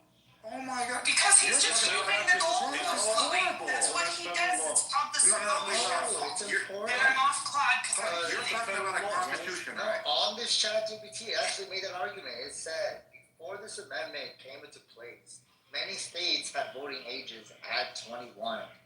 It said because of the Vietnam War, they lowered the age to 18. Right.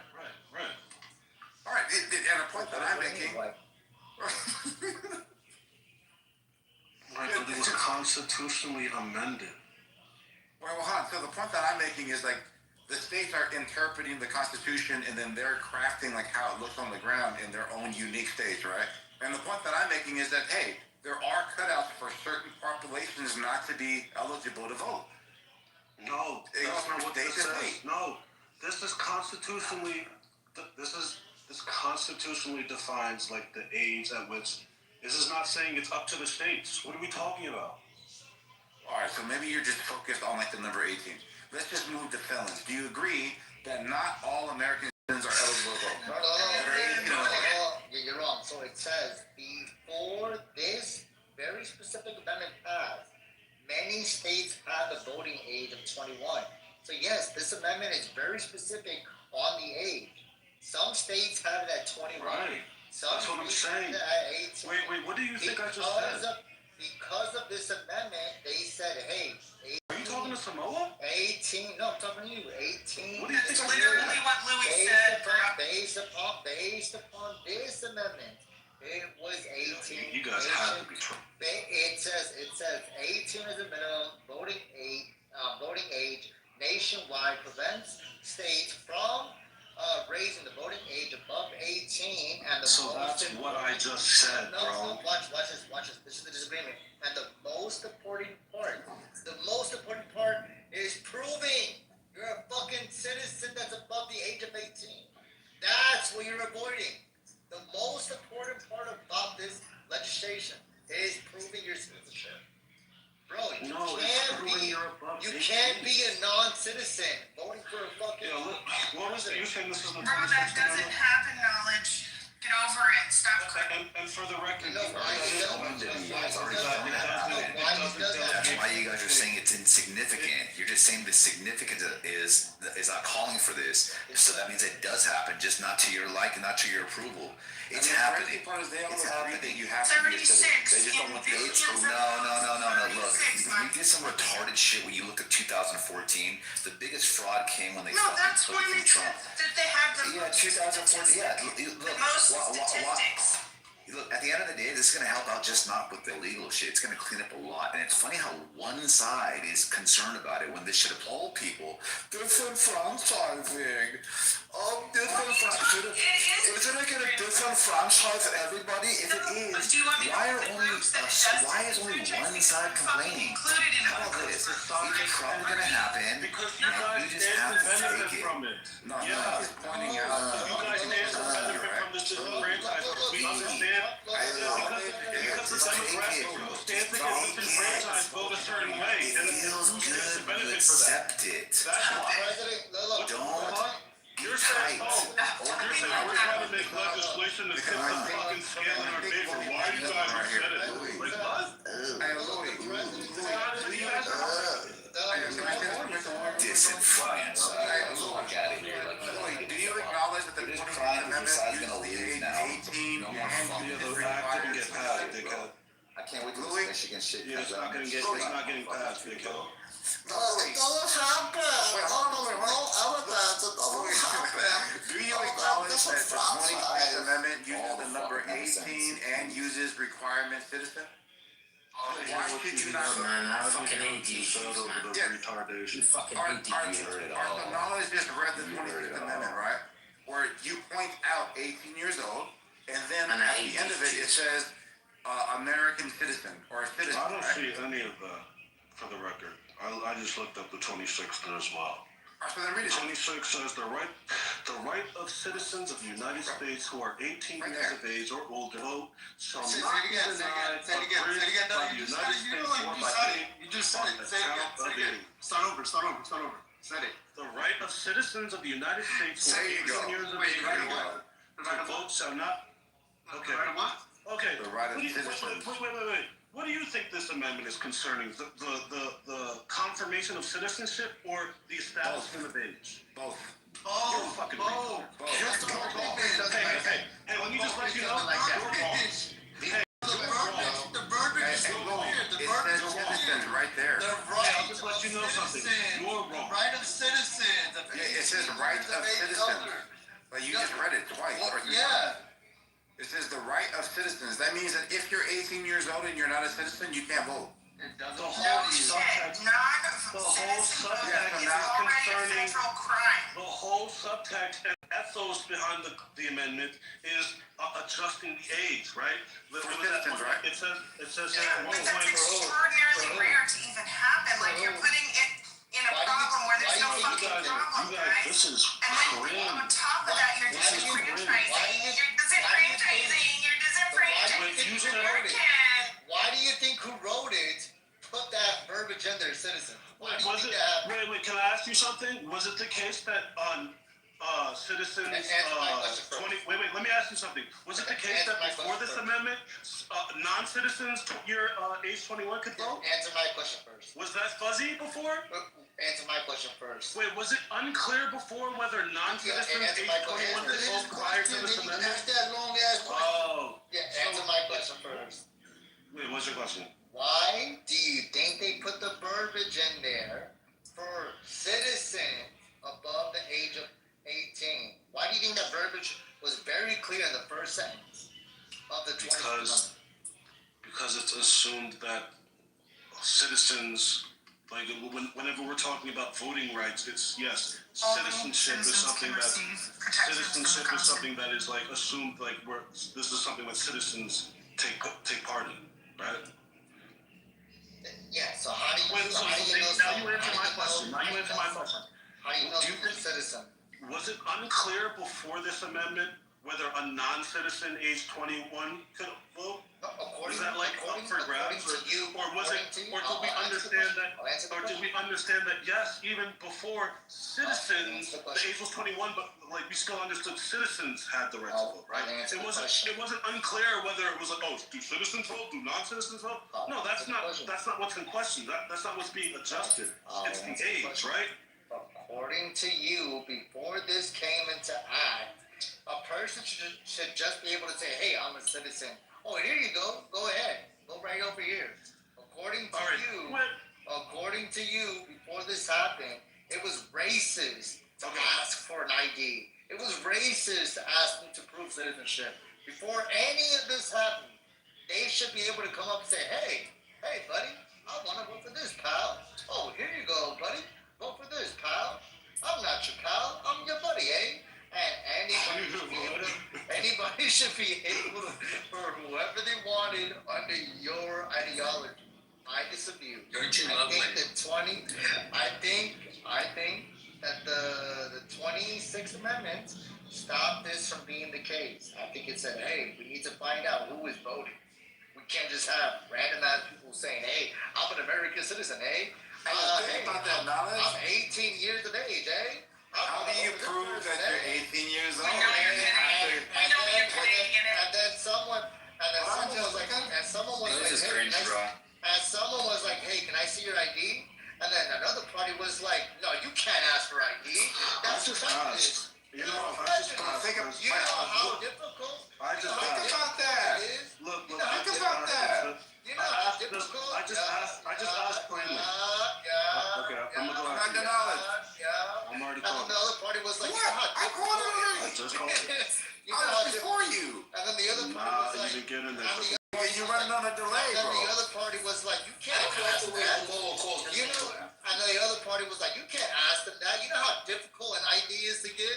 You can't do that. That's racist. You can't ask them to prove Yeah, that's not what I said at all. It's a good. Bro, I'll be quick. You know you won't. I'll be quicker. Come on. Oh, my I goodness. said, does this 26 have anything to do with proving citizenship? No. The 26th Amendment has nothing to do with proving citizenship. Its scope is very narrow and specific. It does only one thing. It prohibits denying the right to vote to citizens aged 18 years of age or older on account of age. That says nothing about how citizenship is proven. We got body him right here, bro. Or anything like that. Provides who? Where citizenship for voting comes from, Prevents who?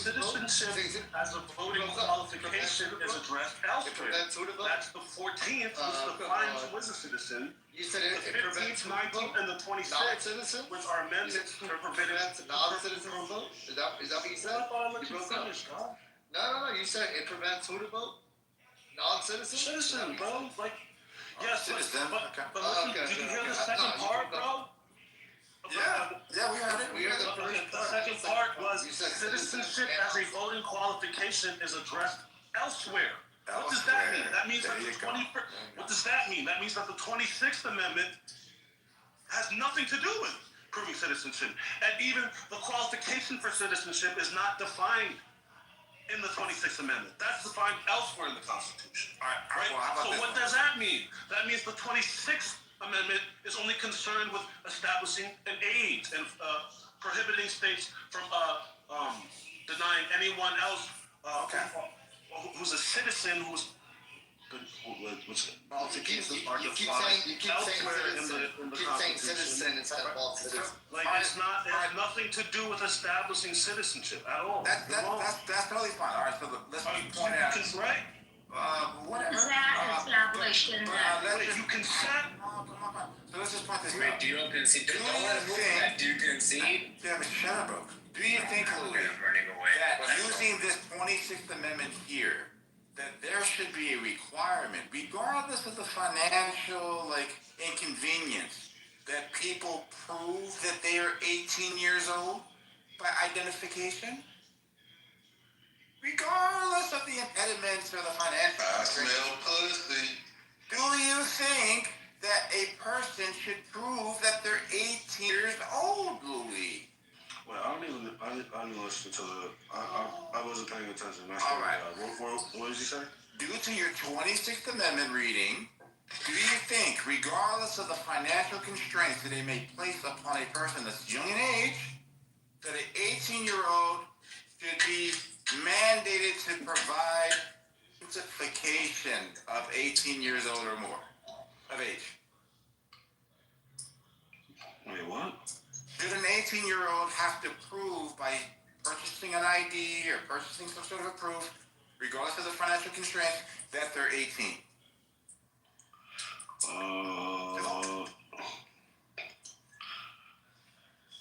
I'm talking about the homeless of the I don't homeless. think that's no. I don't think. I'm talking about the homeless of the homeless. If you're asking me if the 26 defines that or describes that, no. No. I'm saying that it says 18 by your reading, specifically 18. And I'm asking you, because it says an actual age, would you say it would be fair for them to have to prove that so a 17-year-old doesn't vote or a 16-year-old doesn't vote? You know, like nowadays. They already do that when you register. Sure. Okay, all right.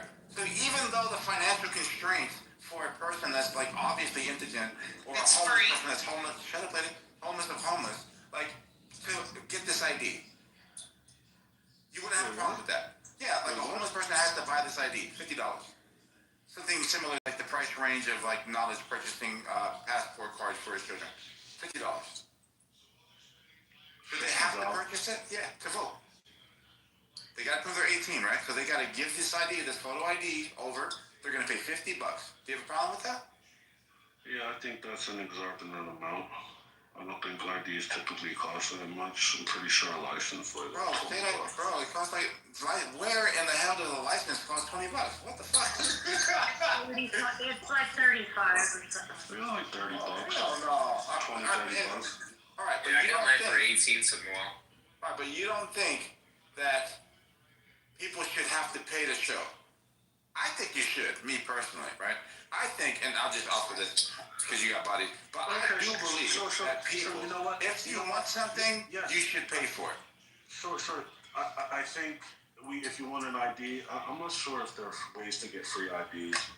But like, or if you have like some sort of like school ID or whatever, like there are ways to prove that like if I went to college, I guess college ID. I want the right to deny any unlawful search or seizures. Where do I pay for that so I don't get unlawfully searched and seizured? Where do I do that? Hey, yo, I'm under the belief that if you want something, you should pay for it. Let's just bring up rights, and let's just go over the Bill of Rights, and let's just read what Samoa's statement said, and be like, if you want this right, I think you should pay for it. And let's see how fucking stupid this sounds. Let's just do that. I think that's a great exercise. Yeah, I'm pretty sure like anyone who has like who's voting, they're providing some proof of like identity in the first place, right? Whether that's an ID, like you can't just like say, oh, like this is me, or you're gonna send something, or like you'll put in like I don't know, fucking social security, and okay, birth certificate, right?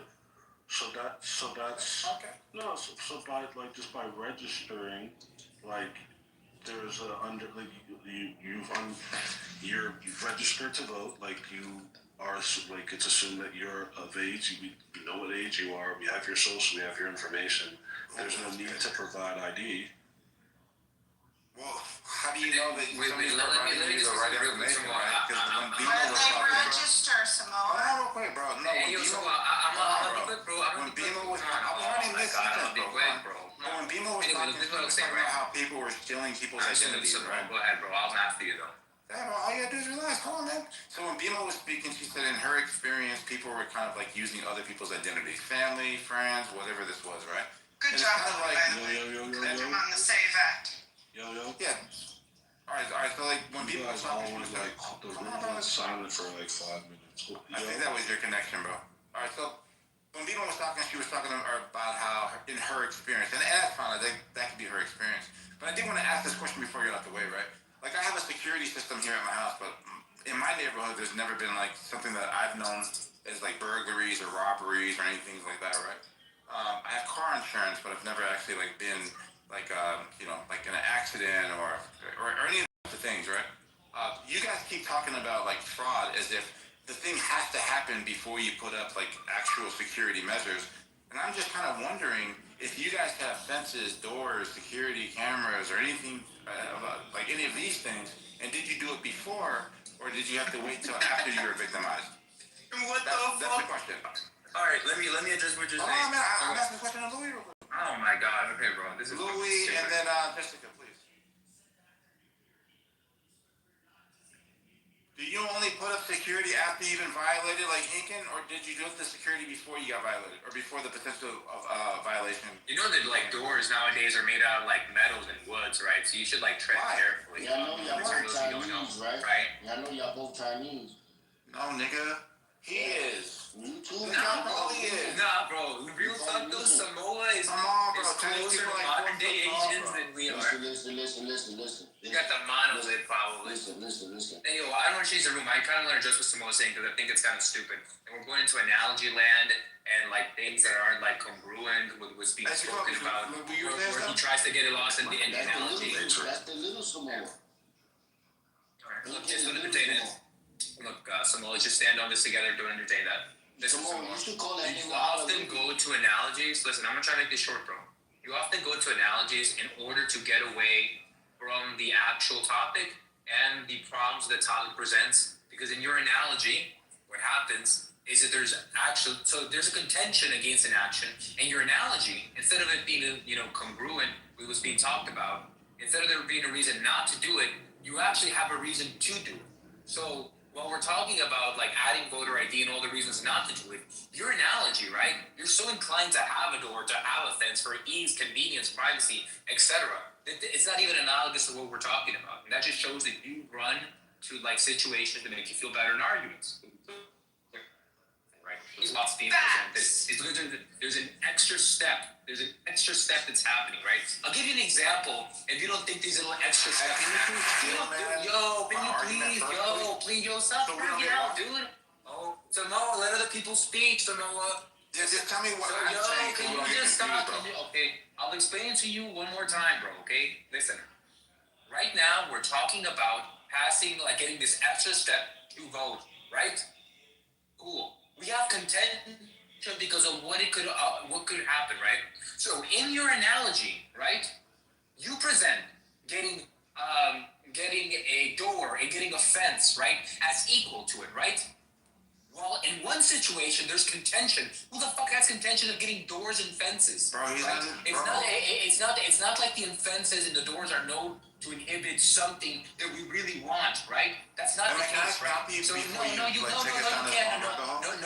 can't. You asked me to explain. I didn't invite you to take my time.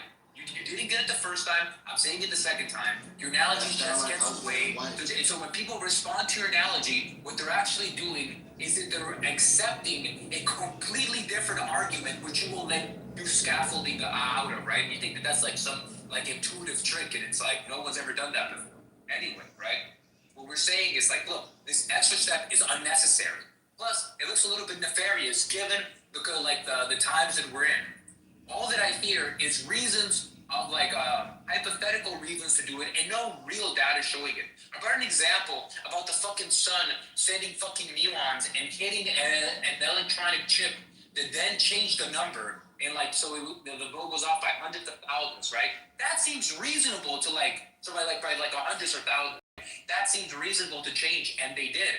You can't provide any evidence like that. And it's weird because the country that I'm talking about is vastly smaller than what America is, and they are addressing an issue with their voting system, and they're providing numbers on why they're doing it because of transparency, and you just can't seem to do that. All that you have is weird story talking to me about imagine if your house had no door, and if your yard had no fence. Dude, what the fuck you're talking about? If you don't think that these little barriers stop people, right? Then you're just really naive, right? I'll give you an example. Credit cards can eliminate a tremendous amount of fraud if they use a PIN number like a debit card. Do you know why they do not do that, Samoa?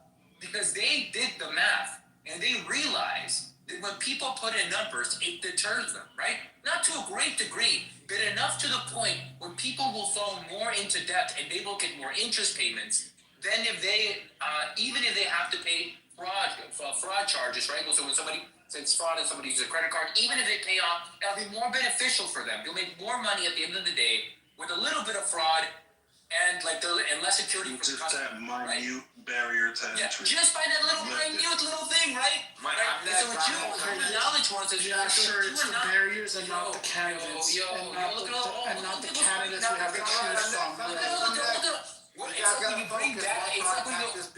Isn't it so weird? I get attacked for bringing up data, but like, what should I do? Should I bring a sunset analogy? Hey, imagine somebody comes to the house here with a gun and says, "You want to die? You want to die? No, thank you, ladies and gentlemen. People don't vote because they don't care to vote. Yeah. Let's make everything one-dimensional. Yes, I can only have one thought at a time. Everything's one-dimensional. Yeah, sure, buddy. You want to live in that world? You live in that world. Obviously, this is not a conversation we're having. You can see yourself out of the conversation.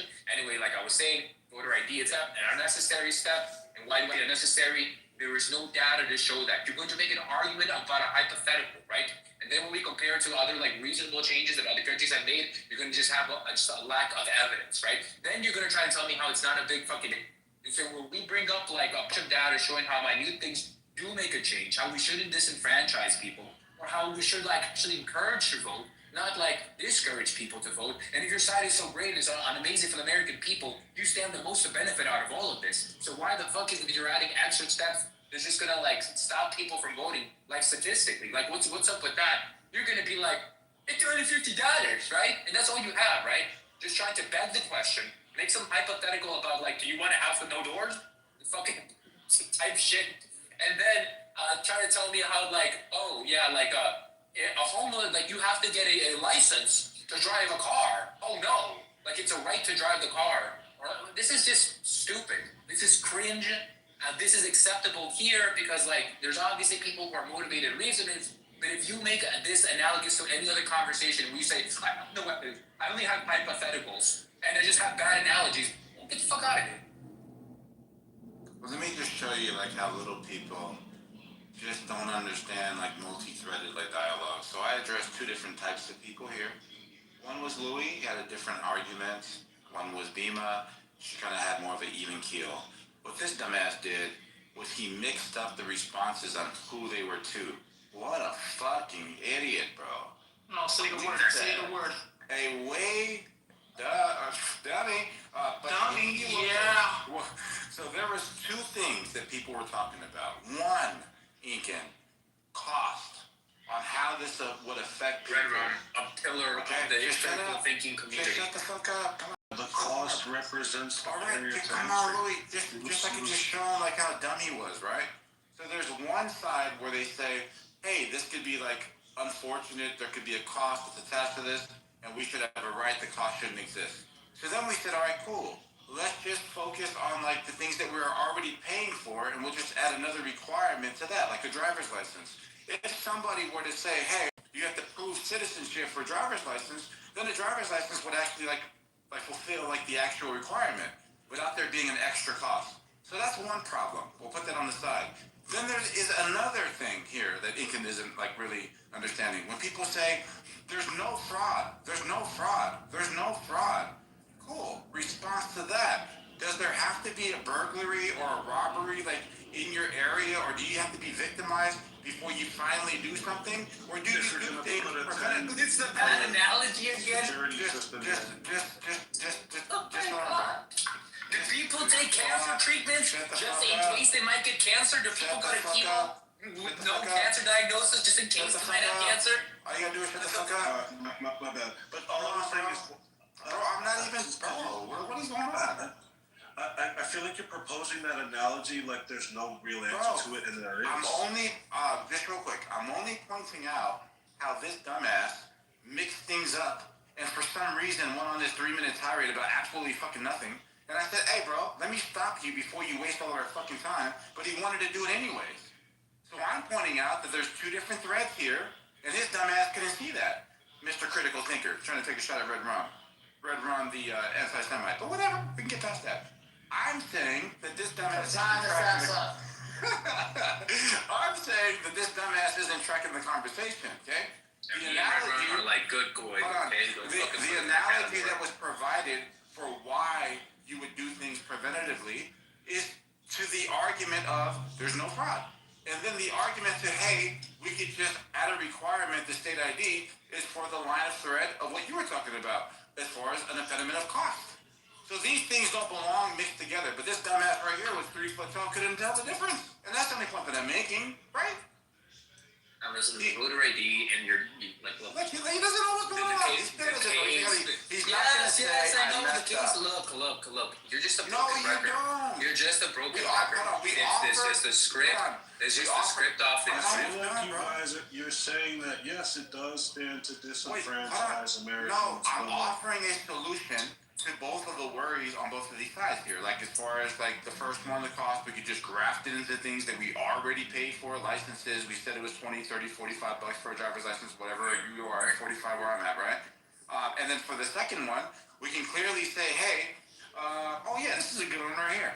Like How long till the SAFE Act would implement? The idea, just hold on. The idea that fraud exists would deter people from trusting the system. Let me give you an example, just really quick, and I got out the way. So if you look at Trump saying just like, bro, like if you look at the Strait of Hormuz right now, right? Okay. The reason why the tankers aren't moving through the Strait of Hormuz isn't because there's an imminent threat there. It's because that there is a potential threat there. It's not what he just said. Just relax, lady. We're talking about. He said Iranians are shooting at him, and if they didn't do that, then it would be open. Lady. Maybe the potential. Can you guys just shut up, bro? I'm talking specifically about the things that were being talked about. You're talking about public trust in the system. Who has eroded it? Who has eroded that trust? All I need is 30 seconds, bro. Donald All I need Trump. is 30 seconds, bro. No basis. So all I need is 30 seconds, man. Come on, man. All I need is 30 seconds, bro. Trust in that All right. system because of him in the first place. Hold on, man. So when people say, just shut the fuck up, but come on. So when people say there's mining in the strait, right? There's never been a ship in the last 18 days that's been hit by a mine, right? But because that's a possibility, the tankers are making a decision. We're not even going to find out. So they're just going to stay away from the strait. But both sides have said there's no mines that are there. Both sides have said this, right? The Iranian side and the American side. So because of that, you can clearly see there's no flow.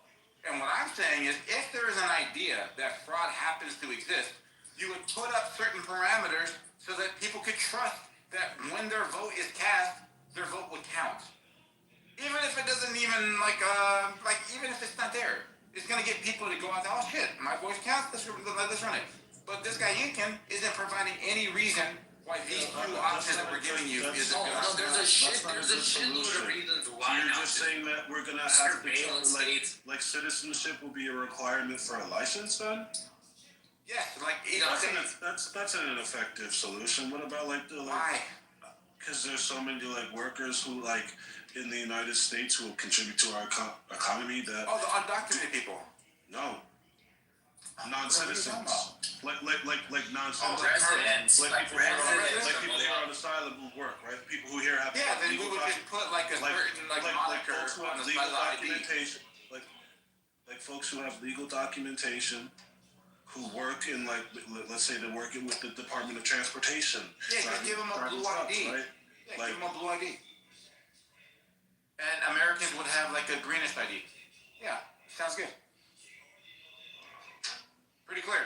Anybody who offered the citizenship requirement. Okay. All right, that's green different ID. then. That's different than making citizenship a requirement. Don't you got to register to vote? Yeah. Well, in certain When states. when you register to vote, do they ask you if you're a citizen? No. Yes. No. You provide your information. No, they In don't. California, Washington, Oregon, no. Florida. No, they've never asked me. No. That's why they got sued, because they just attached the DMV and just started registering people. There was 200,000 people before 89 or something like that in Arizona. There was a big ass suit there about 200,000 because that was their specific process in Arizona.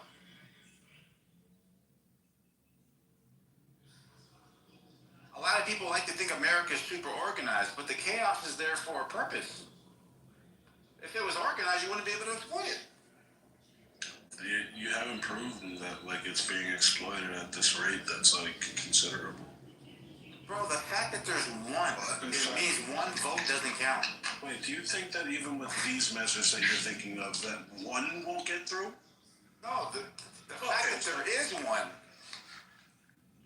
Wait, do you gotta wait to see multiple cockroaches, or do you take care of the issue when you see one? No, but you also are disenfranchising You don't take care. Wait, you get an exterminator. You don't explode your house, right? You don't fucking put TNT in your walls.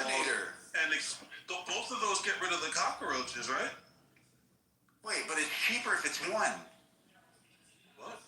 Yeah, it's cheaper if it's one or if it's an insufficient. Right. In this analogy, getting an exterminator is more measured, level-headed fucking voter legislation. Yeah. Voter protection legislation. Do we go into an old voter ID is not that. Bro, yeah, what does the exterminator do, bro? It's so sad. The exterminator eliminates the problem, or they eliminate the problem, or they terminate the problem, and they provide you like a structured plan on how to make sure this doesn't happen again. You can't beat him in his own analogies. He'll Bro, you back already with lost. an analogy. I literally just did. And if you trap him, if you trap him from my analogy. 3 more fucking times to try to get him, and you didn't. So stop. You got to know. He said, Louis, can we ask Jessica what does like she won? No, stop trying to say Jessica. Can we ask Jessica what does moving the goalpost mean? Can you stop attacking Jessica because she's pointing out the obvious? Listen, Samoa. I called it out. You already lost already. You know, bro. You put it. Look, all you did. You went to the analogy. bro. That nigga been talking this whole fucking time, bro. Lost already. It's inconsiderate. Bro, you gotta stop trolling, bro. You gotta stop trolling, Nathan. Bro, you been running yourself off this whole goddamn time, bro. That shit crazy. I just came back. Real quick before I lose this I left you talking. Great point, Lala. Real We quick gotta before I burn lose this this shit thought, down. Samoa, with your exterminator, you saying, do I have to see? Shouldn't it just take one cockroach before I call an exterminator? I'd have to see like the whole nest. I'm like, all right, fair enough, but how do we deal with that cockroach issue, right? Do we incinerate our house down? That would solve the issue of cockroaches, but that also destroys our house, right? No, wait, no. So you said there's not enough cockroaches to justify calling an exterminator. I'm saying no, that's not what I'm saying. That's not what I'm saying. I'm saying when you talk about fraud, you say that there's a negligible amount of fraud. And that's one point, right? That's a separate point. Then I use the cockroach. Okay, but wait. That's the first point, Samoa, that you just said. Yes, I did say there hasn't been proven that it's considerable, right? That's one point. Okay. The second point is, let's say I'm operating with you guys, that it's an issue, right? If it's an issue, the solution to that issue shouldn't be we burn our house down. It should be. Wait, what do you mean burn the house down? Like what? Burn the house down. Burn the house down represents. Burn the house down represents legislation, some sort of reform that stands to alienate Americans. Wait, no. I'm saying that if the cockroach burns the house down in this analogy. Wait, hold on. If the cockroach got into the house through one entry point, it would only argue about the equivalence of the analogy, dude. But that's not true, Samoa. Can you guys be quiet? We're trying to work with the analogy. And if the SAVE Act is We're trying to work with the analogy. No, the analogy stops. All you're trying to monopolize is what you and I you're are actually talking about using the analogy. When you should call the exterminator, right? Go ahead. And I'm saying that if you find the entry point of the cockroach, right, you would close the entry point. And if the cockroach got there because of vulnerabilities within your requirements to vote, then that's something that you should be paying attention to immediately. You don't have to wait for we'll keep the analogy going. Cockroaches come from any. There's not a specific entry point. It comes from the decay. Well, you ask the exterminator. The exterminator's right here, bro. The point is, there's not one way you could patch every single possible hole in your house, right? So, there's certain things you would have to get a fumigator, maybe set some chemicals there that deter cockroaches or whatever, right? This is measured legislation, measured voting legislation that protects our voting process, right? In this scenario, I'm agreeing that I'm granting you, let's say it's an issue, right? Let's operate in there, but the solution can't just be, those 20 million Americans that those 20 million Americans who can't at this moment readily prove that they're a citizen. If they can't do so by their next election, fuck their rights. It can't be that, right? There has to be some sort of balance. This is horrible. How is That's that crazy. horrible? You got 160 million people voting, or like pretty close to 150 million people voting. Wait, so Everybody, those like, 20 million are wait, top no, hold on. It's like when you look at Georgia, just to use as a case study, this was the law that Kemp like signed in 2022. This was the one that was supposed to be Jim Crow 2.0 that everybody was like saber rattling about, right? Was their turnout less or more from 2024 to 2022 or 20? I don't even know. I don't know what you're saying. Yeah, so in Georgia, they did a voter ID requirement. They removed signatures. This was the law that everybody was saying was Jim Crow 2.0. And what I'm asking is, from 2020 to 2024, did the amount of people voting go up or go down because of this requirement that everybody have voter ID? It went up. Did it go down? I don't think. Wait. What? In what community? Georgia. Overall, Yeah, all people in Georgia, they had a bigger turnout in 2024, or about equal, whatever. I feel like a more If what you're saying holds, like, that means that I think to prove the point you're trying to prove with that statistic, it needs to be more of a comprehensive breakdown of like those votes, like what communities Why wouldn't we do turned that out when we more, go to a retarded analogy? didn't, and so on and so forth. I don't think just like the fact that it jumped a few percentage points. Like I'm not sure that proves the point that you're saying. Well, it doesn't disenfranchise people. Yeah, Louis, let me ask you a different question. What do you think should be the requirement to vote? What do you think? Just showing up? Just saying, hey, I'm X? I mean, what if you were the president, what would be your requirements? Yeah, some voter ID. Wait, so you agree with voter ID? No, I'm fucking joking. Oh my God. Bro, he got him so good, bro.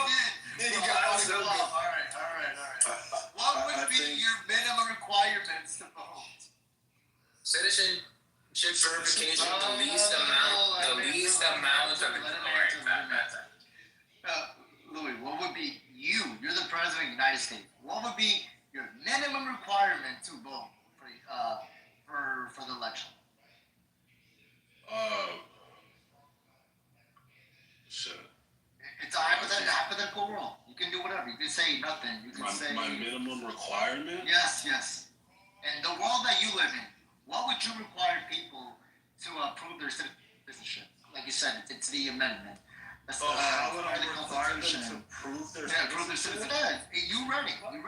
I would just have some sort of database of like all citizens and like their socials, right? Make sure they're like identifiable by this person has this ID that's like unique to them. You said ID. Yeah, social security or some sort of. No, you said ID. You agree with ID then? ID verification. No. Well, ID verification. Yeah, your social security card isn't an ID, bro. It says it on there. Oh yeah. But you said it does say. What would be your minimum? Yeah. What would be your minimum requirement if you were? I would just stay away whenever it got Yeah. Oh, if you're Let Louis answer. Come on, man, no. Let Louis answer. I'm gonna hear this. Yeah, Louis, what will be your requirements as a president of the free world? What would be your requirement for people to vote? And what you read earlier to prove their citizenship. What would be your requirements? How would you do?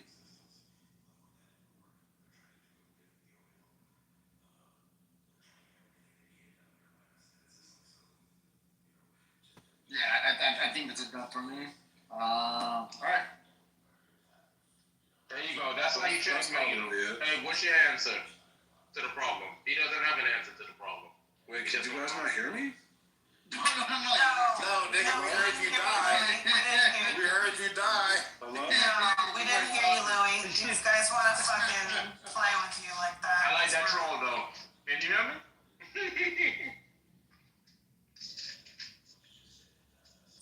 We still can't hear you. He's gonna pretend he's talking right now. Yeah, look at that. No, he's been having trouble Mike all day. That's the thing. Don't be a captain. Look, he don't want to be saved. Listen, I'm gonna go hard for people who care about people, y'all. Don't say that. Who said they didn't care about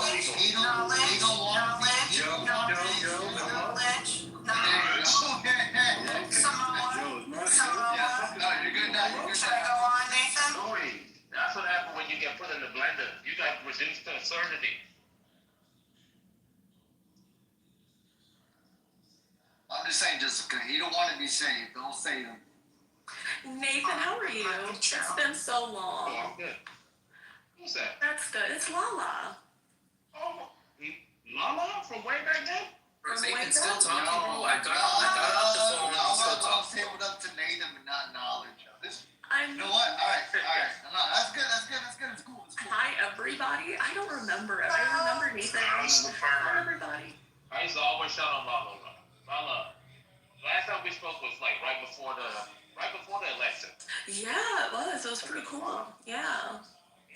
I just got done. I was actually just going to tell people, everybody, go get your social science, humanities, or degree. They're paying people out the ass. I just got done with a 6-month contract role as a policy analyst, and it's yeah, I didn't even have to show home. You finished school already? No, I mean, I have 2 master's degrees, but it's the most money I've made in 6 months not showing whole, and it's been great.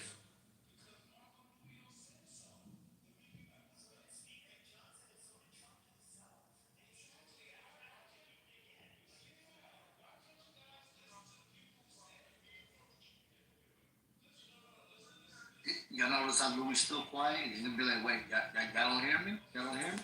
Bro, you let your voice tomorrow get packed up, bro. I'm never gonna let him forget that shit. Can y'all not hear me? For real? My shit fucking up. No, I can hear you. You've been on mute the whole time. Well, I said it already. Like, sort of, No, like, bro, like you were muted the whole time you were muted. Or we couldn't hear you. Yeah, like, just... His mic went out. His mic's going out. Whether, like, that's like people... Yo, it's your mic. Yo, Louis, something's going on. What kind of mic are you using? Yo, I'm talking into my phone, yo. It's not, okay. I don't even know. Maybe everybody try to mute up. Everybody was muted up. Everyone was muted up. It's actually pissing me off. It's working now. Really? No, right now it is. It might be internet. Okay, I was talking about... Hey, Miss Fifi. But yeah, like, if you're saying if I was the president, I'd probably have, like, you know, an established database of, like, all our citizens, whether that they were born here or, like, they were naturalized. I mean, it's probably easier to, like naturalization records, right? Like, but, yeah, like, yeah, I just have a database, and when we register, like, yeah, when we register, there you put in your, like, you know, your social, all that good stuff, and, like, it comes up whether you're good to go or not, right? And, like, I don't know. I want to make sure I get your answer. All they gotta do is go to a place and give them a social. No, yeah. Yeah, there you You're so go. dishonest, Alan. He just said yes. Social. That's what registering is. Oh my God! No, I'll tell you why this is bad. So I know a lot of homeless people, and people use their social for many nefarious reasons. This is something that does happen in the hood. Maybe you're not aware of what happens in the hood, Jessica. I don't blame you. But yes, people use people's socials from the homeless communities all the freaking time for a various amount of reasons. So according to Louis,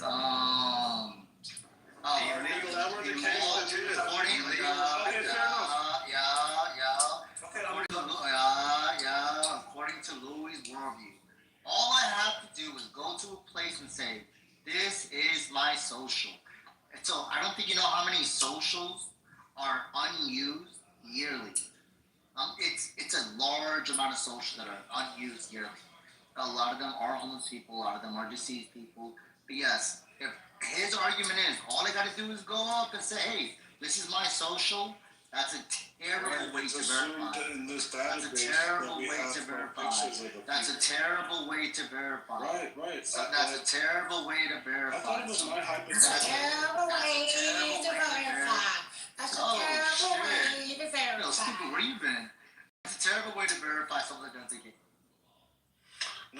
So again, like I said, like it like during the registration process, like you know submit your social security, and like in this database that I'm talking about, they like this is obviously like pictures are included, right? Like where you give us a social security, and we could verify that it's you. You could maybe bring your own form of ID too if you'd like, but there should be some sort of way to independently verify, you know, a person is indeed the person that like they're presenting the social security as. Well, I disagree. You think the person doing the voluntary service behind that little tiny desk is gonna say, "Hey, you don't look like the picture that I identify you as with"? Why not? Yeah, they should. They should be trained. That's their job. It doesn't happen. Well, they should be. Yo, if you just use machines like they use at fucking. It doesn't happen. I want y'all to hear something.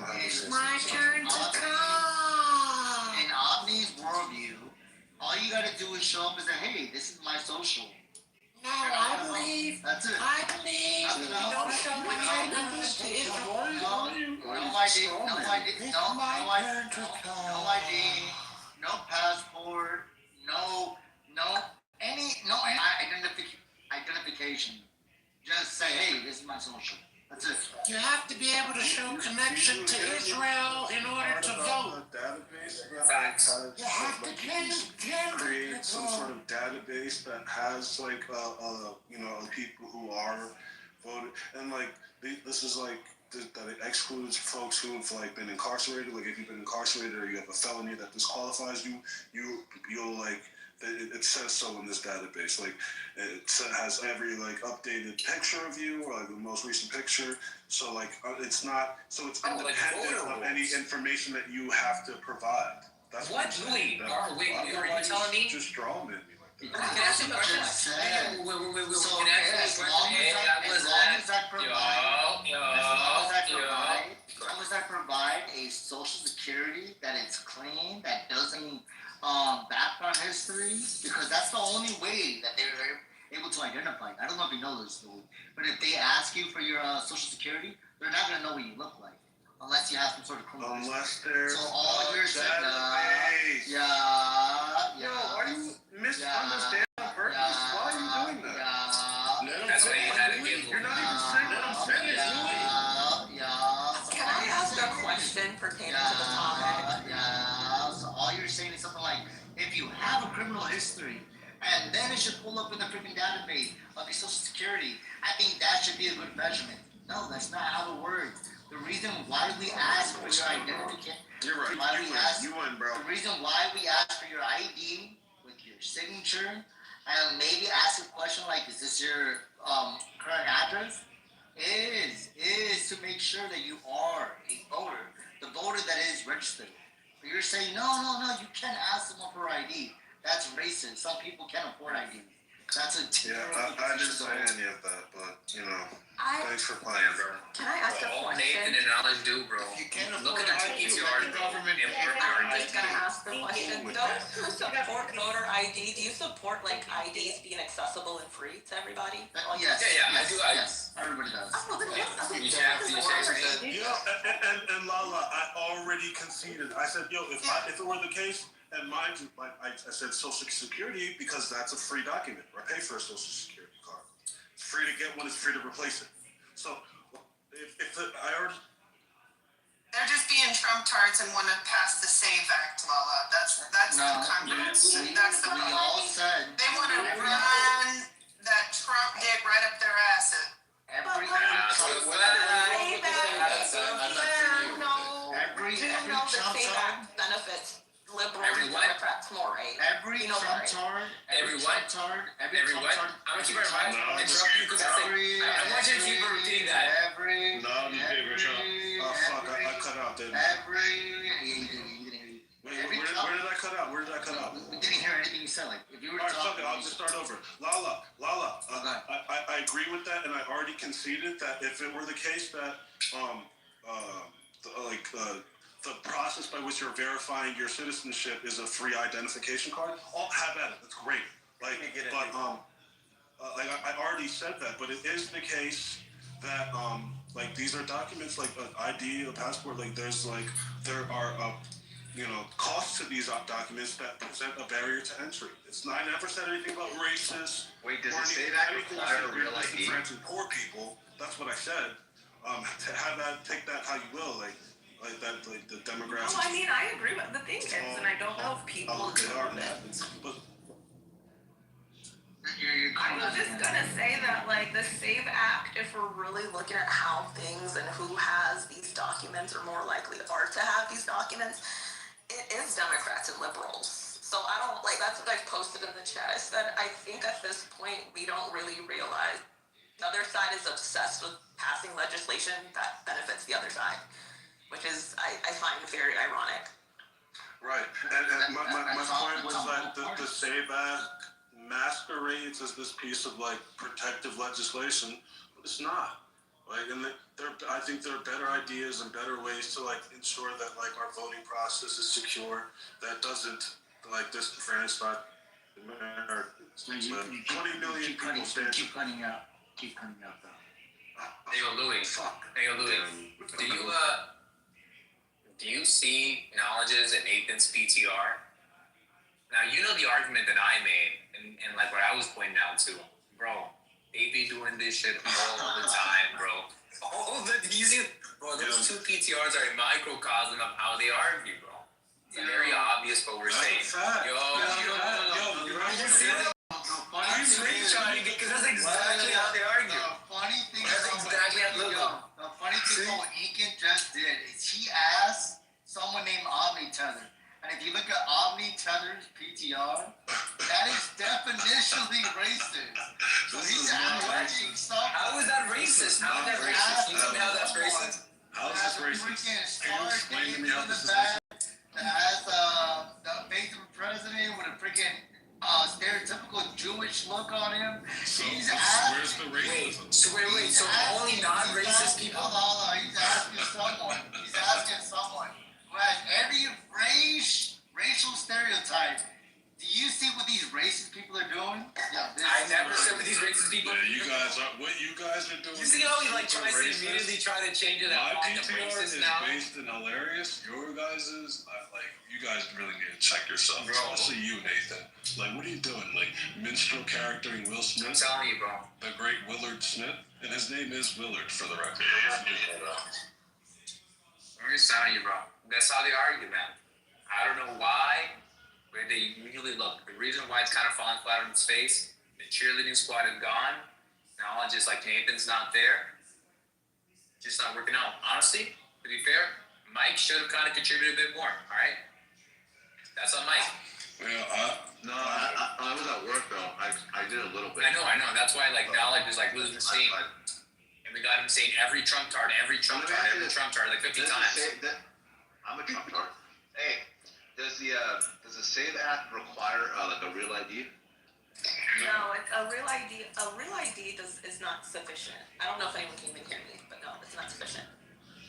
Oh, you mean like the actual real ID, like the fucking like the actual? There's a category real ID. Yeah. Real ID is not sufficient because real ID does not designate citizenship on the real ID. Right, yeah. It does, because you have to prove that you have a birth certificate. And Yeah. Yeah. You have to use a birth certificate. Yeah. But So you have to use a birth certificate. That's not how it. Okay, guys. Just saying. So I already looked it up. I already looked it up. Contracted policy analyst. I know, Mike. I looked it up while you were asking that question. That's funny. Yeah. What does it say? I already knew, but I didn't even have to look it up. It says no. It says no. Yeah, so anybody with a fucking driver's license. Yeah. So like, I was wondering that, but I thought there's no way they're arguing this hard over fucking disenfranchise this and that. But I was like, hold on here. Yeah, but a lot of people don't have a birth certificate, Mike.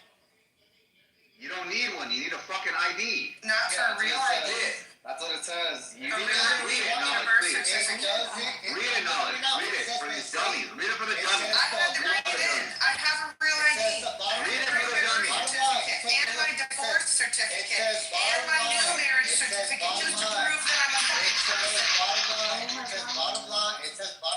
SAVE Act does not simply require a real ID. No, or a passport. It's one or the other. They both require a birth certificate. Listen to what he's gonna say. Listen. Go ahead. Some proof of citizenship, and a real ID is not what's required to prove that. You can use IDs. You can use. So he said one more time. You can use what? You can use IDs to prove citizenship. It says in most. I want to hear you this. I want you to hear this. In most states, including Florida, a real ID would not be enough on its own. It says you may need something like naturalization, like birth, like a U.S., but it says what though? Like a U.S. what? Like a United States? He's just saying words. You just read the whole thing. You read the whole thing. This part. This is all. Oh my God! Now you selected reading. I knew you were gonna hang on that part. It says enhance. You wanted him to hang on it. Enhance You're exhausting. That's a factor of pervert. IDs that qualify, and even those that are limited, only require, quote unquote, not real IDs. Real ID. Do you understand what's being said? Does that change anything? License is not enough to prove it. Why was that pervert just yelling at us? So, the SAVE Act requires individuals to prove documentary proof of U.S. citizenship when registering to vote and requires photo identification to vote if in federal elections. Accepted documents would include a U.S. passport, something roughly half the Americans don't have, or a driver's license paired with a birth certificate or adoption. Oh, that's so hard to get. We don't have that, do we? It is, Mike. Get the fuck out of here.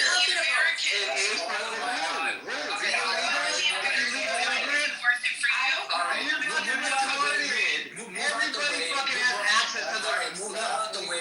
All you need is the ability to drive and a birth certificate. Move out the way I went through this. Listen, I have an SF-86. So bad. You guys are like so desperate to cry about something. I got an SF-86, sir. I have an SF-86. If they can't have a birth certificate, who the fuck said it? All right, listen. Did you go through this knowledge? Did you go through this knowledge? Did you go through this knowledge? Yes, I did. When I got my driver's license, look. Okay, go ahead. Just hurry up, tell me. License, they asked me for proof of address of where I live. They asked me for proof of where I was born, and they asked me for like some some sort of bill, some bill that I paid that proved my bill of address. Yes, I went through that. Guess what, my wife? Wait, Louie, are you there? Yo. Oh, okay, cool. Yes. You're not even responding to what I'm saying, knowledge. Why the fuck are you? Basic requirement. Okay, yes. No one is saying it's not, bro. This was 18 years ago. It was. Hey yo, bro, are you okay? You okay? Cool. So like, that's not at all what I was responding to. Mike saying like, you're an illegal immigrant. Listen, I have an SF-86, right? Clearly, I'm not an illegal immigrant. Okay. Clearly, the government trusts me, right? Clearly, right, to a certain degree, right? More than the average citizen. Cool. Listen, you know how hard it is? Like, let's say that you don't have your birth certificate, that you're a naturalized citizen. Let's say that your, like, mother, was a citizen, and that's how you got your citizenship, right? And you don't have your birth certificate. You know what you have to do to get that?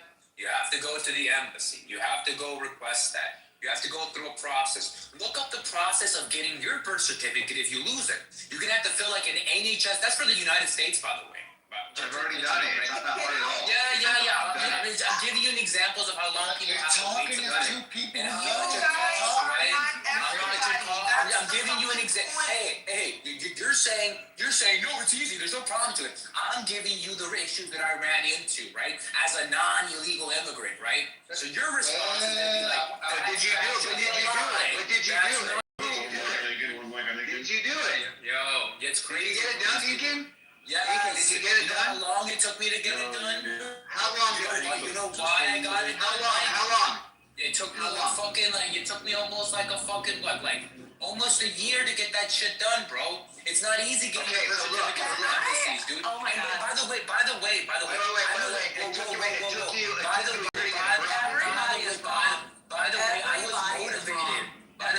should let Lala talk, y'all, please. We're fucking exhausted. I'm saying I got my birth certificate from an embassy. She's still a person. And that's fine. I'm actually Let me just very much. I'm actually a policy analyst. He wasn't even done talking. Yeah, I just wanna finish this with you. And she's a Just because he's not a full citizen doesn't mean we can't have a full Shut up, y'all, conversation. for like 5 seconds. So Inky. the thing Jesus Christ, bro. can you all hear me? Yeah, I just want to make sure. Can you all hear me? Jessica just stole You your know what? turn, Fuck it, bro. Bring voter After ID, she bro. found out your citizenship, she just ran you over. That's fucked up, Jessica. Anyways, can y'all hear me or no? Or is my mic fucked up? Yeah, you sound. No, they're just Okay, being cool. disrespectful. I just know, no, that's fine. I know how these rooms work. I love the chaos. But this is the thing. If you're a naturalized, I'm a naturalized citizen myself. If you're a naturalized citizen and you are trying to get, your birth certificate wouldn't fucking matter because it doesn't show you were born in America. You need to have an American birth certificate for it to work. If you're a naturalized citizen, you can use your parents' documents or your own naturalization documents for proof of citizenship. This is why I keep saying the SAVE Act, actually, if it's applied in states, this is the problem. The problem is more so implementation, how the federal government wants to actually implement it and make maybe more states under more scrutiny than other states. That's the issue. But if we're really being realistic, I don't know any fucking immigrant in this country that doesn't get their papers and doesn't hold on to them like dear fucking life. We love that shit, right? We always keep our papers if we don't already get a passport. Most naturalized citizens get passports. This is why I keep saying the SAVE Act actually benefits Democrats more than we actually keep thinking, and actually making voting quote unquote more accessible. In the recent years, within the past 5 years, we found out that it actually benefits Republicans more because a lot of them don't have access to these things, right? They don't have access to original or certified copies of their birth certificates. A lot of poor Republicans just don't. That's the reality of it, right? People who travel outside of America, people who were born in America or keep their original birth certificates, that's not going to be an issue. It's also not going to be an issue for naturalized citizens. It's going to be an issue for mostly poor folks who may not be able to get certain documents, such as their birth certificate, showing that they were born in America. And that's mostly going to affect a lot of people in the South. I made that great You hear that, Inky? in the room. Yeah, I did, bro. I would respond to what I said, but I'm judging the cost analysis basis. Plus, I just shot myself up with CMAX, and I just don't have that fight in me anymore, bro.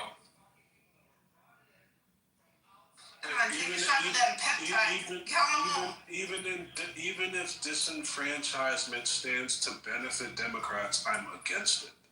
That's the whole point. I'm against it. I think the democratic process should include as many Americans as possible, as many Americans who can vote as possible. That's a system that is most representative of its population is a system that includes as much of its population. So when you were talking about your database idea, when you were like, hey, they would have to do this, would they have to require any type of ID to showcase who they are? Just some pictures, picture, maybe you go take your government say, picture. Maybe it's a thing where there's a mandated you take your official picture, that's going to be linked to your account on the database, so we just have it somebody updated. Came up to you and said, hey Louis, can I put in the database? Here's my birth certificate and here's my California driver's license. Would that work? You could bring whatever documentation you want to further verify anything if you like, you want.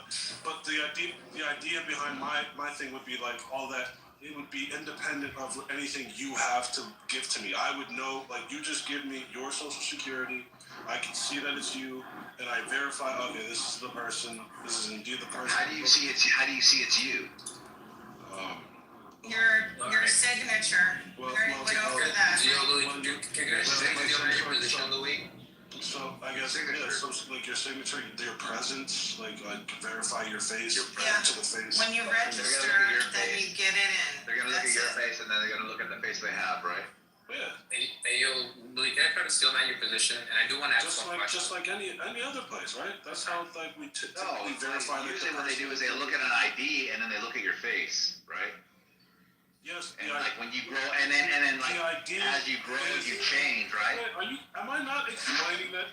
I'm explaining. Not really. That's why. In my universe, for the hypothetical that I was asked about, there exists a government database of all citizens. Yeah, like the fucking DMV, right? Right. Okay, and you pay for an ID, right? What? Huh? Yeah, you pay for an ID. Yeah, sure. What's that? Is that disenfranchising? No, but that's not what I'm talking about. So right now it just says, hey, look, you need ID and birth certificate. Is that a form of disenfranchising people? First of all, I already said I think ID should be free. So I think it's wrong that if we're going to use some sort of verification method, if it must be our IDs, then make them free. Or make the hours of operation better so you can take time off work. That's actually the bigger limiting factor. People can't take time off work for the short little period that these offices are open to renew or schedule their ID in the first place. 100%. What if you were to pay for it and then they refund it with your taxes? Would that count? Sure, I guess. Yo, can I take a shot at this? And I don't know what the fuck happened. I don't know what the fuck happened. I took an energy drink. Can you guys hear me? I'm sorry. You said my name? Ink is fucking rudely interrupting you for something. It's the peptides, man. Yeah, I think it is, because like... You know what's crazy? I used to model peptides in a computer simulation. Here you aren't talking about them. That was like 10 years ago. It's fucking wild. It's crazy. Yo, so look, I think what all that Louis is saying is like, look, adding steps, you're starting from like zero on both steps, and you're trying to say, because we already have a way of getting an ID, it doesn't like, and you're okay with that. Now, it's not a problem to like do that again, right? Because you would be recognizing that this would be another step in doing it. And Louis is saying, look, taking these extra steps are going to inevitably, statistically, make present enough like issues, even if you don't think that they're that big of an issue, right? And you could think, oh, well, if somebody's not willing to do that, they shouldn't vote, right? That's going to be your assessment of it, right? But nevertheless, it's going to stop people from voting, right? This extra step is going to stop some people. And that's what Louis is against, right? I gave an example earlier of how credit card companies know that, right? Here's an even like smaller thing. You already put your PIN code for your debit card, right? It's simple. Do you have an idea of how much fraud? I think it's like 30% of credit card fraud could be prevented or even greater if credit cards had a PIN number. But you know why they don't do that, Mike? Because they've ran the numbers and they realize that even if they pay for all those fraudulent charges, if they were to put a PIN card, what would happen is that would deter you from using your credit card, right? To the point where they make more profit by making it easier. That's that much easier for you to swipe your credit card and make money off the interest payments, even if they have to pay with my credit card and then ask me for a PIN. That's only very specific situation. That's only like specific situations. Come on, man. He's highlighting the seemingly inconsequential action of just being able to swipe your card and walk away from the PIN pad. That's crazy. That's idiocracy. The small barrier of not having to type in those 4 digits actually, it is a barrier. It is a barrier that exists, and having that a barrier not there, it's like more people are going to maybe swipe impulsively, right? Yeah, and what we can do right now, we can do one or two things right now at this point where I've mentioned this fact. Oh, that is a reality that does happen, and that people that are interested in making money, right, recognize that, and so therefore they rather pay the fraudulent charges when people have chargebacks, and so people can keep on making money, right? Or we could just talk of put zeros your PIN number, right? 0, 1, 2, 3, whatever, right? But if you have that conversation of how it's dumb, that's not addressing the point. That's what I'm trying to say. Having the conversation about how easy or how little it costs doesn't address the point that there's an extra barrier, right? Which is Louis again. So that all these conversations about XYZ, it's not that difficult, homeless people, whatever, is just talking about okay, cool. Well, somebody can't put their PIN number for a credit card. That's just lazy. Yada, yada, yada. What we're doing is not recognizing... When they argue that, they're already conceding that there is a barrier. Exactly. Exactly. That's what's like wrong about this conversation. Remove from like what hey, look. And the conversation then goes on the qualifications. Hold on, the idea of conceding to an additional barrier as if that's a point, that's what they want. More barriers equal more security. That's the argument for the other side. You guys are saying the extra security. You're saying the extra security is irrelevant because it's not that big of a deal and it's going to cause more harm than it is. Look, it's obvious I'm that. saying the extra security is counterintuitive if it comes at the cost of this. That's what I just said. That's what I just said. I understand what you're saying. Why not get finger points? I'm not saying that the security isn't important. It seems like how you're characterizing it.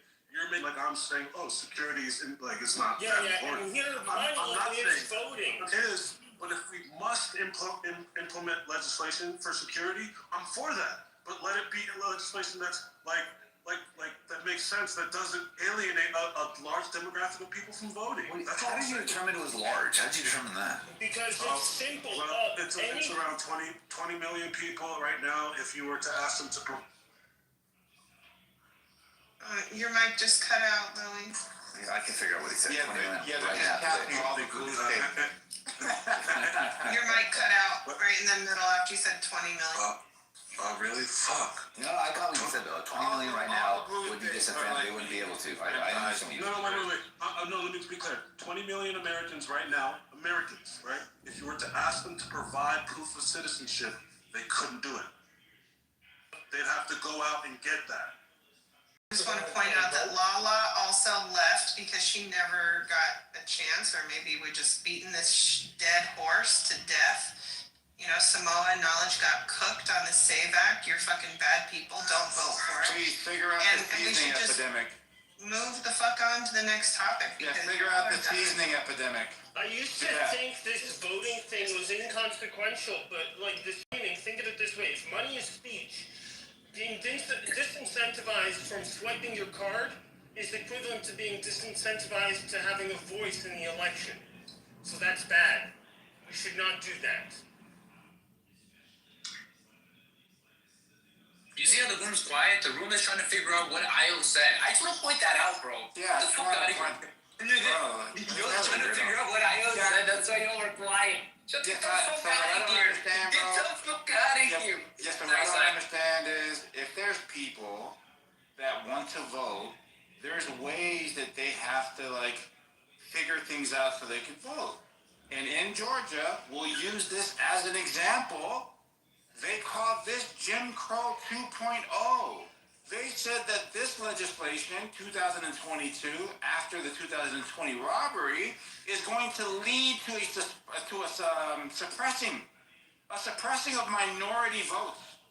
So when they say things like that, we're like, there's probably going to be a significant drop once they remove the signature requirement and instituted a ID requirement. Did we see a significant drop? Even though the Democrats said 10 million people didn't show up? No! We've seen an increase. Because people were like, what? My vote really matters? I'm Man, like my vote really matters? Cool. Can we just change the subject, bro? We're talking about voting ID and how the fear-mongering... Yeah, you're just talking about a point that me and Louis said that we see as irrelevant, bro. What are you talking about? Hold on. We see as irrelevant. He's a peacock. You gotta let him fly.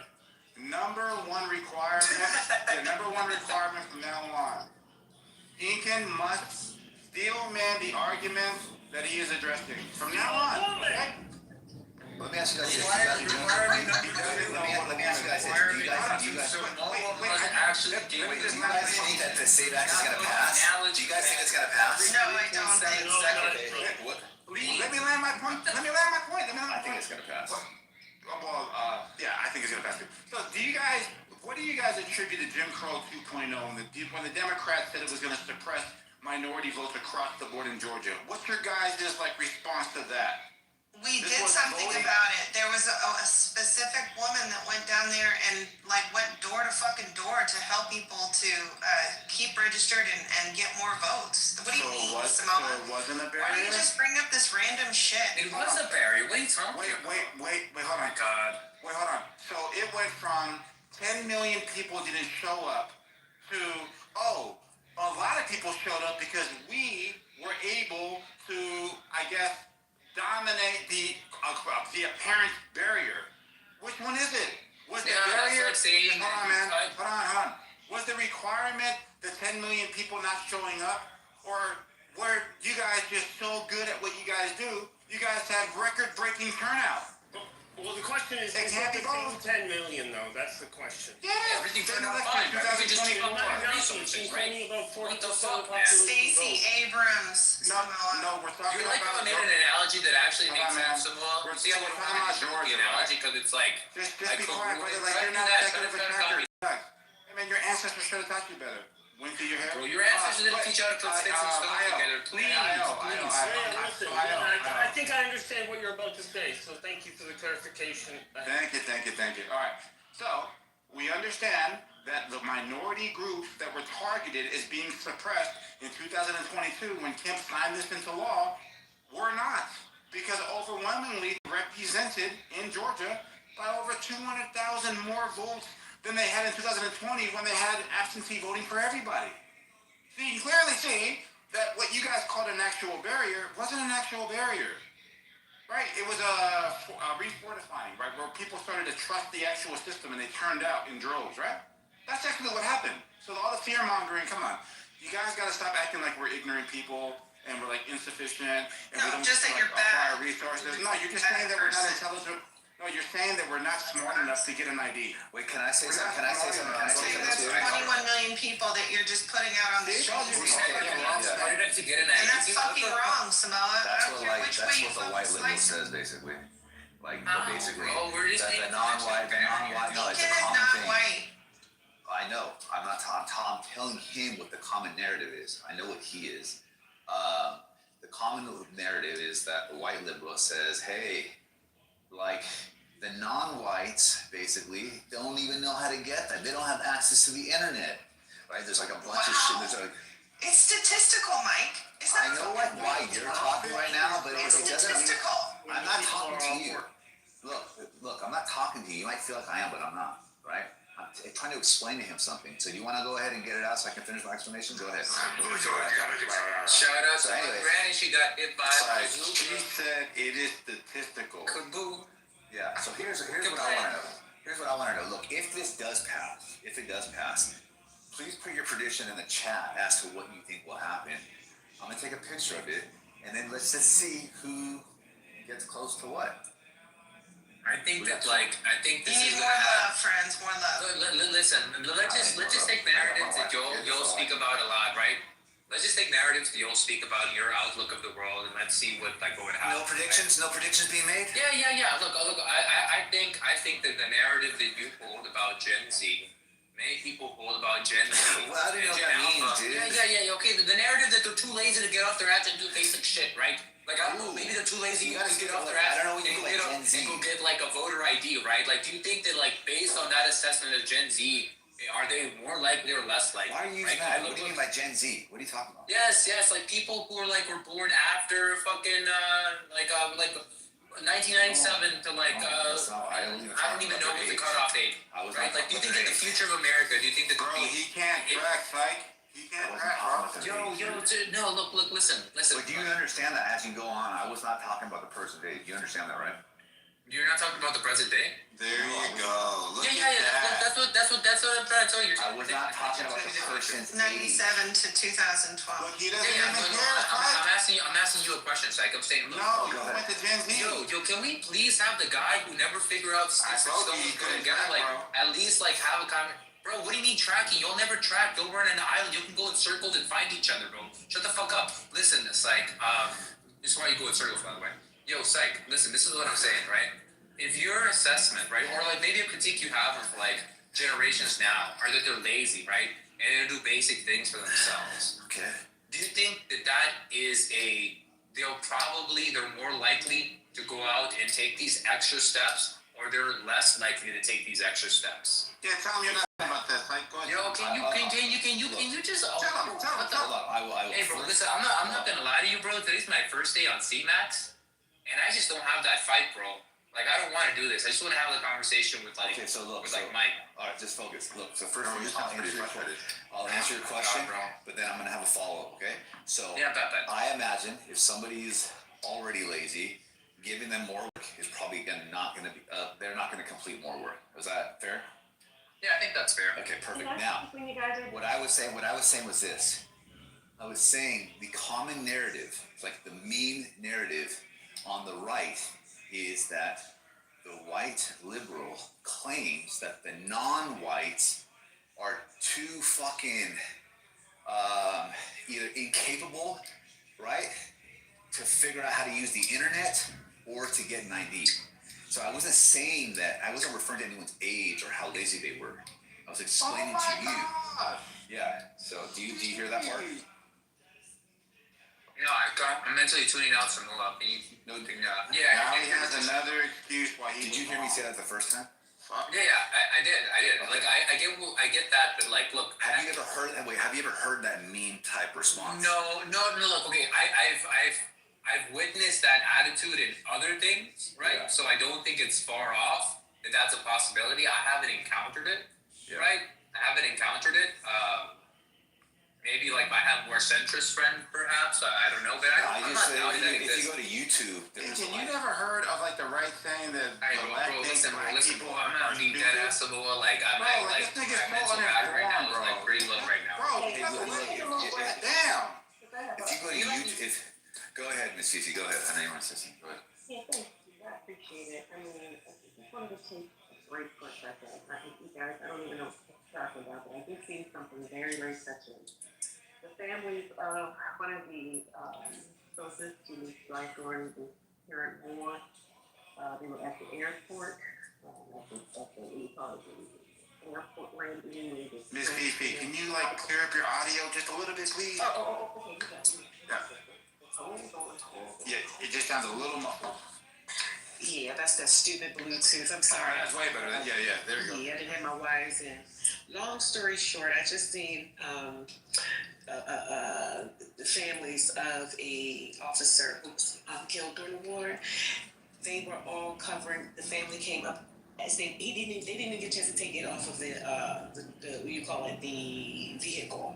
They were all touching and holding and embracing the remains of the with the the American flag on his. It's just sad, y'all. These are real people. I just wanted to say that is to take some time and just take a minute. We are in a real situation. I mean, don't get me wrong. We're going to get through it, but it's very real, and there are families who are affected.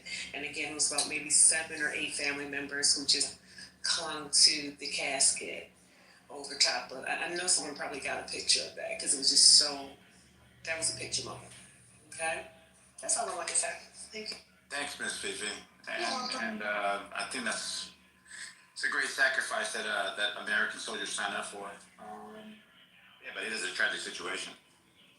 So, moment of silence for that. And then we just go off of like how Inc. can't track shit.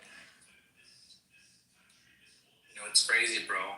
You like that island thing where you'll go and track shit because you'll go in circles and find each other? Yeah, the fact that you I came up with that on the spot, bro. I came that with up on the spot. That's fine. Give me some flowers, bro. Now you're just being dishonest. Come on, you can build circles around an island and find yourself. Come on, that's good. That's all right. But I'll just point this out. Like the idea that you're not aware that the left says these types of laws or policies are discriminatory to these minority groups that are being disenfranchised. How this is delivered is through like gerrymandering, through moving ballot boxes far away from districts, consolidating districts. This is the popular talking point from the left, and for you not to be aware of that, Lincoln, I'm sorry, brother, but that's not a good thing. It's not all about Gen Z. It doesn't always have to be about, like, the glue sniffers, right? It could be about something outside of the glue sniffers.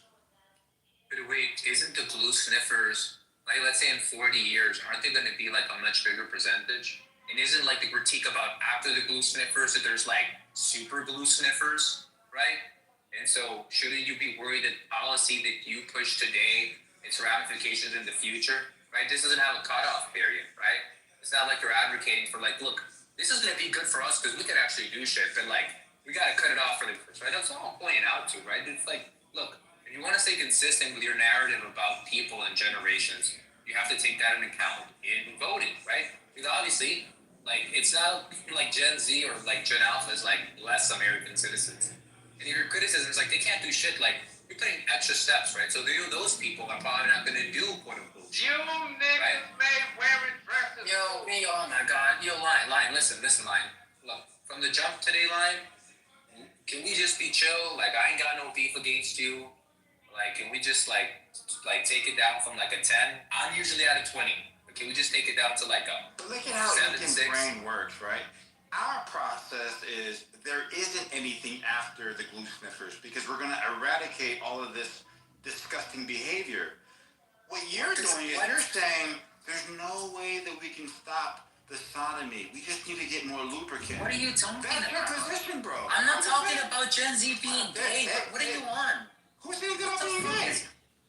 You're saying the sodomy. Oh, I'm sorry, sodomy. An act known for being very strict. My bad. Whoa.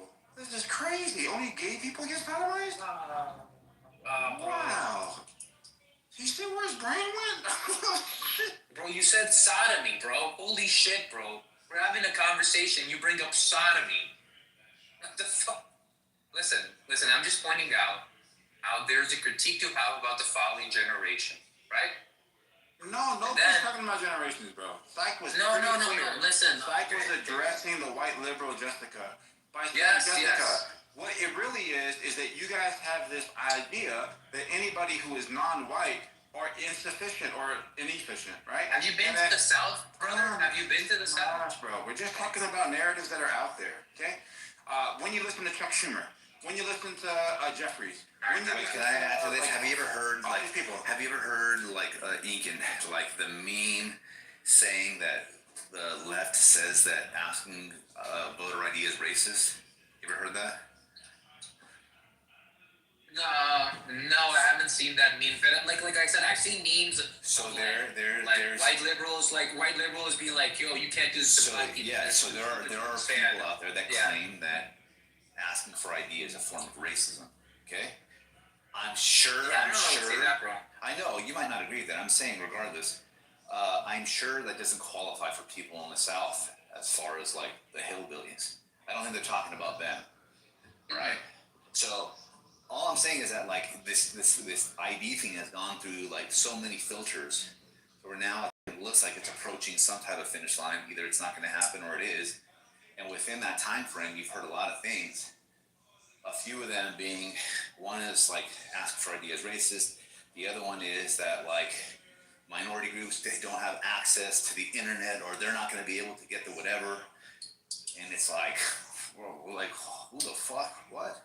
So what happens is I was just listening to something where basically like this lady is, and she's going on, she's asking people, hey, do you think it's racist to ask for ID? And she's asking basically non-white people. And everyone's like, no.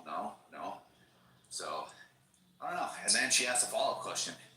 Would you need this type of information to get government assistance to the white person that's claiming it's racist? And he's like, oh, that's a good point. So, I don't know. It just seems like fucking... Listen, there's like multiple reasons why I'm against it that's like going to be different from like, well, like, I guess the main narrative is, I do see that. I do think that there's still like maybe this like 2000 like wild idea of like colored people like too dumb, don't you dare take advantage of them, right? Like I do get that, right? Like obviously there's gonna be some people that hold positions that they don't know they're holding it. Like yeah, I get that, but like I'm just against it. We just adds extra barriers, and also like when I have a real ID, I have a passport, and